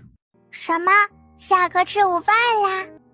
云昭昭，昭昭，不好啦！你那个叫风的小弟被三公主给抓走了，听说要在菜市街口被五马分尸。正巧此时下课，吓到了？没事，陈呱呱就那样，嘴上不饶人。有南宫少妇在，他不敢征伐你。五马分尸是什么？我听爹说过，对于穷凶极恶、罪无可赦的犯人，会把他的头双手双脚绑在5匹马身上，然后让马分别朝5个方向狂奔，然后场面血腥。他爹没往下讲，但并不难猜。袁昭昭惊恐的眼睛都瞪圆了，推开他就往外跑。山脚下，赵景成几人终于赶上了他。累死小爷，你跑那么快干嘛？到底出什么事了？风被三公主抓了，要在街口被五马分尸。南宫爹爹不在，我想去找六王爷，让他救风。赵景成就把袁昭昭扛了起来，大步朝前跑着。你不早说，靠你那2条小单腿倒腾来得及吗？王爷刚刚进宫，小郡主有什么事吗？不如和小伙伴们进来等。等不及了，要出大事了。祖父一早就进宫了，马上就是午时，来不及的。不管了，我们先去。临近午时，怎么，竟是一个10多岁的少年？他和三公主有仇吗？听说是流民里的一个，受了公主施粥之恩，还以怨报德，真是心性恶劣。可这事儿不对呀，按理说经大理寺问审，然后交于刑部，怎么早起刚抓，中午就……嗨，你懂什么？皇上身体欠安，公主事急繁忙，这小子在这个当口还敢造谣，公主能不恼怒吗？这叫事急从权。就在这时，风是无辜的，你不能杀他。这不是朝阳郡主吗？他不跟六王爷遛鸟听戏，怎么跑刑场来了？朝阳郡主，这里不是胡闹的地方，你快快出去，时辰已到，本官要行刑了。不行，风这么做是有原因的，你不能杀他。对，不能杀。赵景成几人仗着个矮，从侍卫手下钻进来，摘掉风嘴里的布头。风，快解释给大家听。非我们流民对三公主以怨报德，而是在城郊发现她私养面首，被她用大火烧了茅舍，还呛死了曾爷爷。我为了报仇才出此下策的。这孩子说的有板有眼，难道是真的？应该是吧。三公主性子高傲，当年追着佛子不放，突然下嫁前程，怎么可能夫妻和睦？来人，把他们带走。时辰已到，行刑。昭昭来啦！说完，在赵景成、顾青青几人惊讶的目光中，他狠狠一头朝前面撞了过去。刑官口歪嘴斜，云昭昭也眼冒金星，周围百姓啧舌。更让他们惊诧的是，5匹大马任凭侍卫如何拉扯，就是原地不动。大人，我们该怎么办？怎么办？凉拌。把你大人我凉拌了，你满意吗？快快备马，我要去公主府。离公主府不远的一个马房里，这地方行吗？这是我爹娘以前的私宅，废弃很久不用了，祖父没舍得卖。齐道曾言，最危险的地方就是最安全的，应该没事。泽言说的没错，此时城门一定戒严了。昭昭故意引着马儿们往城的另一边跑去，这里暂时是安全的。多谢你们奋不顾身来救我，可我……你不会还要去找三公主报仇吧？可曾爷爷不能枉死。眼下的问题是先活下来，有命才能报仇，对吗？而且昭昭有句话让我带给你，他说曾爷爷不是三公主杀的，真凶另有其人。不是三公主，那会是谁？时间紧迫，他没说。三公主府，你敢跟我作对，谁给你的胆子？齐萧吗？对呀，你要是敢打我，父皇和南宫爹爹都不会放过你的。告诉我，南宫少妇是不是认了你当义女？才不是义女，昭昭是爹爹和娘亲生的，是他们的小宝贝。你胡说，子野他是清秀的佛子，怎么可能同其他女人生下你？告诉我，你娘是谁？我娘啊，可温柔了，会哄昭昭睡觉，给我讲佛祖割肉喂鹰的故事，还会做水晶桂花糕，爹爹和昭昭都特别爱吃，还会……话还没说完，凌厉的黑鞭子破空而来，幸亏袁昭昭早有防备。别打别打，昭昭说实话就是，打坏了我，爹爹该难过了。什么实话？你敢骗我？其实我也不知道娘是谁，爹爹只说只要他当年多坚持一下，没狠心另外嫁他人，如今他们的孩子也该如昭昭一般大了。萧炎心中有了个大胆的猜测，爹爹说了，娘她心高气傲，脾气不好，性子也急，哪有那样追人的？她本来就要同意了，她却突然不追了，气得爹爹多年未娶，总被祖父骂。是他，真的是他，紫眼竟心悦于他。你要是敢骗我，休怪我手下无情。不会呀，爹爹说过三公主是个好人。公主大人，昭昭饿了，能不能先吃饭呀？来人，上饭。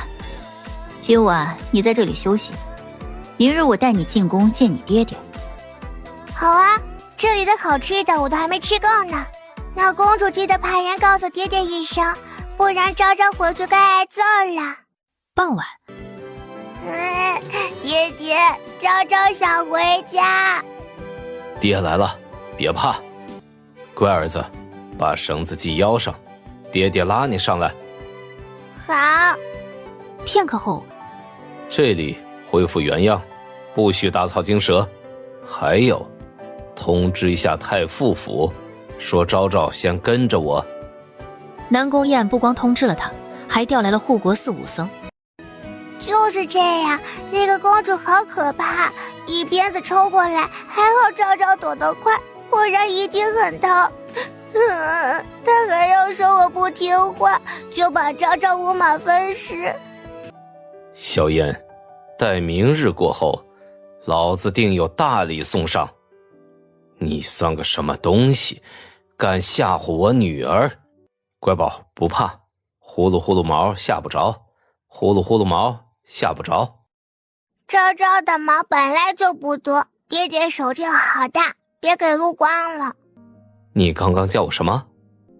爹爹，昭昭困，爹爹抱着睡。乖宝，好好睡，不怕，爹爹在。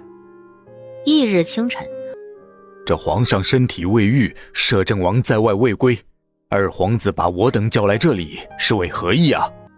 唉，众位大人想必也看到了，父皇久病未愈，外敌蠢蠢欲动，我想是时候议定储君，稳固朝纲了。这事理应由皇帝陛下来定，臣觉得二皇子所说有理。臣附议。今日皇上不在，六王爷不在，立储君的人选都不全，如何让大家议定？是啊，沈御史说的有理，不如改日。老六纨绔之名传遍京城，他在与不在有何重要？论长，论德，论才，六王爷都跟二皇子没有可比性。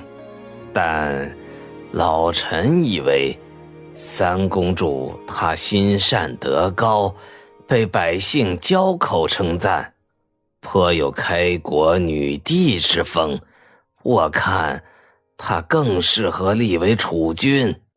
好，本宫倒想听听，本宫有哪里让众位大臣不满了？沈从明大惊，严声斥问：三公主，按照大前律法，皇子公主的府兵即便有特殊情况，也必须禀明皇上，怎能堂而皇之的带刀入宫呢？魏相面目微峨：三公主，你这是要逼宫吗？哼，逼宫？本宫不喜欢这个词，本宫不过是先天下之忧而忧，为百姓大前考虑，想为父皇分担而已。荒唐，简直荒唐！禁军何在？殿外无人答话。大前萧元帝三女萧嫣恳请魏相，南宫太傅为江山社稷着想，拥护本宫为储君。哼，三公主，别费力了，老臣死都不会同意。魏相也是如此想的吗？没错。来人，把他们拿下！还不快动手！府兵刚想动，身后一排的府兵竟齐齐摘掉帽子，露出验了戒疤的光头。一招出手的功夫，就扭转了局面。护国寺108武僧，少傅大人，这是早做了准备？是皇上早已知晓，顾念父女之情，打算给公主一次机会，但你让她失望了。少傅大人，宫内外所有叛军都已拿下。奉天承运皇帝诏曰：据快马急报，云中岭发现一处钱家私矿，私造兵器，屯兵练武，意图谋反。待摄政王归来，证据确凿之日，再处判决。我是冤枉的，没有证据，谁都没法定我的罪。我要见父皇，见父皇。定刑之日，自能见到。押走。是，佛子。我不明白，我不明白。何事不明白？你明明钟情于我，为何每次都对我这么狠心？这就是你的喜欢吗？你如何认定我喜欢你？事到如今，你还不承认？是你那义女亲口说的，还能有假？南宫燕闻言，额角狠狠一跳，侧头去向墙后，蹲在墙后看戏。紫妍，你为何不说话？昭昭不是义女，一个义女而已。我如今都这般模样了，你就不能给我说句真话？我只求一句真话。真话就是，昭昭是我亲生的，孩子顽劣，公主不必当真。不可能，你骗我！老三，等你被父皇褫夺姓氏，再来丢人成吗？你怎么在这里？还有这个贱种，昨晚是你救走的对吗？萧柔章，你坏我大事，我跟你拼了！嘴里吃屎了是吧？老子昨日就不想忍了，今天送你一份大礼，你好好受着吧。来人，给我掌嘴80，不，凑个整300下，给我使劲儿的打。萧荣章不笑的时候，像极了皇上。宫人不敢违命，抡圆了膀子开扇。一阵痛叫声传来，看见你了。爹爹坏，该装作看不见的，让昭昭没面子。那正好，一人一次，公平了。爹爹，昭昭好想你。想我还偷偷溜走，可见是假话。嘿嘿，昭昭别乱说话，还以为爹爹生气呢。临危不惧，勇气可嘉，还能机智地保护自己。爹爹不生气，为宝宝骄傲。哦耶！爹爹夸昭昭聪明，哈哈，昭昭好开心，爹爹。呵。萧荣章，你简直狂悖！上有父皇，下有律法，谁准你在此处公然行刑？更何况她是公主，是你皇姐。六王爷，差不多了，再打要出问题的。放心，昨日父皇还骂我了。父皇骂我，就代表相安无事。他什么时候不骂我不理我了，这才是要出大事了。打是亲，骂是爱，没听过吗？再说了，过了这么久，你看雍和宫派人来了吗？哼，你还有时间关心别人？今日皇极殿立储一事，你觉得父皇会这么算了吗？萧远呼吸一滞，是啊。哼，垃圾。原来打是亲，骂是爱呀，昭昭受教了。呵呵，没错，就是这样。六王爷不会教就别教，当心带歪了孩子。终于第5日，圣旨到。不，你怎么可能活着回来？我明明派了杀手，对吗？齐萧睥睨地看着他，眼神仿佛在看蝼蚁。就你那些小伎俩，跟个顽童有何区别？不让你先得意，怎么露出马脚，一举拿下你和齐国勾结的铁证呀？摄政王开恩，公主全然不知，都是我做的，我愿以死赎罪，请王爷放了公主。齐萧眯眼，冷嗤一声，这绿帽戴的不亏。圣旨已下，三驸马，你难道就只担心公主，不担心前府的二老吗？入夜，是爹爹，一定是爹爹回来啦！哎呀，小郡主，跑慢点儿，当心摔着。爹有礼物送你，保管你喜欢。生辰礼吗？齐萧笑了笑，对身后拍拍手。萧祖宗，是你吗？这家伙野性难驯，不然等爹爹帮你训好再。不，爹爹快打开，昭昭要看。萧祖宗，好想你啊！大家别怕，小花豹不伤人的，它很听话。嘿嘿，爹爹，昭昭抱它去玩啦。后院里，你怎么也下来了？玉寿宗不会出事了吧？小花豹用爪子搭在他手上，小祖宗放心，大家都好，就是司命那笨蛋无法让你和袁洛瑶各归其位。那没事，嘿嘿，告诉你呀，昭昭现在有3个爹爹呢，才不稀罕换回来。3个？下凡的时候不才2个吗？总之，昭昭在这里玩得可开心了，嘿嘿，你怎么被爹爹抓住了？干嘛不直接来找我？迷路的是，小花豹没脸说：“小祖宗，这和玉寿宗莲池比太差了，气味也难闻，我要和你睡。”不行。主院里，齐萧恼火地说完：“那豹子虽是野兽，草地里打滚的，身上太脏。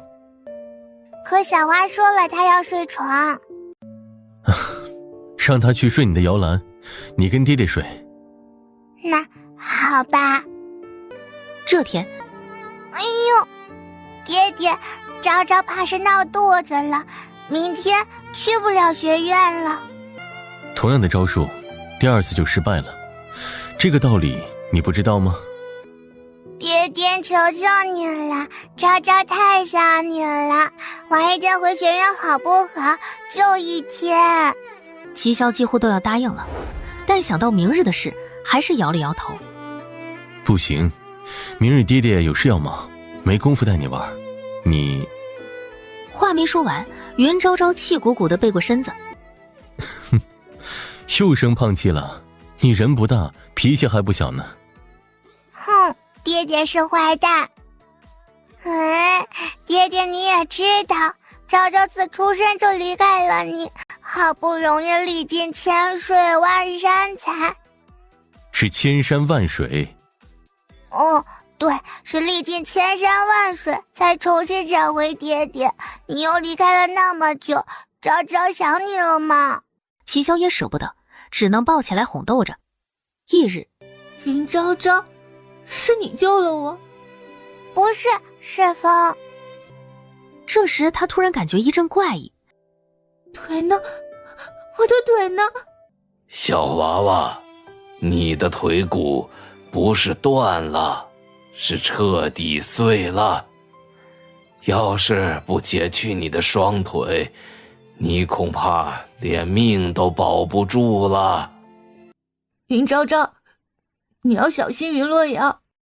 其实，爹娘被带走后，我去过侯府。他不见你是吗？他出来了，并且是打开大门，穿着最鲜艳的新衣裳，在下人的前呼后拥中笑着走出来的。不过，却并没有请我进去。相反，狠狠对他奚落了一番。总之，你要小心云洛瑶，他很坏。云昭昭，我后悔了，要是可以重新来过，我希望我们可以是朋友。突然，他的手心被塞进一个小小的东西，他看着手心的帘子，你等你改好，会收获真正的友谊的。麻药过去疼的时候，吃下去会有用的。再见了，云昭昭。尘埃落定，三公主一事成了昨日的故事。什么考试？为什么突然考试啊？皇上不是说过取消考试了吗？这到底是为什么？皇上说的是取消春试，如今已经立夏，你还想一辈子不考试吗？想得美！原来考试是这种感觉啊，心跳加速，掌心冒汗。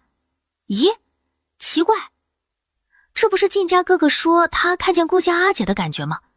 这就叫喜欢，可他一点都不喜欢考试啊。难道晋家大哥根本不知道什么叫喜欢？那昭昭要不要告诉青瑶姐姐？昭昭，你怎么一个字都没写？一炷香都快烧完啦！糟糕糟糕，昭昭要交白卷啦！没事，我帮你。就这样，他勤劳的采蜜，采答案，看的还是云洛瑶的。昭昭，够这里，第3个。昭昭，最后你的名字就不用我帮你了吧？中午食堂不见不散，天堂一人一半。啊，好，够义气，再帮你一把。袁昭昭低头写名字的时候，小蜜蜂趁机去捣乱了。袁洛瑶耳畔嗡嗡作响，一不小心勾错一题。所有人停笔，不许再打了。我觉得不错，1等应该能保证了，你们呢？都答上了，我觉得还行。我也是，还行吧。你，算了，我不问了。那俩吃货呢？为什么不问我？怎么不能问了？你就确定我考砸了吗？你有证据吗？没准我能出奇迹呢，你凭什么不问我啊？哎呦，我的耳朵，河东狮吼啊你！哎呦，我错了，行了吧？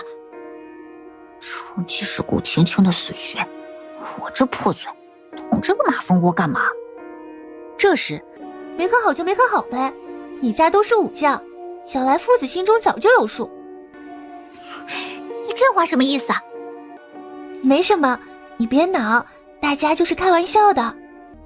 魏同学，之前你没来的时候，听说是相爷亲自授课，小来考得一定不错。我看你还是少和这些人接触，省得被拖累了。是啊，物以类聚，人以群分，不如我们一起去食堂用午膳吧。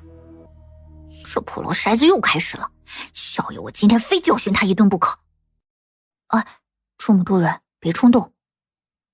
可我忍不了，他来喽，香喷喷的鸡腿来喽！哎呀，你敢撞我！云昭昭，你故意的！哇，外酥里嫩，吃起来留香，好好吃。云昭昭，我在跟你说话，你没听到吗？哇，你怎么这副样子？还有你朋友，怎么也脏乎乎的？这难道就是物以类聚，人以群分？昭昭明白了。我倒是那个矮冬瓜，原来是朝阳郡主。阿言，咱们一般高，他笑话咱们。是我说错话，我没那个意思。对，魏同学，你千万别误会。子谦，那句话怎么说来着？热脸贴个冷屁股，是形容当下这个场景，没错吧？对，没错。算了，他牙尖嘴利，背后还有南宫少妇撑腰。对，咱们走吧。路遥，你快换身衣服吧，别人都往这里瞧呢。云昭昭，有本事你别靠南宫少妇，咱们来比比。论口才，论样貌，论爹的数量和质量，你哪点能比过昭昭？比成绩，你还说吗？这个……怎么怕了？不敢比了？那就现在认输，把裙子现价赔给我50两。你少蒙人！我前日刚陪阿姐去过上衣坊，这裙子是当季新品没错，但绝到不了50两。那是你，人家洛阳是郡主，能穿廉价货，不敢比就直说。好的，比就比，这次考试成绩定输赢，你输了就当众拱手做鸡，大喊3声我错了，我以后再也不敢了。好，说是我赢了，你也要如此，不仅要当众承认你不如我，还要离开鸿蒙学堂。什么？不行，你个破军筛子做梦呢，不怕少妇罚你吗？看吧，我就知道你们比不起。比呗，怕你啊。好，一言为定。袁洛瑶一伙人走了。你哪来的自信啊？疯了是吧？还是你真打算抛下我们不读书了？昭昭，不走行吗？谁说我要走？我只不过想趁机拓展一下帮派业务罢了。袁昭昭小鼻子却嗅了嗅。周婶，昭昭来了，红烧肉，昭昭等很久啦。昭昭输定了，你怎么还笑？就是，难道你想让昭昭走吗？放心吧，就冲这食堂，昭昭也绝不会走的。小诸葛，还是你聪明。没错，他今天餐盘都不用，直接换缸了，小爷白担心了。昭昭不是厚脸皮的人，只是今天被同学笑了，说昭昭矮，周婶是这样吗？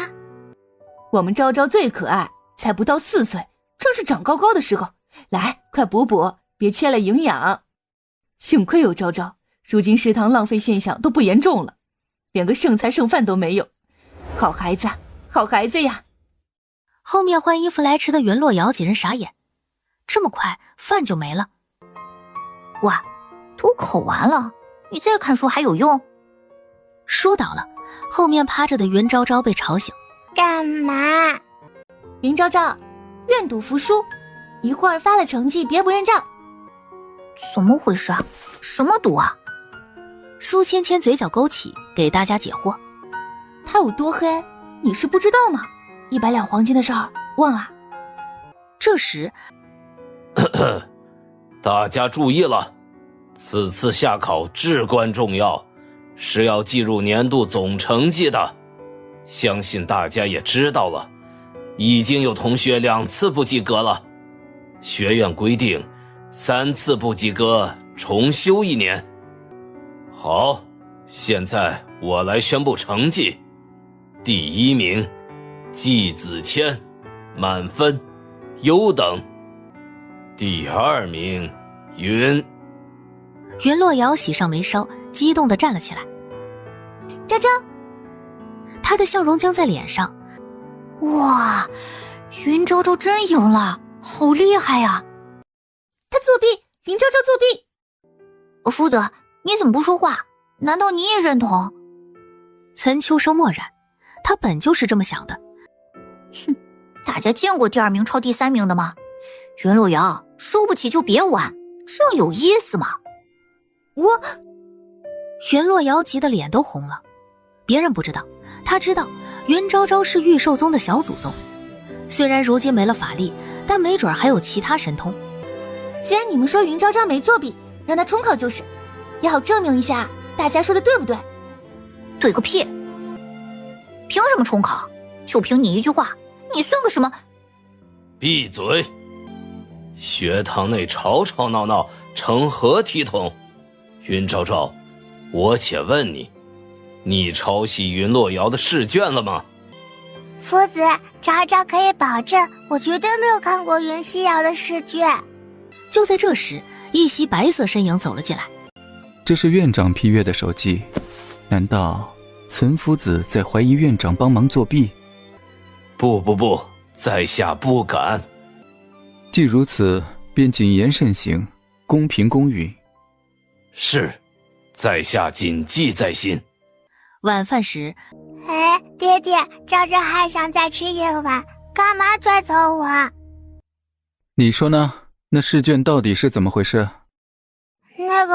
那个的确是小蜜蜂帮昭昭的。简直胡闹！你可知这种行为叫什么？爹爹打屁屁吧，昭昭不怕。你不是最怕挨揍？怎么？三爹说了，打是亲，骂是爱。爹爹你打亲亲哦，出了气就不许再送了。南宫燕只觉得可爱，根本气不起来，但该教的还是要教。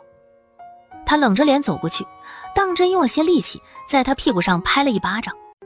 人而无信，不知其可也。做人最要紧是要诚信。你今日的成绩是投机取巧换来的，不是真正的光荣。成绩不好不要紧，但最关键是问心无愧，不做欺骗自己的事，明白吗？爹爹别气，昭昭知道错了，昭昭下一次再也不敢了。是小蜜蜂主动帮我的。宝宝乖，不哭，爹给你揉揉好不好？哼，臭爹爹不理你了。好了，爹不该动手，爹错了，行吗？嘿嘿，那就原谅你一次啊。爹爹，幸好今天昭昭赢了，不然明天可能你就见不到我了。跟爹说清楚。袁昭昭翻身坐起，把下午的事仔仔细细、前前后后学了个明白。这下你清楚了吧？小笨蛋，激将法不知道吗？要不是小蜜蜂，你就中计了。放心吧，爹爹，昭昭这么做可是为了帮派日后的发展。明天你宝宝我就在学院出名了，爹要不别去早朝了，跟着我一起威风威风吧。大可不必。说是威风，你那个帮派连个名字都没有，不是贻笑大方。爹爹是状元，又是少妇，肯定是这里最有文化的人。那爹爹帮昭昭取吧。就叫虎头帮吧。昭昭最喜欢虎头，好呀，就叫虎头帮。父女俩一拍即合，南宫燕亲笔写下3个大字：寒江过瘾，我虎头帮刀哥今日在此。南宫燕闷头低笑，笑得肩膀都抖动了起来。云昭昭一愣，爹爹真坏，竟然笑话昭昭。你刚刚那是在做什么？排练啊，明天是刀哥的大日子，自然要吹得霸气一点。可是什么？刘嬷嬷给昭昭带的衣服都不合适，就算家里也没有合适的。想不想要最拉风的衣袍？想。想不想要最霸气的出场？想，昭昭想。好，爹能帮你，但前提回答我个问题。爹爹快说。我和齐萧，你最喜欢谁？云昭昭转过身，坏笑着捂住嘴嘻嘻。这个父王早问过他了，他有经验。很难答吗？昭昭最喜欢南宫爹爹，昭昭和南宫爹爹天下第一好。这样爹爹明白了吗？南宫燕耳垂微红，眼神也异常的明亮，郑重的点头。哎，爹爹，你去哪？昭昭最拉风、最霸气的帐篷你还没给我呢。后半夜，鸿蒙学院的学舍里，有人在挑灯夜读，有人在炫技。爹爹，你怎么什么都会？这也太神奇了吧！也没有，但比齐萧是要强些。奇怪，这3个爹爹好像看谁都不顺眼的样子，碰在一起不会打架吗？翌日，哎，都别谈了，跟我去食堂门口看戏去。什么戏？学院请戏班子了？哪儿啊？是那个朝阳郡主，听说打赌又赢了云洛瑶，赌注是谁输了，当众认输，大喊3声我错了，再也不敢了。那有什么意思啊？2个小孩子玩呢，也值得你。哎，不对，正想着，见宫锦逸已经出去了，他忙跟上。哎，锦逸，等等我。刀哥，我错了，刀哥，我再也不敢了。刀哥，我错了，刀哥，我再也不敢了。刀哥，我错了，刀哥，我再也不敢了。刀哥是谁啊？对啊，你不是和云昭昭打赌了吗？怎么还有刀哥的事啊？我怎么知道？都是他让我喊的，你们找云昭昭去。承蒙各位抬爱，来参加虎头帮的开派立宗大典，刀哥就是我，我就是刀哥。哇，好威风，他好强。是啊，像个大侠，又像个打鱼的。哎呀，都告诉你别戴那帽子，你不听，这下好了吧？他觉得挺酷啊。简直胡闹！陈夫自己人倒是看得乐呵极了。哈哈，我觉得很可爱呀。你别总这么严厉嘛，寓教于乐。对呀对呀，这样机灵可爱的小郡主，难怪摄政王和少妇都宠着。自从他来了，这学院里也热闹了不少啊。看见没，劫富济贫，冲你来的。把劫富济贫改了。你在教本帮主做事？行吧，估计你也没有什么宝贝盒子，到时候被劫了，可别怪别人没提醒你。改，马上改，阿爷。于是上联重新更换惩恶扬善。哎，你这虎头帮到底是干嘛的？对啊，惩恶扬善我们明白，去灾度恶是什么意思？刀哥说了，凡是在学院里或者家中有灾厄，都可以找他，根据难易程度收取报酬，50文起步。大家还没说完，众人不感兴趣的走了。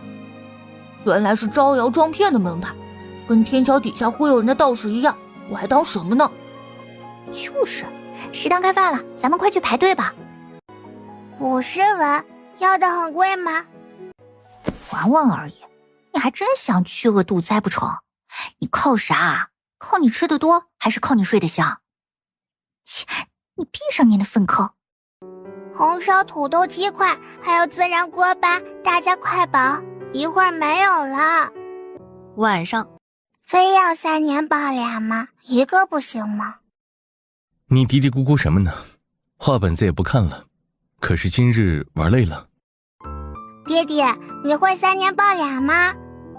告诉爹，谁给你讲的？是顾伯母说给青瑶阿姐听的，让昭昭听见啦。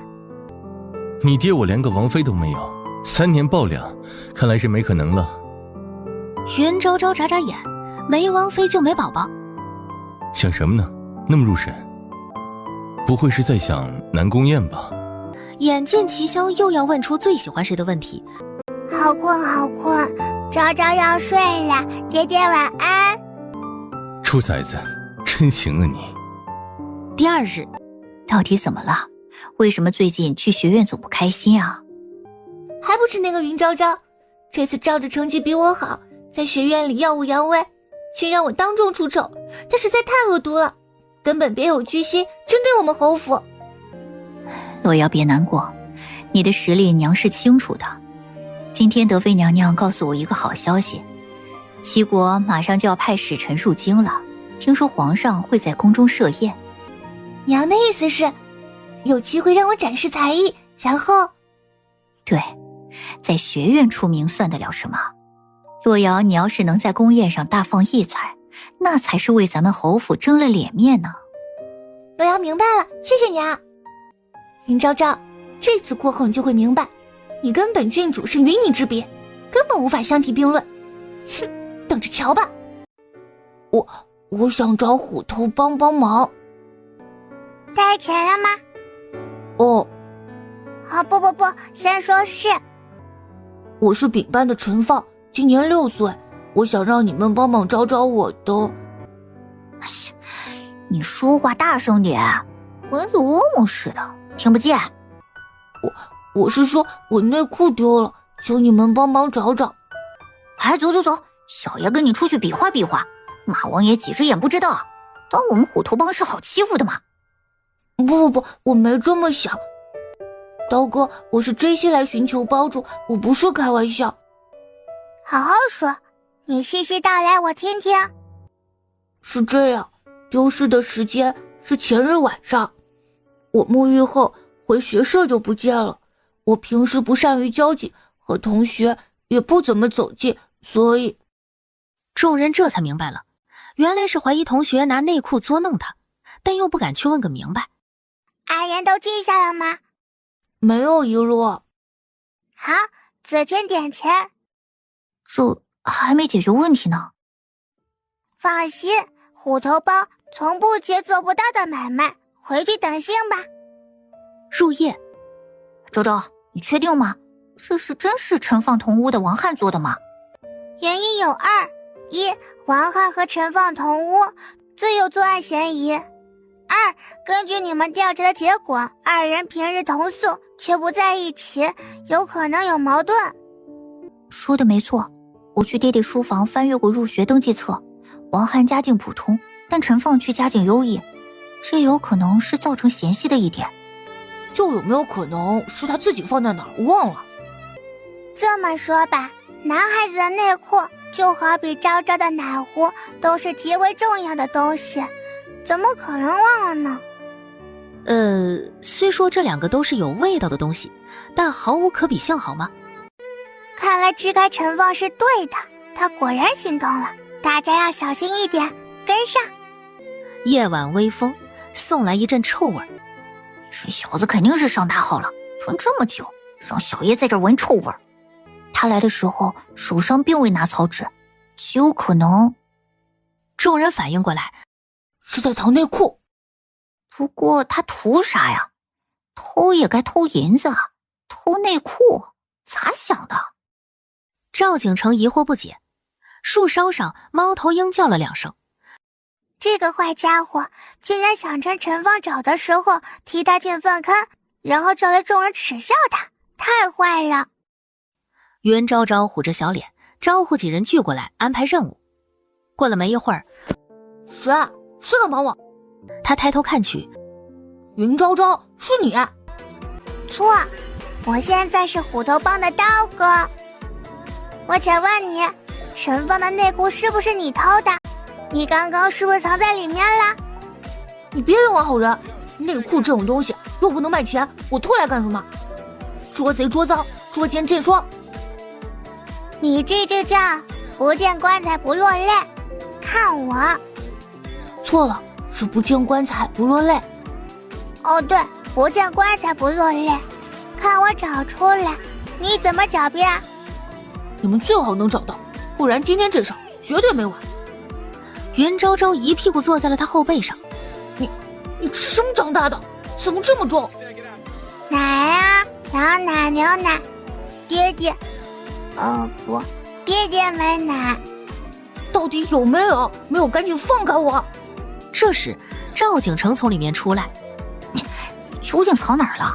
不会是扔下粪坑了吧？猫头鹰飞了过来，招招，找梁上，在上面找梁上。你还有什么好说的？再不交代，我们现在就带你去找夫子。对，哪有你这样坏的？故意捉弄同学，不是君子所为。是不是误会了？陈芳看着不像那种人。怎么不像？我家兄弟6个，我排老4，上孝顺父母，下照顾小弟，在学院大家都和我玩的，只有他，明明是一个无助的，也不说话，叫他更不出去玩，这不是看不起我是什么？就在这时，后面突然传来陈放焦急的声音：“不是这样的，我没有瞧不起你，算不吧，不用多解释，这件事情确实是我做的，你想怎么样，直说吧。我不用你们帮忙了，这事儿就算了。之前不能退的呀，你咋还变怪了？男儿要讲诚信，二爹说的。不用退钱，我就是不想让夫子知道，我不想追究了。为什么？对不起，是我不好，我从小爹爹生意忙，娘跟他走南闯北，家里只有我和嬷嬷，我不会跟别人相处。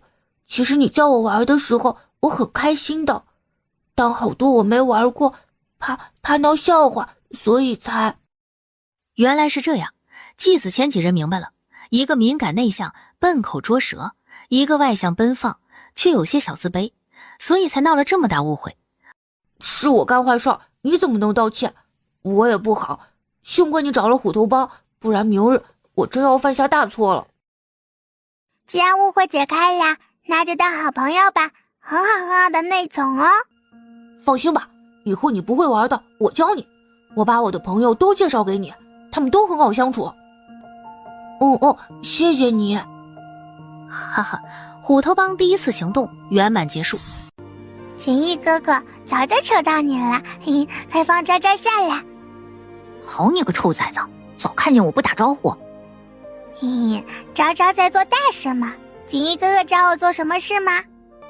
没什么，帮某人带个口信，让你一定进宫参加宫宴。那你帮我告诉他，有好吃的才行哦，不然昭昭不去。行。对了，我刚刚在树上瞧着你虎头帮来生意了。对呀，足足50文钱，厉害吧？哥帮你算个账啊，一日50文，一月才1500文，1两多点，这缎布都买不了一匹，更何况你能保证天天有生意吗？锦衣哥哥这么聪明，这么厉害，帮昭昭想想办法嘛。好吧，哥哥告诉你什么叫宣传。之后的几日，就在云昭昭苦思冥想如何大力宣传虎头帮的时候，齐国使臣来了。王爷，属下还是认为此次太过冒险了。那萧元帝城府深不可测，此次迎我们入境，谁知道是不是设下陷阱等着我们呢？不入虎穴焉得虎子，云中岭那一战的排兵布阵极像了那人，我非要走上这一遭方能安心。提到那人，明清眼中闪过一抹惧色，不过还是摇摇头。大皇子多年前死在战场，被马蹄践踏成肉泥，如何能成了大前战神？王爷定是多虑了。齐顺眼眸晦暗。好了，不说这些，你去准备晚上入宫的礼品，让伦儿准备好，漠视了礼仪。是，王爷。王爷，这帮前人竟如此待您，您看，连萧元帝都迟迟不来，简直没把我们大齐放在眼里。无妨，别忘了我们来的目的是什么。伦儿呢？怎么还没进来？王爷放心，世子聪慧，您看，正跟他说话的那位，就是传言能护佑大前的转世仙童。世子这是在为您收集情报呢。世子殿下，这个东西真的要送给我吗？殿下，这物件太贵重，你还是收回去吧。没关系，拿着吧。这种东西，我齐国王室多的是，不用在意。迎面战神威风凛凛，今日一见，果然名不虚传，让人心生敬佩。摄政王，本王敬你。哼，杂碎，你终于还是上钩了。墨迹，当年的账，本王早晚一笔一笔跟你算清楚。就在这时，父皇，渣渣来啦！你这什么打扮呢？老虎啊，是不是特别像？昭昭专门让刘嬷嬷做的。怎么样，是不是特别亮眼？刚要开口叫他，和盛尖细的嗓音传来：皇上驾到！陛下，本王这次前来，一是为了两国邻邦团结互通，二是为了澄清匪寇一事。此事绝不是我齐国皇室之事，请陛下明鉴。那敢问贤王殿下，这些杀人如麻的匪寇都是齐人，如何交代？那照这位大臣的意思，齐国的老鼠跑来大前走街串巷，偷吃香油，本王也要负责吗？小小鼠辈确实不足挂齿，如贤王所言，那日后我大前的猫儿若闯进齐国，还请贤王只当看不见，毕竟都是些畜生。好啊，少傅大人说得好。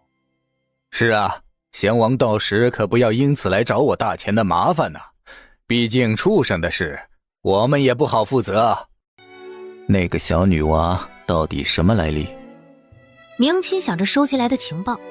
王爷，那是朝阳郡主。皇帝陛下，臣有一不情之请，今日盛宴，本王出彩头，不如来场比试如何？那你想怎么比？陛下，听闻大前有个转世仙童，1岁能言，3岁能作诗。本王看今日宴上这么些孩子，不如就考教一下画艺，谁画得好，本王这颗夜明珠就送他做奖励，如何？既然睿亲王有此雅兴，那便出题吧。不如就以江山为题，时间1炷香，谁画得好，这珠子就归他了。此话一出，朝臣们犹豫了。若是普通花鸟，尚可让自家孩子参加，但题为江山，宏大难画不说，还总觉得背后另有深意，还是不要踩坑为好。怎么，竟没人敢与洛瑶郡主一比吗？那不如让年龄相仿的朝阳郡主来试试如何？齐顺话落，3道极冷的视线锁紧他。朝阳郡主，怎么样？想不想试试？比也行，让他先画。就这样，众目睽睽之下，袁洛瑶在浴池台中间的画台前坐好，提笔作画，一气呵成。难怪被传能护佑大前，多谢郡主送江山给本王，本王感激不尽。该你了。是啊，朝阳郡主，该你了。不知你会不会也给本王送上江山呢？爹爹，看昭昭给你争气。他走去齐顺桌前，挺起胸膛。我要开始啦。画台在那边。嘿，和昭昭就愿意在这里面。说完，趁他没注意，把他手边的江山图一把扯开，扔在地上，然后在众人震惊的目光中，一脚踩了上去。朝阳郡主，你这是作何？画画呀，你没看到吗？哼，是吗？本王可从没发现过这般作画的。那是你没见识，本郡主一向如此作画。好，那你说这画叫什么？这就叫一脚定江山。好，好啊，好个一脚定江山！朝阳郡主画得太好了。没错，好啊，画的真是太好了。这不对，明明我画的更好，为什么都在夸他？这不公平！哼，洛瑶郡主说的有理，画艺比的是画工，在本王看来是洛瑶郡主胜出。楚梦雪此时从后面站起，我也认为是洛瑶郡主赢了。你得罪过他吗？嘿嘿，云昭昭凑到他耳边，就是这样，锦衣哥哥让昭昭干的，不怪昭昭的。人家让你帮忙破坏定亲，没说让你冒充私生子。齐萧无语半晌，看着自家调皮的崽子，有种老父亲的心累感。唉，吃吧，多吃点。壮士扛奏。本王在齐国早有耳闻，魏相刚正不阿，连门下弟子也不举荐入朝，都要凭本事科考。本王拜服，不如今日就让魏相定输赢。本王绝无二话。请问魏相，就画工而言，谁更胜一筹？这要是论国家大义，朝阳郡主的确更胜一筹，但要论画工，脚上突然一疼，魏相，到底是谁赢啊？朝阳郡主胜。哼，既然魏相都这么说，这夜明珠，朝阳郡主便拿去吧。什么稀罕物？至于牛成这样子吗？哼！他眼珠一转，从明亲手里接过夜明珠的时候后，装作滑手。哎呀，竟然不是夜明珠，只是普通萤石。你胡说！本王千辛万苦寻来的夜明珠，怎么会是萤石？非也非也，大家看啊，萤石碎裂成粉末，只在暗夜有微光，是以有时被用来铺路，是能打磨的。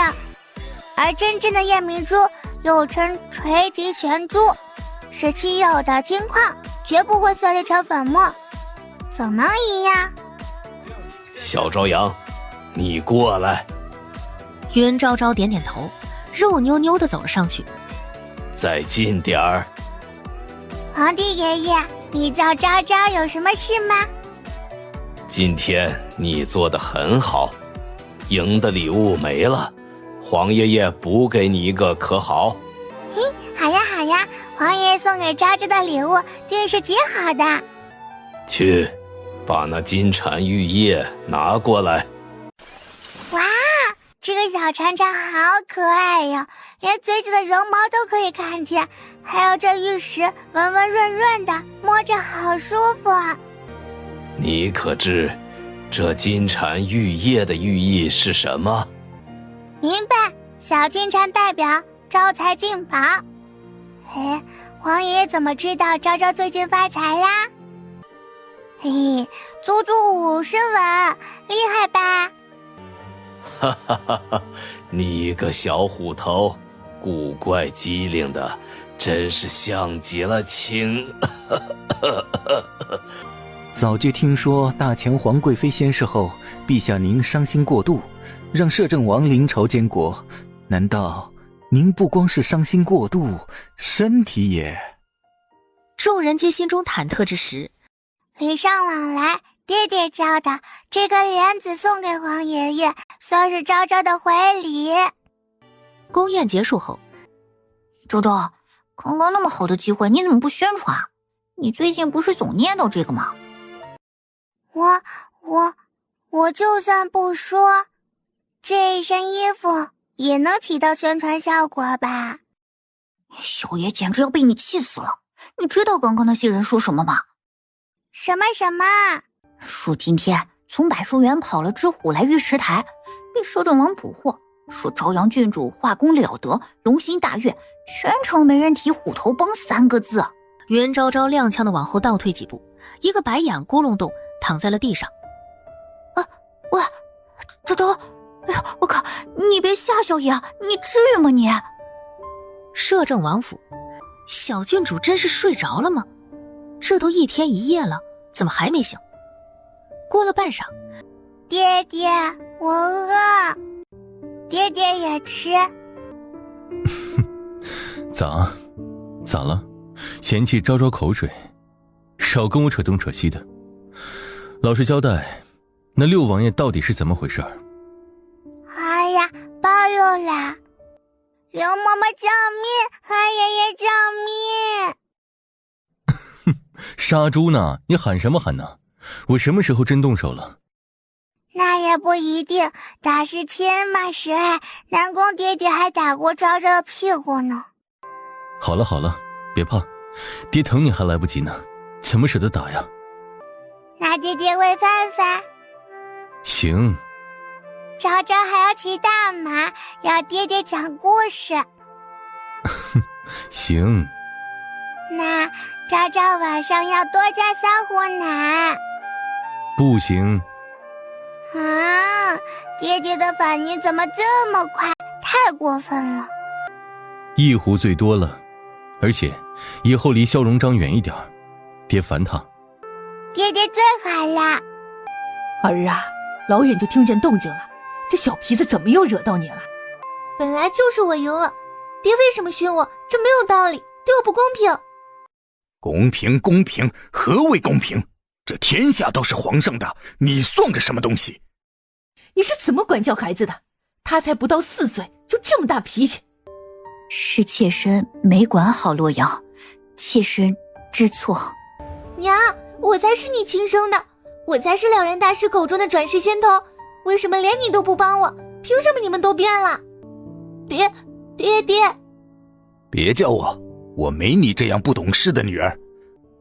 袁继说完，陈莲甩袖离开。你们谁都别给他送饭，犯下这样的错，非让他好好长长教训不可。等他认错了再说。贝贝不乖，再这样跑，我就不给你小鱼干了。就在这时，假山后突然伸出一双手，狠狠一推，他顿时失去平衡。刚才看我笑话，不是很高兴吗？现在滋味如何？我没有，帮我叫人，我手臂好痛，好像断了。哼，关我什么事？你就不怕我告诉爹爹？我再被训斥，也是大师口中能庇护大钱的仙童。你真觉得爹会为了你弃掉我吗？翌日，你个傻瓜，你就这么忍了一晚上都疼着。娘，小美好可怕，你千万别去找爹，千万。还没说完，人已经晕了过去。洛府院，昨日是女儿不对，女儿知错，请父亲责罚。你说有急事告诉我，赶紧说吧。爹，女儿这些日子变化是大，其实是睡不安宁导致的。睡不安宁？是，梦中总是闪过一些奇奇怪怪的画面，直到昨日我见到那个瑞亲王，才突然想起我梦中见过他的脸，就是他率领军队攻破城池，遍地都是血和尸首。爹，我怕。你说的可是真的？千真万确，洛瑶不敢说谎。没有内奸，城门没办法这么快攻破。梦中你可看到是何人里应外合？你仔细想想。爹，我想起来了，是摄政王，是他。爹昨天那样严厉也是为了你好，下次万不可在皇上面前无礼，听见吗？洛瑶知错了，以后有梦到什么，一定第一时间告诉爹爹，明白吗？夫君，你快去瞧瞧吧，安宁昨晚被这小皮子推下了假山，手臂断了。什么小皮子？洛瑶是皇上亲封的郡主。夫君，不该先问问安宁吗？大晚上那么黑，他跑去假山摔了不找大夫，还来怨怪妹妹。见他冷漠离开，柳如霜僵在原地。这就是他多年侍候的夫君安宁的爹。出府一趟，去站打听打听，我安排去淮阴府的人回来了吗？是，姨娘。翌日一早。真的吗？那个夜明珠是假的？当然是假的，碎成沫了，能是真的吗？哇，天哪！难道那只猛虎就是你？没错，就是区区不才，在下我。虎头帮刀哥是爷。来来来，有钱的捧个钱场，没钱的捧个钱场，觉得在下讲得好的，他更要来个钱场，跟我说是也不是？1文2文不嫌少，3两4两不嫌多。哇，想干嘛呢？给小鱼回来！没一会儿人就散光了。这时饭缸突然一沉，一定10两的银子放了进来。一哥哥，你这是要找虎头帮帮忙吗？没有，说的不错，给你的赏钱。啊！宫锦衣眼眸一弯，让赵景成几人先回班。怎么了？有什么难题说出来，哥哥帮你。伸手不打笑脸人，是你说的。是没错。怎么了？我昭昭笑得腮帮子都酸了，还特意穿成这样子，还是一个生意都没有，都跑了。你用心太急，让人一眼就看出你想掏空人家的口袋，那些人可不就让你吓跑了吗？是这样。你好好想想，哥哥相信你绝对没问题的，对不对？没错，昭昭会加油。走了走了，上课去了，一哥哥拜拜。鸿蒙学院后山。好疼。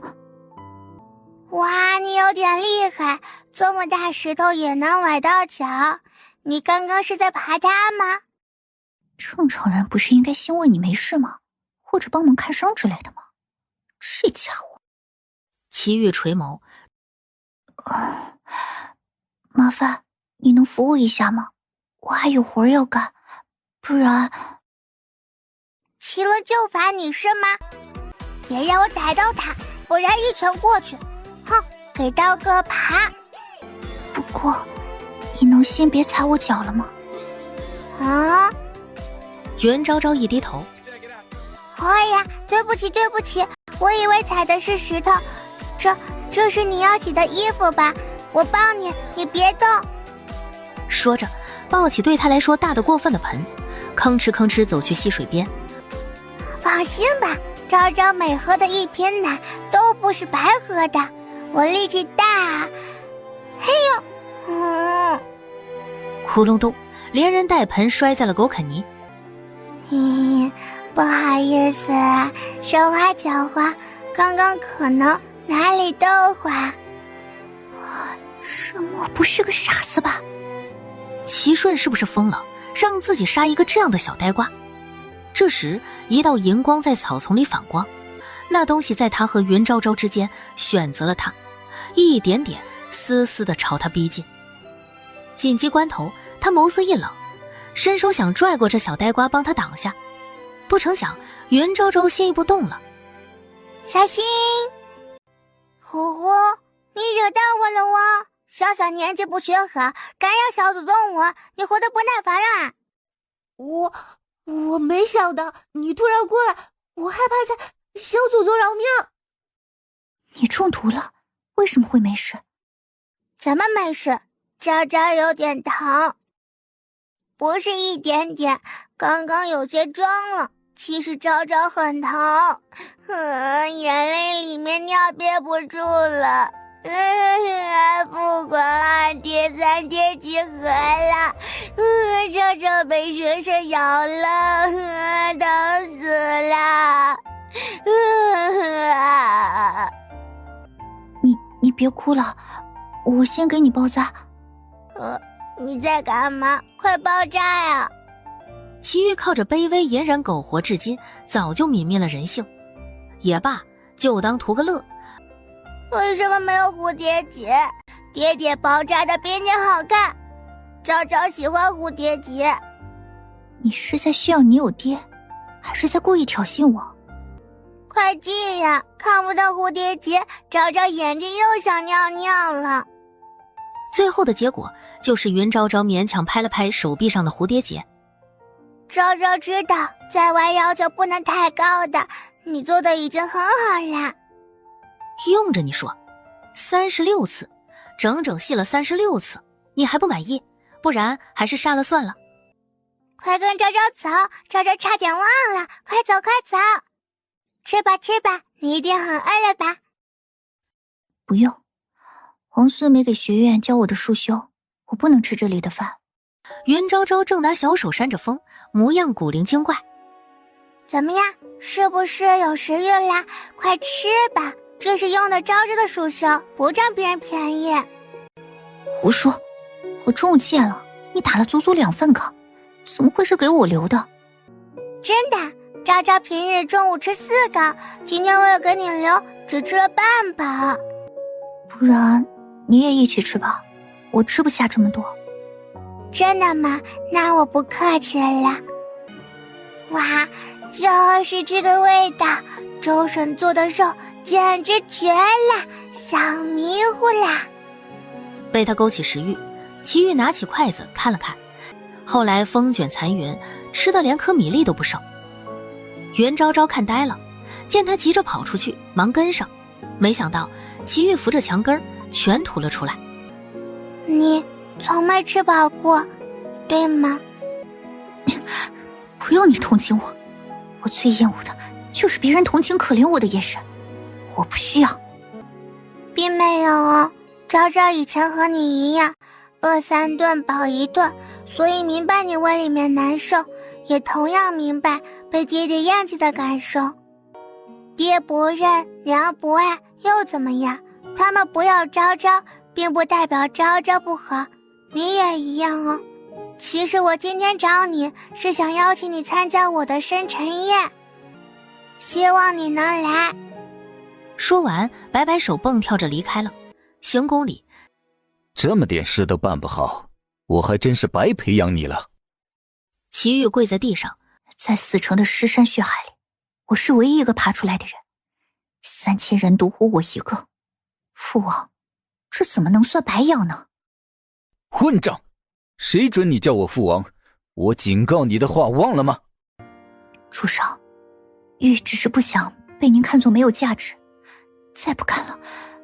而且我是故意没有杀他，马上就是朝阳郡主的生辰宴，他邀请了我，我想趁机混入王府，帮您刺探摄政王的秘密，最好能在那里下手，一举两得，不会让人怀疑到咱们身上。不错，在学院动手，栾儿刚去，势必会有人怀疑他。如果在王府动手，宾客那么多，麻烦就少多了。行了，下去吧，这件事务必办妥，明白了吗？是，主上。与此同时，此话当真？师爷夫人真还活着？她当真在生产之日见到了红光？你所说一切，当真？小人受过您恩惠，必不敢说谎。那夫人不知经历了什么，家破人亡，如今刘家就剩她一人，脑子也有些不大好。附近的村子都管她叫颠婆，看着怪让人可怜的。不过听人说，她晚上嘴里总叫着“还我小女，还我小女”的话，跟叫魂似的，听得让人毛骨悚然。这些钱算作路费，你去把她带上京，其他都归你。到时卖身契一拿，自谋生路去吧。夫人放心，这事儿定给您办好。8月初9，圣爷且慢，您老去哪家庆贺生辰啊？还能有谁？自然是摄政王府。疏远将军，这是去王府还是去侯府呀？自然是帮朝阳郡主庆生。宫宴那天，激动的老子都哭了。是个男的就该明白，什么叫做热血好儿郎。快快快，别挡道！我家那臭小子催呢，说摄政王送个豹子给朝阳郡主，他急等着看呢。大家让让，借过借过。我也去王府看豹子。哎，别落下我，几位大人，等等啊！就这样，浩浩荡荡的车队齐齐往摄政王府驶去。来而不往非礼也，送昭昭一句祝福，还你一个奇迹。这位大人，开始吧。昭昭啊，你顾伯伯我是个粗人，也不会说啊，不然只送礼成不？过了这个村可就没有这个店了。亲戚可是说了，顾伯伯好像急着当外祖父呢，确定不呀？那顾伯伯祝我们昭昭年年有今日，岁岁有今朝。好嘞，多子多孙多福禄，早起。下一位。下官御史沈从明，祝朝阳郡主生辰快乐，久寿长安。袁昭昭看着他，小眉头慢慢皱起。小郡主，缘何这么看着在下？喂，月老庙去过几次啦？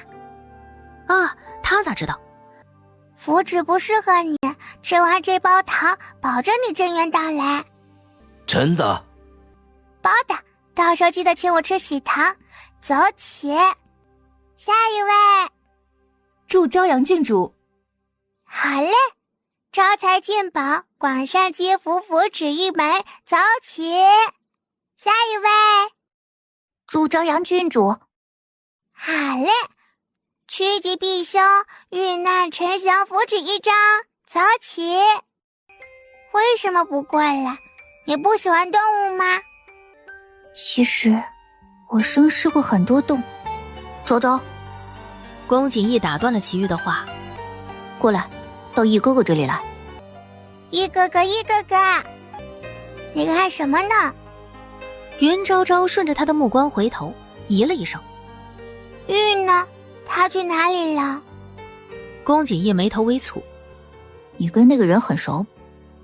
对呀，是昭昭新交的朋友，专门来跟我庆祝生辰的，而且今晚他要住在这里哦，明天和昭昭一起去学院。见宫锦逸半晌没吭声。话说某人是不是忘了一点什么？要不要昭昭提醒你呀？宫锦逸忽略心中异样，笑着从脖子上摘下项圈，帮他戴了上去。这是干嘛？生辰特许吗？不光能摸还能试戴？别说，分量十足。昭昭现在是不是很有气质？呵呵呵，呵呵呵。不用摘，这是哥哥送你的4岁生辰礼，祝我们昭昭岁岁年年，万喜万般宜，永远这么开心快乐。待宫锦逸被客人们叫走，他还沉浸在摸宝石的快乐中。今天是他下凡之后最快乐的一天了。侯府这样的生辰礼真是别开生面。洛瑶郡主，本皇孙告辞了。他们今日一定有事耽搁了，而且苏大人去了外地，不然芊芊和他都会来的。麒麟连掩饰都不需要了，轻蔑一笑，叫上车夫离开了。发达喽，发达喽！让昭昭看看，1、2、3，当当！哇，是小裙子耶，好漂亮！顾伯母手艺真好，再来一个。齐萧进来的时候，正看着一个敦实的糯米团子，哼着歌撅着屁股往他那宝贝箱子里塞着什么。见有动静，云昭昭立刻盖上盖子，结果顿顿夹手了。小手指本就短粗，你还小，爹爹是臭坏蛋，不理你了。疼。哼，不是你白天抱着我说我天下第一好了，你一天天胖气怎么这么多呀？齐萧走过去，一把抱起他，刚要哄，结果云昭昭突然龇牙咧嘴。怎么回事？被蛇咬了，为什么回来不说？南宫燕知不知道？带你看大夫了没有？爹爹别急，昭昭没事。昭昭百毒不侵，区区银环蛇根本伤不到昭昭。银环蛇那不是百越巫教的圣蛇。这到底是怎么回事？说清楚。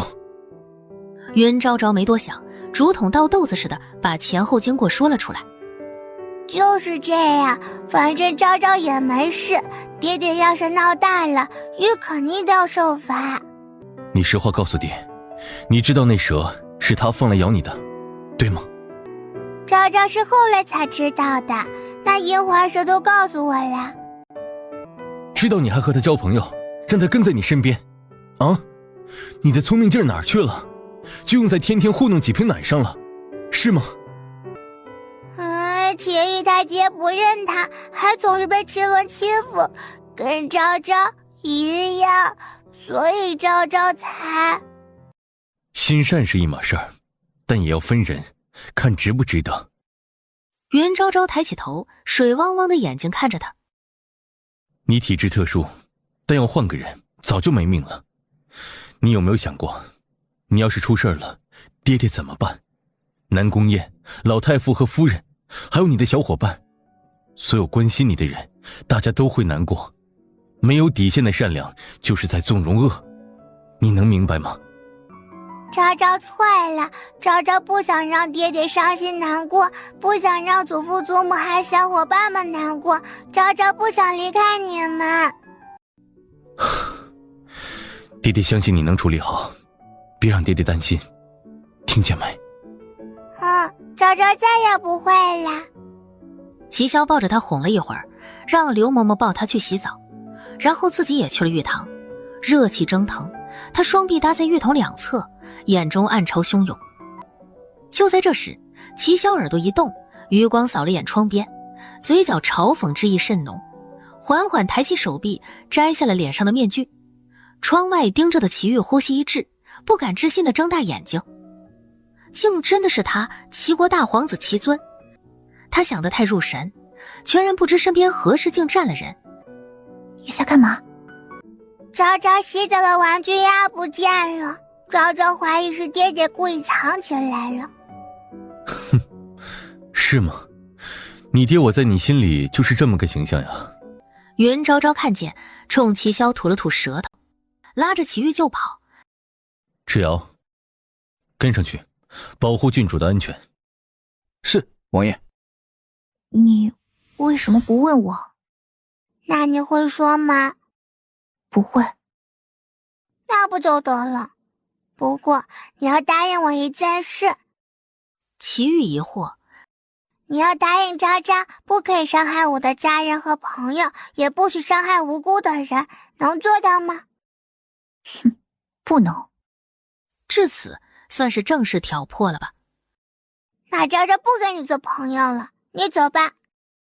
昭昭会保护好身边的家人和朋友，绝对不会让他们受伤害，所以你要是存着什么坏心思，就不是昭昭的朋友。书房里，齐萧惊讶。他真这么说？是，王爷，属下也没想到小郡主会这么果断，看来在小郡主心里，王爷的地位很重。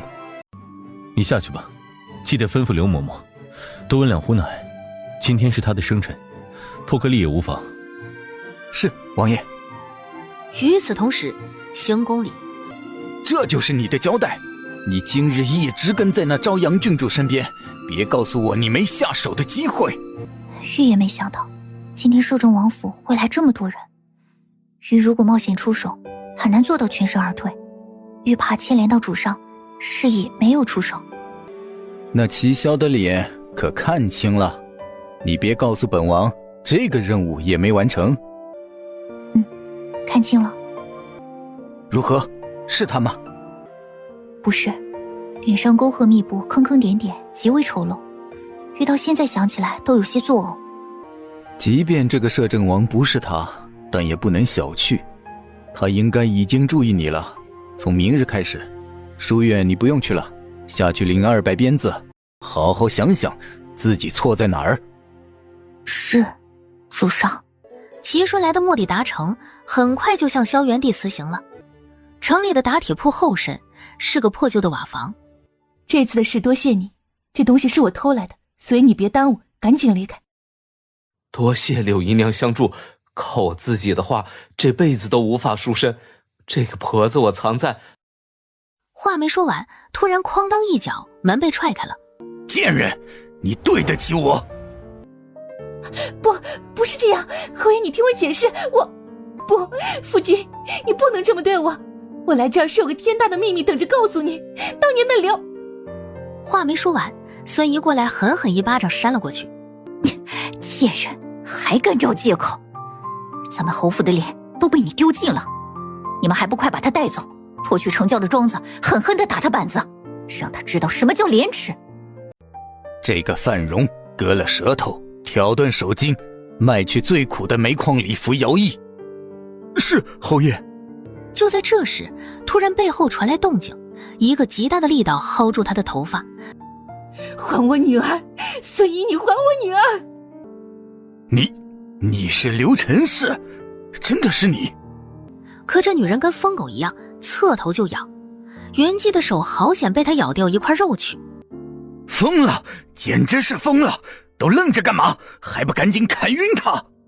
慌乱中，那疯妇仰头凄厉地痛叫一声，竟见他胸口竟插着一柄匕首，而拿刀的人竟然是洛瑶郡主。这个孩子竟杀了他亲娘。要说巧，天空突然一道闪电劈下。不要杀我娘，不要杀我娘，洛瑶害怕。先带范荣走，至于柳如霜，带回府先锁起来。今天的事谁都不准说出去，不然我绝不会放过他。鸿蒙学堂，怎么回事？其他人呢？上课时间跑出去，不怕夫子罚他们吗？罚？人家被六王爷带去浮水，拜你所赐，我们都被落下了。你这话什么意思？什么叫拜我所赐？六王爷说了，凡是参加朝阳郡主生辰宴的，都可以去参加浮水，可不就是拜你所赐？我们去不了吗？那好，你们把送去侯府的礼物都拿回去，我不稀罕。我和皇孙玩的不知多好，谁擅去什么臭水沟浮水，简直自降身份。得了吧，别在这儿打肿脸充胖子。人家去的是天池山，世家贵族这个季节要去的话都要提前预定，听说六王爷还包场了呢。云昭昭，你抢了我生辰宴的风都不说，在学院里也为难我，简直该死！不饶你，我绝对不饶你！大哥，你快来！几人忙跑了进去，惊见袁昭昭的课桌被划得一道一道的。谁干的？站出来！咱们前后脚进来，绝不可能是我们。你这是什么眼神？难道怀疑我不成？这明显是在针对他。除了你还有谁？荣禄瑶，破坏学院桌子，欺负同学，这种行为可是要被赶出学院的。你敢说真不是你吗？林昭昭，人多就有礼吗？你不过就是仗着有3个爹爹，他们帮你跟你好，无非是在巴结摄政王、少傅大人还有六王爷罢了。你真当自己多了不起？哼，什么虎头帮刀割，简直可笑！窗檐下的燕子急了，叽叽喳喳叫个不停。昭昭，就是袁洛瑶拿小刀划的。虎蒙将军天令，属下在。挪开桌椅板凳，带我和他比试一场，重振我虎头帮声威。是，大哥。季军师何在？属下在。拿纸笔重新开赌，就赌我跟他比试拳脚，谁能赢？是，大哥。淡定，今日就让你们见识见识我虎头帮的拳法。我这一生要强的兄弟，祝你平安。云昭昭，是你自己要比的，可愿愿赌服输？今天我就好好出这口恶气，让你再嚣张。袁昭昭抬头刚要说好，眸光错愕，袁洛瑶的面相怎么变了？莫不是怕了？怕了认输还来得及。云洛瑶，你眉毛下面装2个蛋，光会眨眼睛不会看，我大哥是会怕的人吗？大哥，不愧是你。绝了，昭昭，只有你的，这词咋想的？好可爱，宝宝，加油！云昭昭，你找死！今天非要抓花你的脸，让你以后再没脸出现在这儿。什么御兽宗、小祖宗，什么郡主，什么宝贝蛋、宝宝、乖宝，这些本该属于我，属于我。昭昭，你干嘛呢？人家都冲过来了，你还摆造型？大哥，你小心！降龙！接着又前手向前方伸去，高度在胸口。伏虎。在袁洛瑶的爪子朝他脸抓来之际，袁昭昭眼神一凛，双拳在天，侧身顶出。伏羲塔宁，给我破！哐哐两拳，同时顶在袁洛瑶胸口和腹部。赢了，赢了，真的赢了！大哥，你太厉害了！季子谦、魏泽言瞅了眼他们，笑着忙活起来，细细一算，又小赚一笔。静堂里，慢一些，别急，当心噎着。刚刚用了大力气，昭昭饿吗？爹爹来晚了，没看见。刚刚昭哥可厉害了，一记伏羲打牛，把欺负我的人打出去，足足3米远。太解气了！你都没看见袁洛瑶那狼狈样，敢欺负刀哥，这就是下场。谁说爹爹没看到？我家宝宝真棒！昭昭都说了嘛，每壶奶都不是白喝的。爹爹，不然晚上多加2壶牛奶吧，不然昭昭以后力气太小，在外面容易被人欺负。你呀，真跟齐笑说的没错，那点聪明劲儿都用在糊弄几壶牛奶上了，要用在学习上，不定进步多快呢。爹看你好像很会赌，谁教你的？三爹爹呀，三爹爹说赌博上的学问，昭昭10年都学不会，保管我受有终身。我……嘘，再多说一句，那人今晚的奶取消。侯府，侯爷且慢，洛瑶郡主在这里，您一并接回家去吧。袁纪惊讶地从府门口折返，被袁洛瑶黑脸的模样吓了一跳。这怎么回事？你做什么了？未待他开口，陈夫子拱手：侯爷，洛瑶郡主在学院用刀划坏了同学的桌子，欺负同学不说，还跟同学打架，被学院责令回家静思己过。你，爹爹，是那云昭昭故意冤枉我，我没做过，不是我干的。院长亲笔信在此，一切都是调查过的，苏倩倩几人口供俱在，万不会冤枉了你。况且我亲眼所见，是你先动手的，怎还在狡辩？侯爷，被破坏的桌椅请照价赔偿，还有被欺负的人是朝阳郡主，之后摄政王府、南宫府甚至六王爷那里，恐怕都不会善罢甘休，在下严禁于此。学院还有事，先告辞了。家门不幸，家门不幸啊！你看看你，如今还有半点淑女样貌，真是太让为父失望了。明明是他打了我，爹不说帮我，还骂我。等什么呢？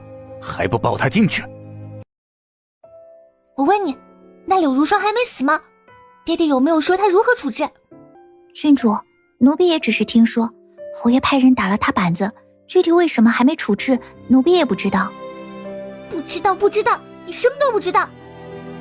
滚出去！本郡主懒得看你这副蠢相。袁洛瑶听着远处似有似无的哀嚎，眼含杀意，从抽匣里拿了把短刀塞进袖口，走进了夜色中。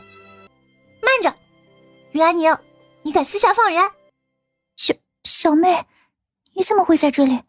把钥匙拿来，有我在，你休想私放柳如霜。不，我不是想放，我只是想给娘上药，她挨了板子，撑得很痛苦。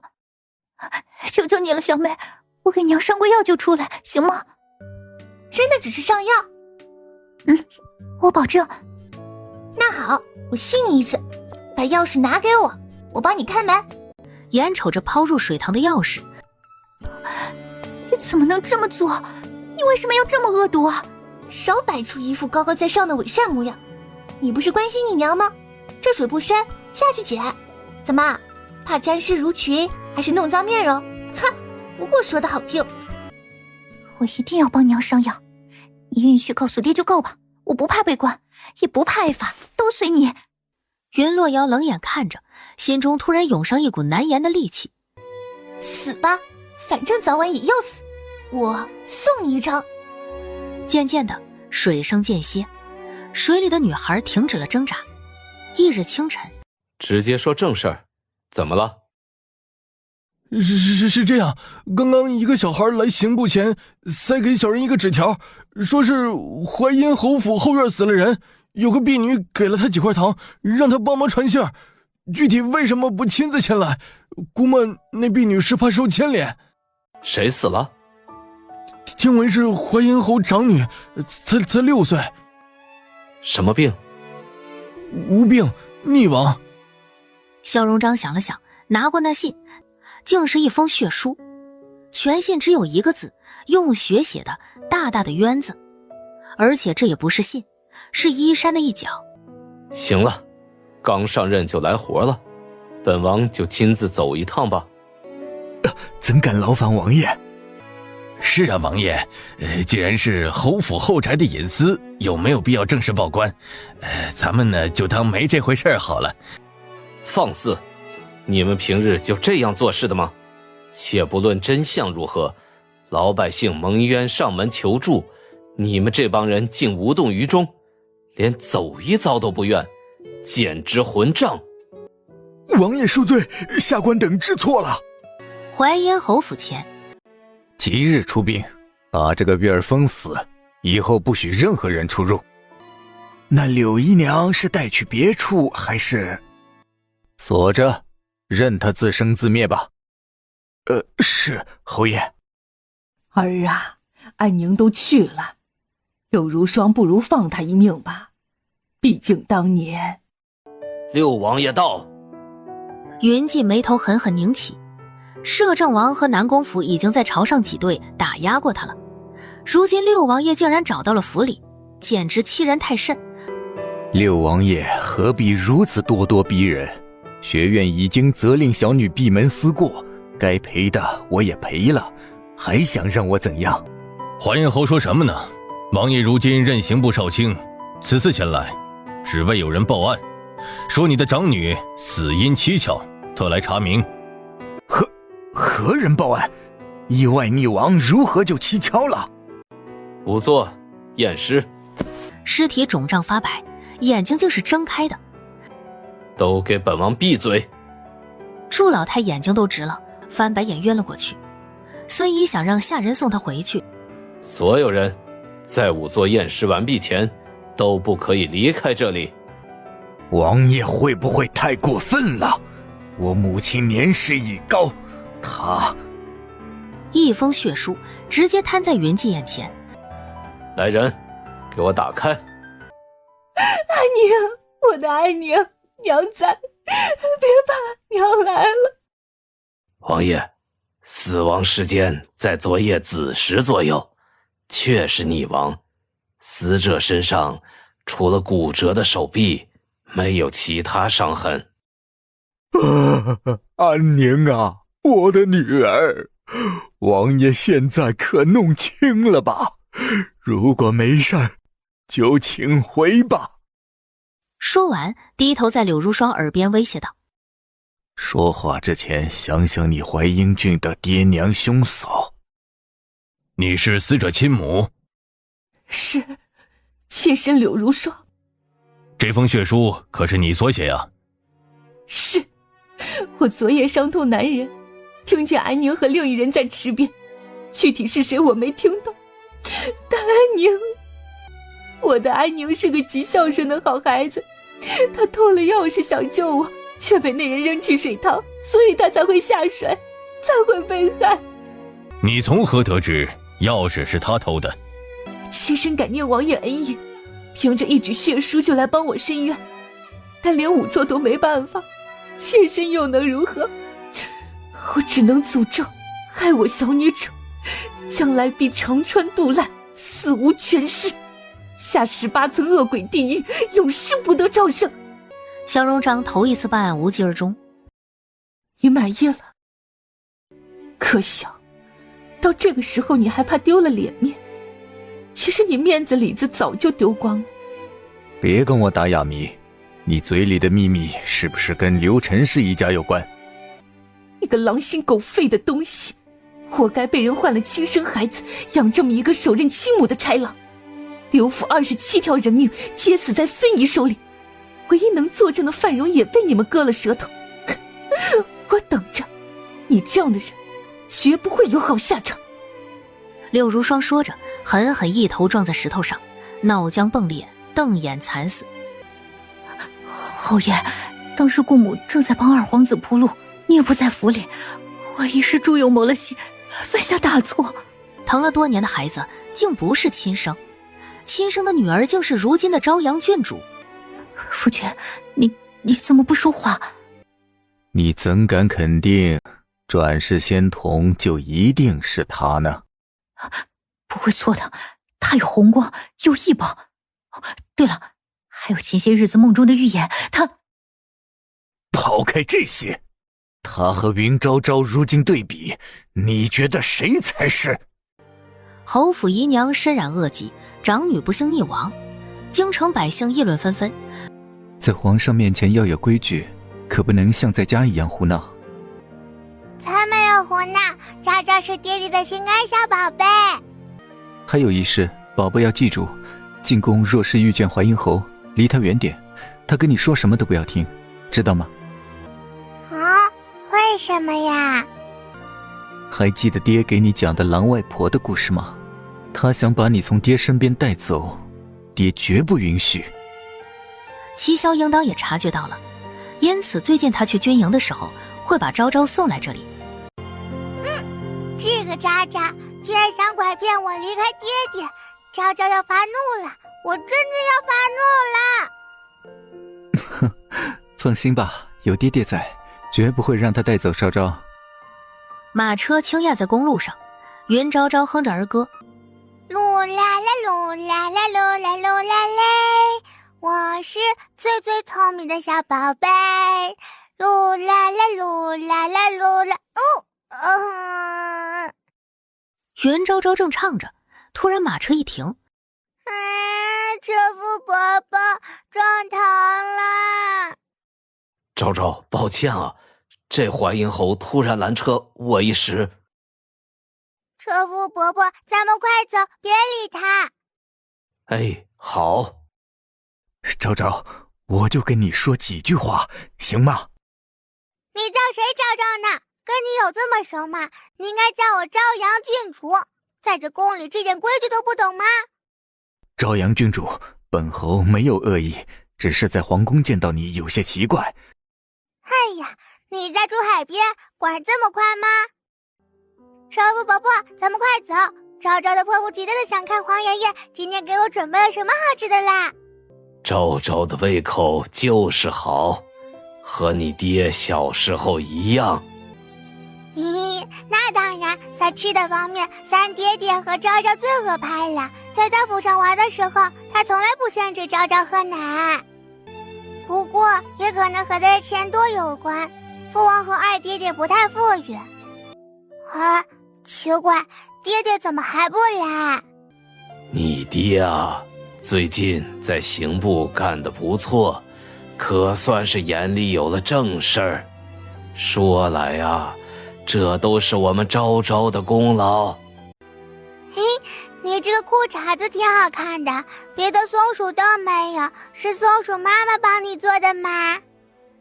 爬了一半的松鼠瞧瞧自己屁股，浑身炸毛。那是我的花纹，我长得独特，关你屁事。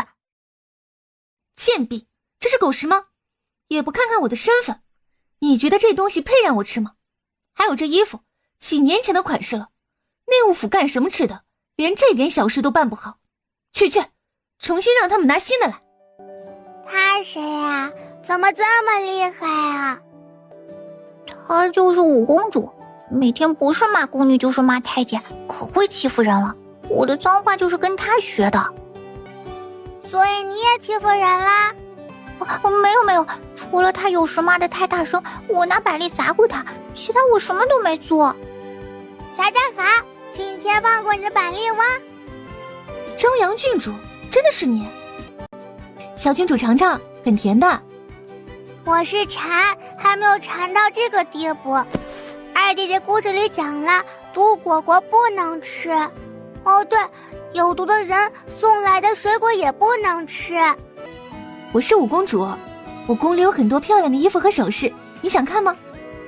可是你刚刚不是还卖了那些宫女拿来的衣服过时了吗？实话告诉你，本公主已经到了出嫁年龄，父皇有心让我自己选个驸马。我不是叫成为你的娘了，以我的身份，其他妾室都没我尊贵，所以你以后也要听我管教，明白吗？袁昭昭虎着脸，别过头当他傻瓜。等等，好像还有个渣爹，跟他挺配的。你真想当我娘？萧然一喜，点了点头。好呀，一会儿爹爹就要去雍和宫前面和皇上请安了，你要是想见他的话，可以去那里哦。乖宝，想爹没？想。乖宝，这额头上的包是怎么回事？撞哪儿了？皇爷爷已经帮我上过药了，说来都怪人人，非要跑出来拦昭昭的马车。袁昭昭气呼呼地把早起的事学给他听。妈的，他还敢来找你，他也配？哎，爹爹怎么也骂人啊？刚刚那个五公主就骂得可难听了，昭昭可不喜欢了。抱歉啊，爹就是一时太生气了，以后注意。不行，我现在就找他去。爹爹先别去，昭昭还等着看好戏呢。哦，详细说说。就是这样，一会儿五公主绝对想不到出现在那儿的是淮阴侯，她的脸色倒是一定很难看。乖宝，这爹可就得教育你了。所谓送佛送到西，既然都见了面，两个坏蛋送作一堆，这才是成人之美，懂吗？请爹爹赐教。晌午，雍和宫外，参见王爷。小松鼠，就是现在。好，明白。不过这次之后，再不许叫我什么裤衩松鼠。知道了，快点，别被发现了。叶的长裙被松鼠的长指甲偷偷勾了丝，缠绕在树干上。喂，救我！啊！袁纪回头的时候，已经有个光溜溜的女人扑进他怀里了。本王还当是何人在此喧嚣，打扰父皇睡觉。原来是淮阴侯啊！这女人是哪个宫里的？如此不知廉耻！来人，乱棍打死，拖出宫去！别，父皇，是我也不知道怎么回事。不知道为何摄政王变成了淮阴侯，不知道为什么好好的衣服偏那么巧就掉了。还不给他扔件衣服？这个样子成何体统？简直辱我皇家颜面！还有淮阴侯，宫廷之内搂抱未出阁的公主，你意欲何为？袁纪吓得面无血色，呆若木鸡，正要解释，你是不是要说你不是故意的，是老五故意跌进你怀里的？呵，那不是说他很贱的意思吗？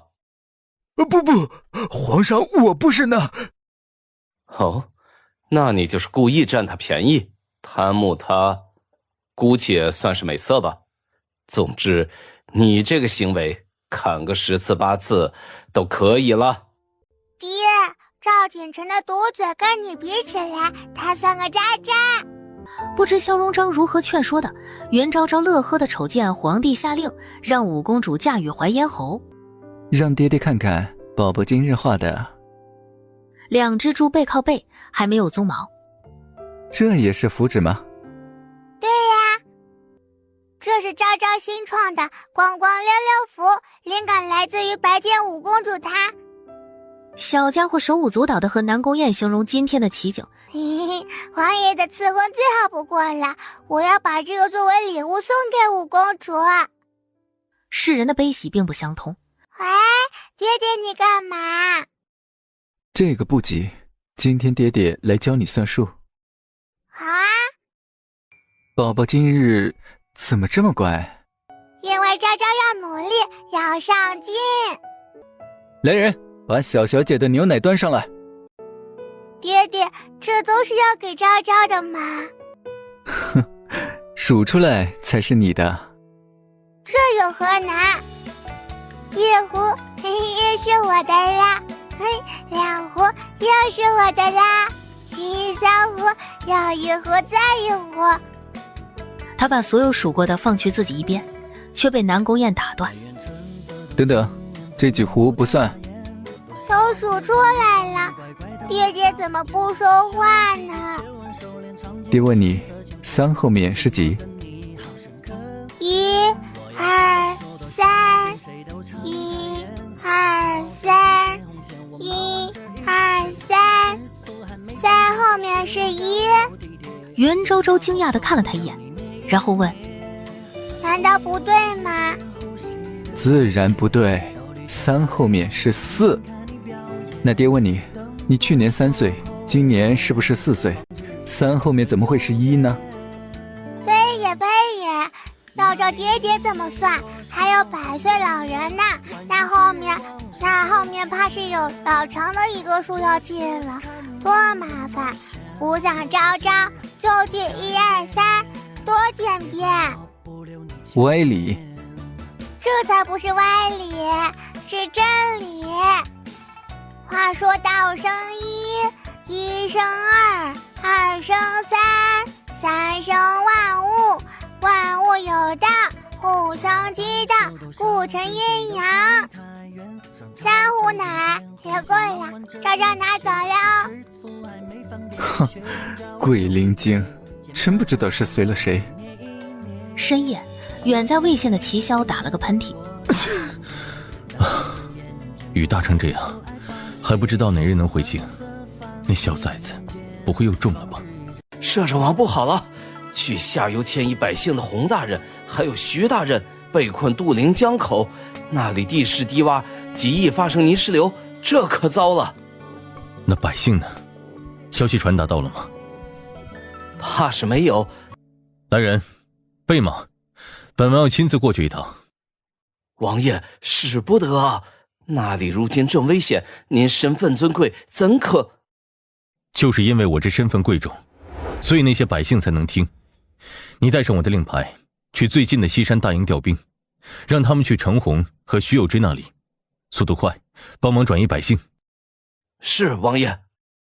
鸿蒙学堂，父皇不回来，二爹也走了，是不是昭昭太顽皮？那天学算术把二爹气到了，早知道就不2皮脸了，爹爹肯定生气了。赵景成在后面听半天，少妇大人肯定是怕吓到你才没跟你说，其实他负责运送草药，跟着车队去了魏县。我爹说那里发了洪水，死了好多人。那不是很危险吗？是没错。爹爹说魏县离京城不远，为了防止疫情扩散，已经决定要封城了。虎头帮兄弟们集合啦！刀哥有何吩咐？国家危难之际，我等虎头帮兄弟怎能坐视不管？现在我命令你们摘莲子，越多越好，千万我要用。是，刀哥。昭昭，你这是要干什么？去灾区救人。这不行，太危险了，小爷不许你去。对呀，昭昭，万一染上可不是开玩笑的。必须今天走，明日三爹爹来见我就走不成了，而且爹爹们都在那里，昭昭不怕。咱们虎头帮现在有多少钱？所有算在一起，共1037两。都换成银票给我，我要捐给当地灾民。好，我这就去办。既然这样，那我跟你一起去，你自己我不放心。我们也去。放心，我一定不会出事的，我会带着好消息回来，你们等我。傍晚，爹爹，等等昭昭啊，等等，停一下，等等我呀。朝阳郡主。小郡主怎么会来？爹爹，昭昭来帮忙啦！马车里，谁让你来的？这外面有多危险，你知道吗？嘿嘿，昭昭知道外面的吃食爹爹吃不惯，专门从卫生坊帮你买的。这个鲜花饼可好吃了，不油腻，是爹爹的口味。哦，对了，袁昭昭使劲伸手，嘿嘿，找到了，爹爹给。我知道外面的人你用不习惯，这是昭昭专门从金堂帮你拿的瓷器，给爹爹喝茶用。傻瓜，你究竟知不知道爹会担心？谁让你跑出来了？爹爹，你看昭昭这一身，外加抱抱，谁敢害我呀？路上大老远遇到一个镖队，妈呀，一声就散开了。嘿嘿，别提多搞笑了。你呀，调皮。爹爹在，他什么都不怕。亏你号称机智无双，你脑子呢？这么危险的地方，你带小崽子来，老子真是疯了！把小崽子托付给你，你就是这么给我带的？给你带？你哪来的脸？昭昭是我女儿，上过族谱的，这次回去后，把她交给我。我靠！南宫子眼，你再说一遍，你刚刚说什么？昭昭4岁，尚只能数到3，跟着你没好处。之后她就住在南宫府，由我全程教导。袁昭昭在马车里听见齐萧粗重的鼻息，眼见要打起来。别打别打，父皇，爹爹好好说话。小崽子，你说你跟谁？幼稚。爸爸，爹爹尊重你的决定。其实昭昭觉得，两人同时看过来。昭昭觉得咱们3个把日子过得比什么都强。哦，对了，还有三爹，他也一起。一起个屁！爱都消失了，三爹，昭昭需要安慰。摄政王，少傅大人，不好了，又有大批感染的百姓被送了过来，温院手快撑不住了。新带来的药没有效果吗？那些人头脚生疮，流脓高热不说，还开始吐血了，眼下怕是已经……袁昭昭闻言，回头扛起麻袋，走了，爸爸，干活去了。袁昭昭头一次看见这样的场景。爹爹，昭昭没憋住尿，不然爹爹帮你去做，好不好？这里面都是照顾燕子他们的心意，昭昭答应他们了，一定要亲自送到。昭阳郡主，这里不是玩闹的地方，您莫为难小人呀。没难问你，昭昭是来帮忙的。你看人手不够，二爹也在救治病患，昭昭也可以。我来，昭阳郡主指点就好。不用了，不然不灵的。对，这莲子和莲子尚且不一样，更何况人的。小郡主，今日一切都听你的。莲子渐渐化去，把这个给你娘喝，她会好的。娘，喝药了，楠楠喝过了不苦的，喝了就有救了。明明自己身上也生了疮，却一心想救娘。袁昭昭眨眨眼，挤回眼泪，起身带着抱抱在灾区里穿梭。渐渐，百姓们的眼神都聚在了他小小的身影上。刚刚还吐血的，现在止住了。多谢昭阳郡主救命之恩。多谢昭阳郡主。昭昭只是来帮忙的，药方是温爷爷开的，这便是大家共同努力的，大家快起来吧。小老虎累了，都成大黄猫了。走，爹给你洗洗去。洗澡澡去。此时玉寿宗，好啊，小祖宗干得好，莲池旁的功德树都开花了，真是太好了。不愧是上古小金莲，法力无边，此等造化别人想都想不来，小祖宗真是厉害。说着众人把目光投向后面。也够了吧？我也不知道那孤女会这么坏。小祖宗这不是没事儿吗？屁话，这全仗着我小祖宗机智，又有气运三子在旁保护。妈的，想起你带回来那孤女，让我小祖宗受苦3年，我就忍不住，我这暴脾气我……哎，师弟，莫急莫气。对，我也不是故意的。用这个，不然不长记性。多谢三师兄，你个老二，别跑！不然我睡中间，你们俩睡。鞭子还没说出来，就被南宫燕一把抱了进去。笑屁啊笑！都给老子进来汇报！赈灾多日，当地的捐款呢？米粮呢？没有这些，洪水退去，等着喝西北风啊！今晚多加2壶奶。好耶！南宫爹爹最好了，昭昭和南宫爹爹天下第一，做最好。南宫燕亲了亲他，去了眼身后不隔音的墙壁，唇角上扬。第2日，爹爹吃饭了。爹爹，昭昭叫你呢。爹，父皇，你猪要上身了吗？不然为什么总是哼哼？隔壁大家都是本地的乡绅，茶商、粮商，3县遇难，我不是只让你们出血，只是让你们起个带头作用，号召3县的百姓携手共度此难关。哼，县令大人可别这么说，我们承担不起。是啊，3年大旱，好不容易囤点粮，这又遇见洪水，咱们自家老小也得活命，没那么大公无私。各位，朝廷有赈灾款布价，但灾后重建需要时间，百姓们没有余粮拿什么活？3县是你们的家，你们出一份力就这么难吗？同时，隔壁的云昭昭傻眼了，听得这么清楚的吗？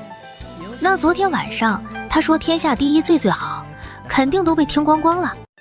爹爹莫急，昭昭有办法。说要逃命似的往隔壁跑。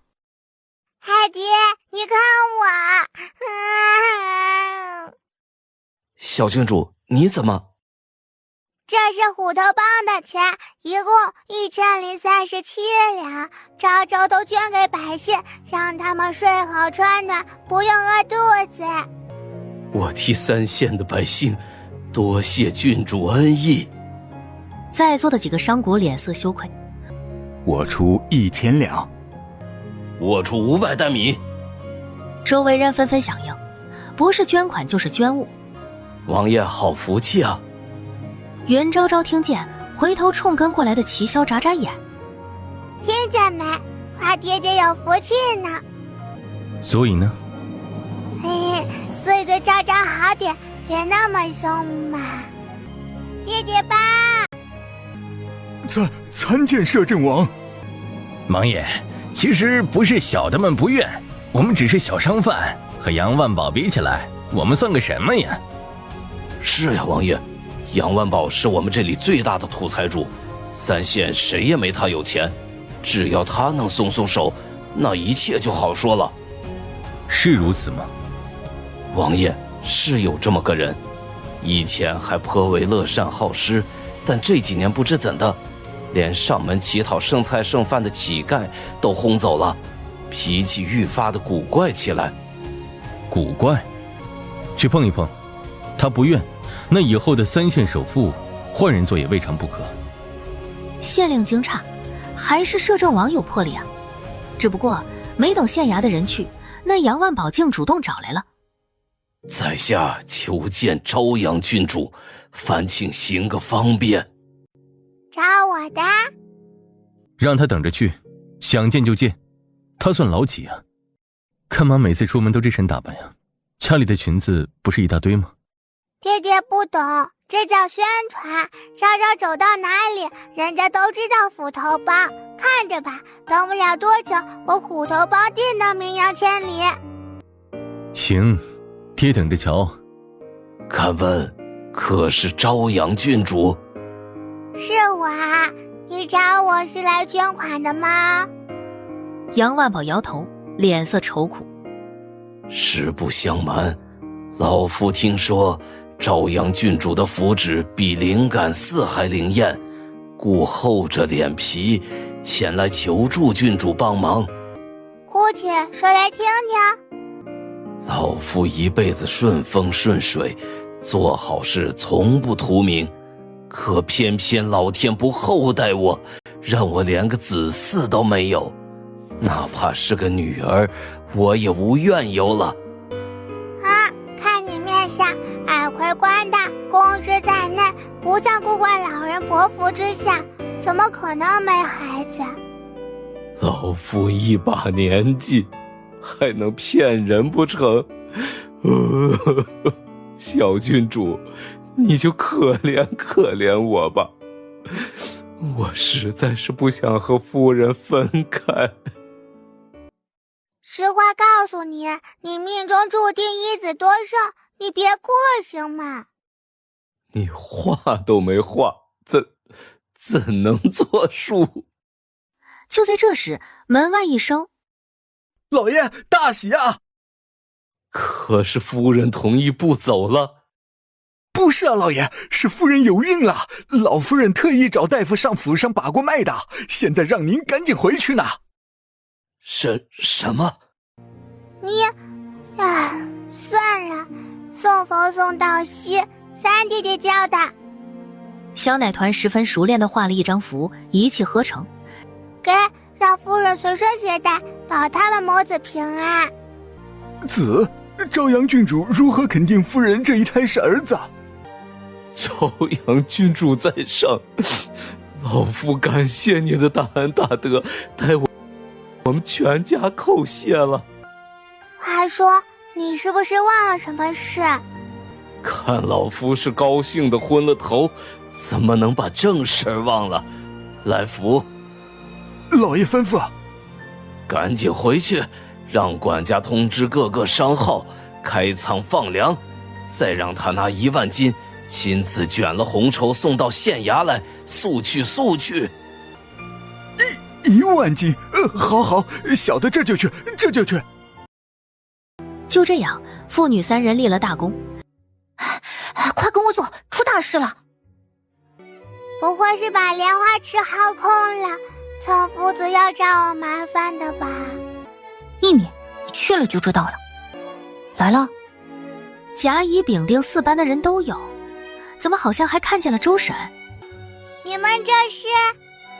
大哥，我先来的，我钱丢了，能不能让虎头帮帮我找找？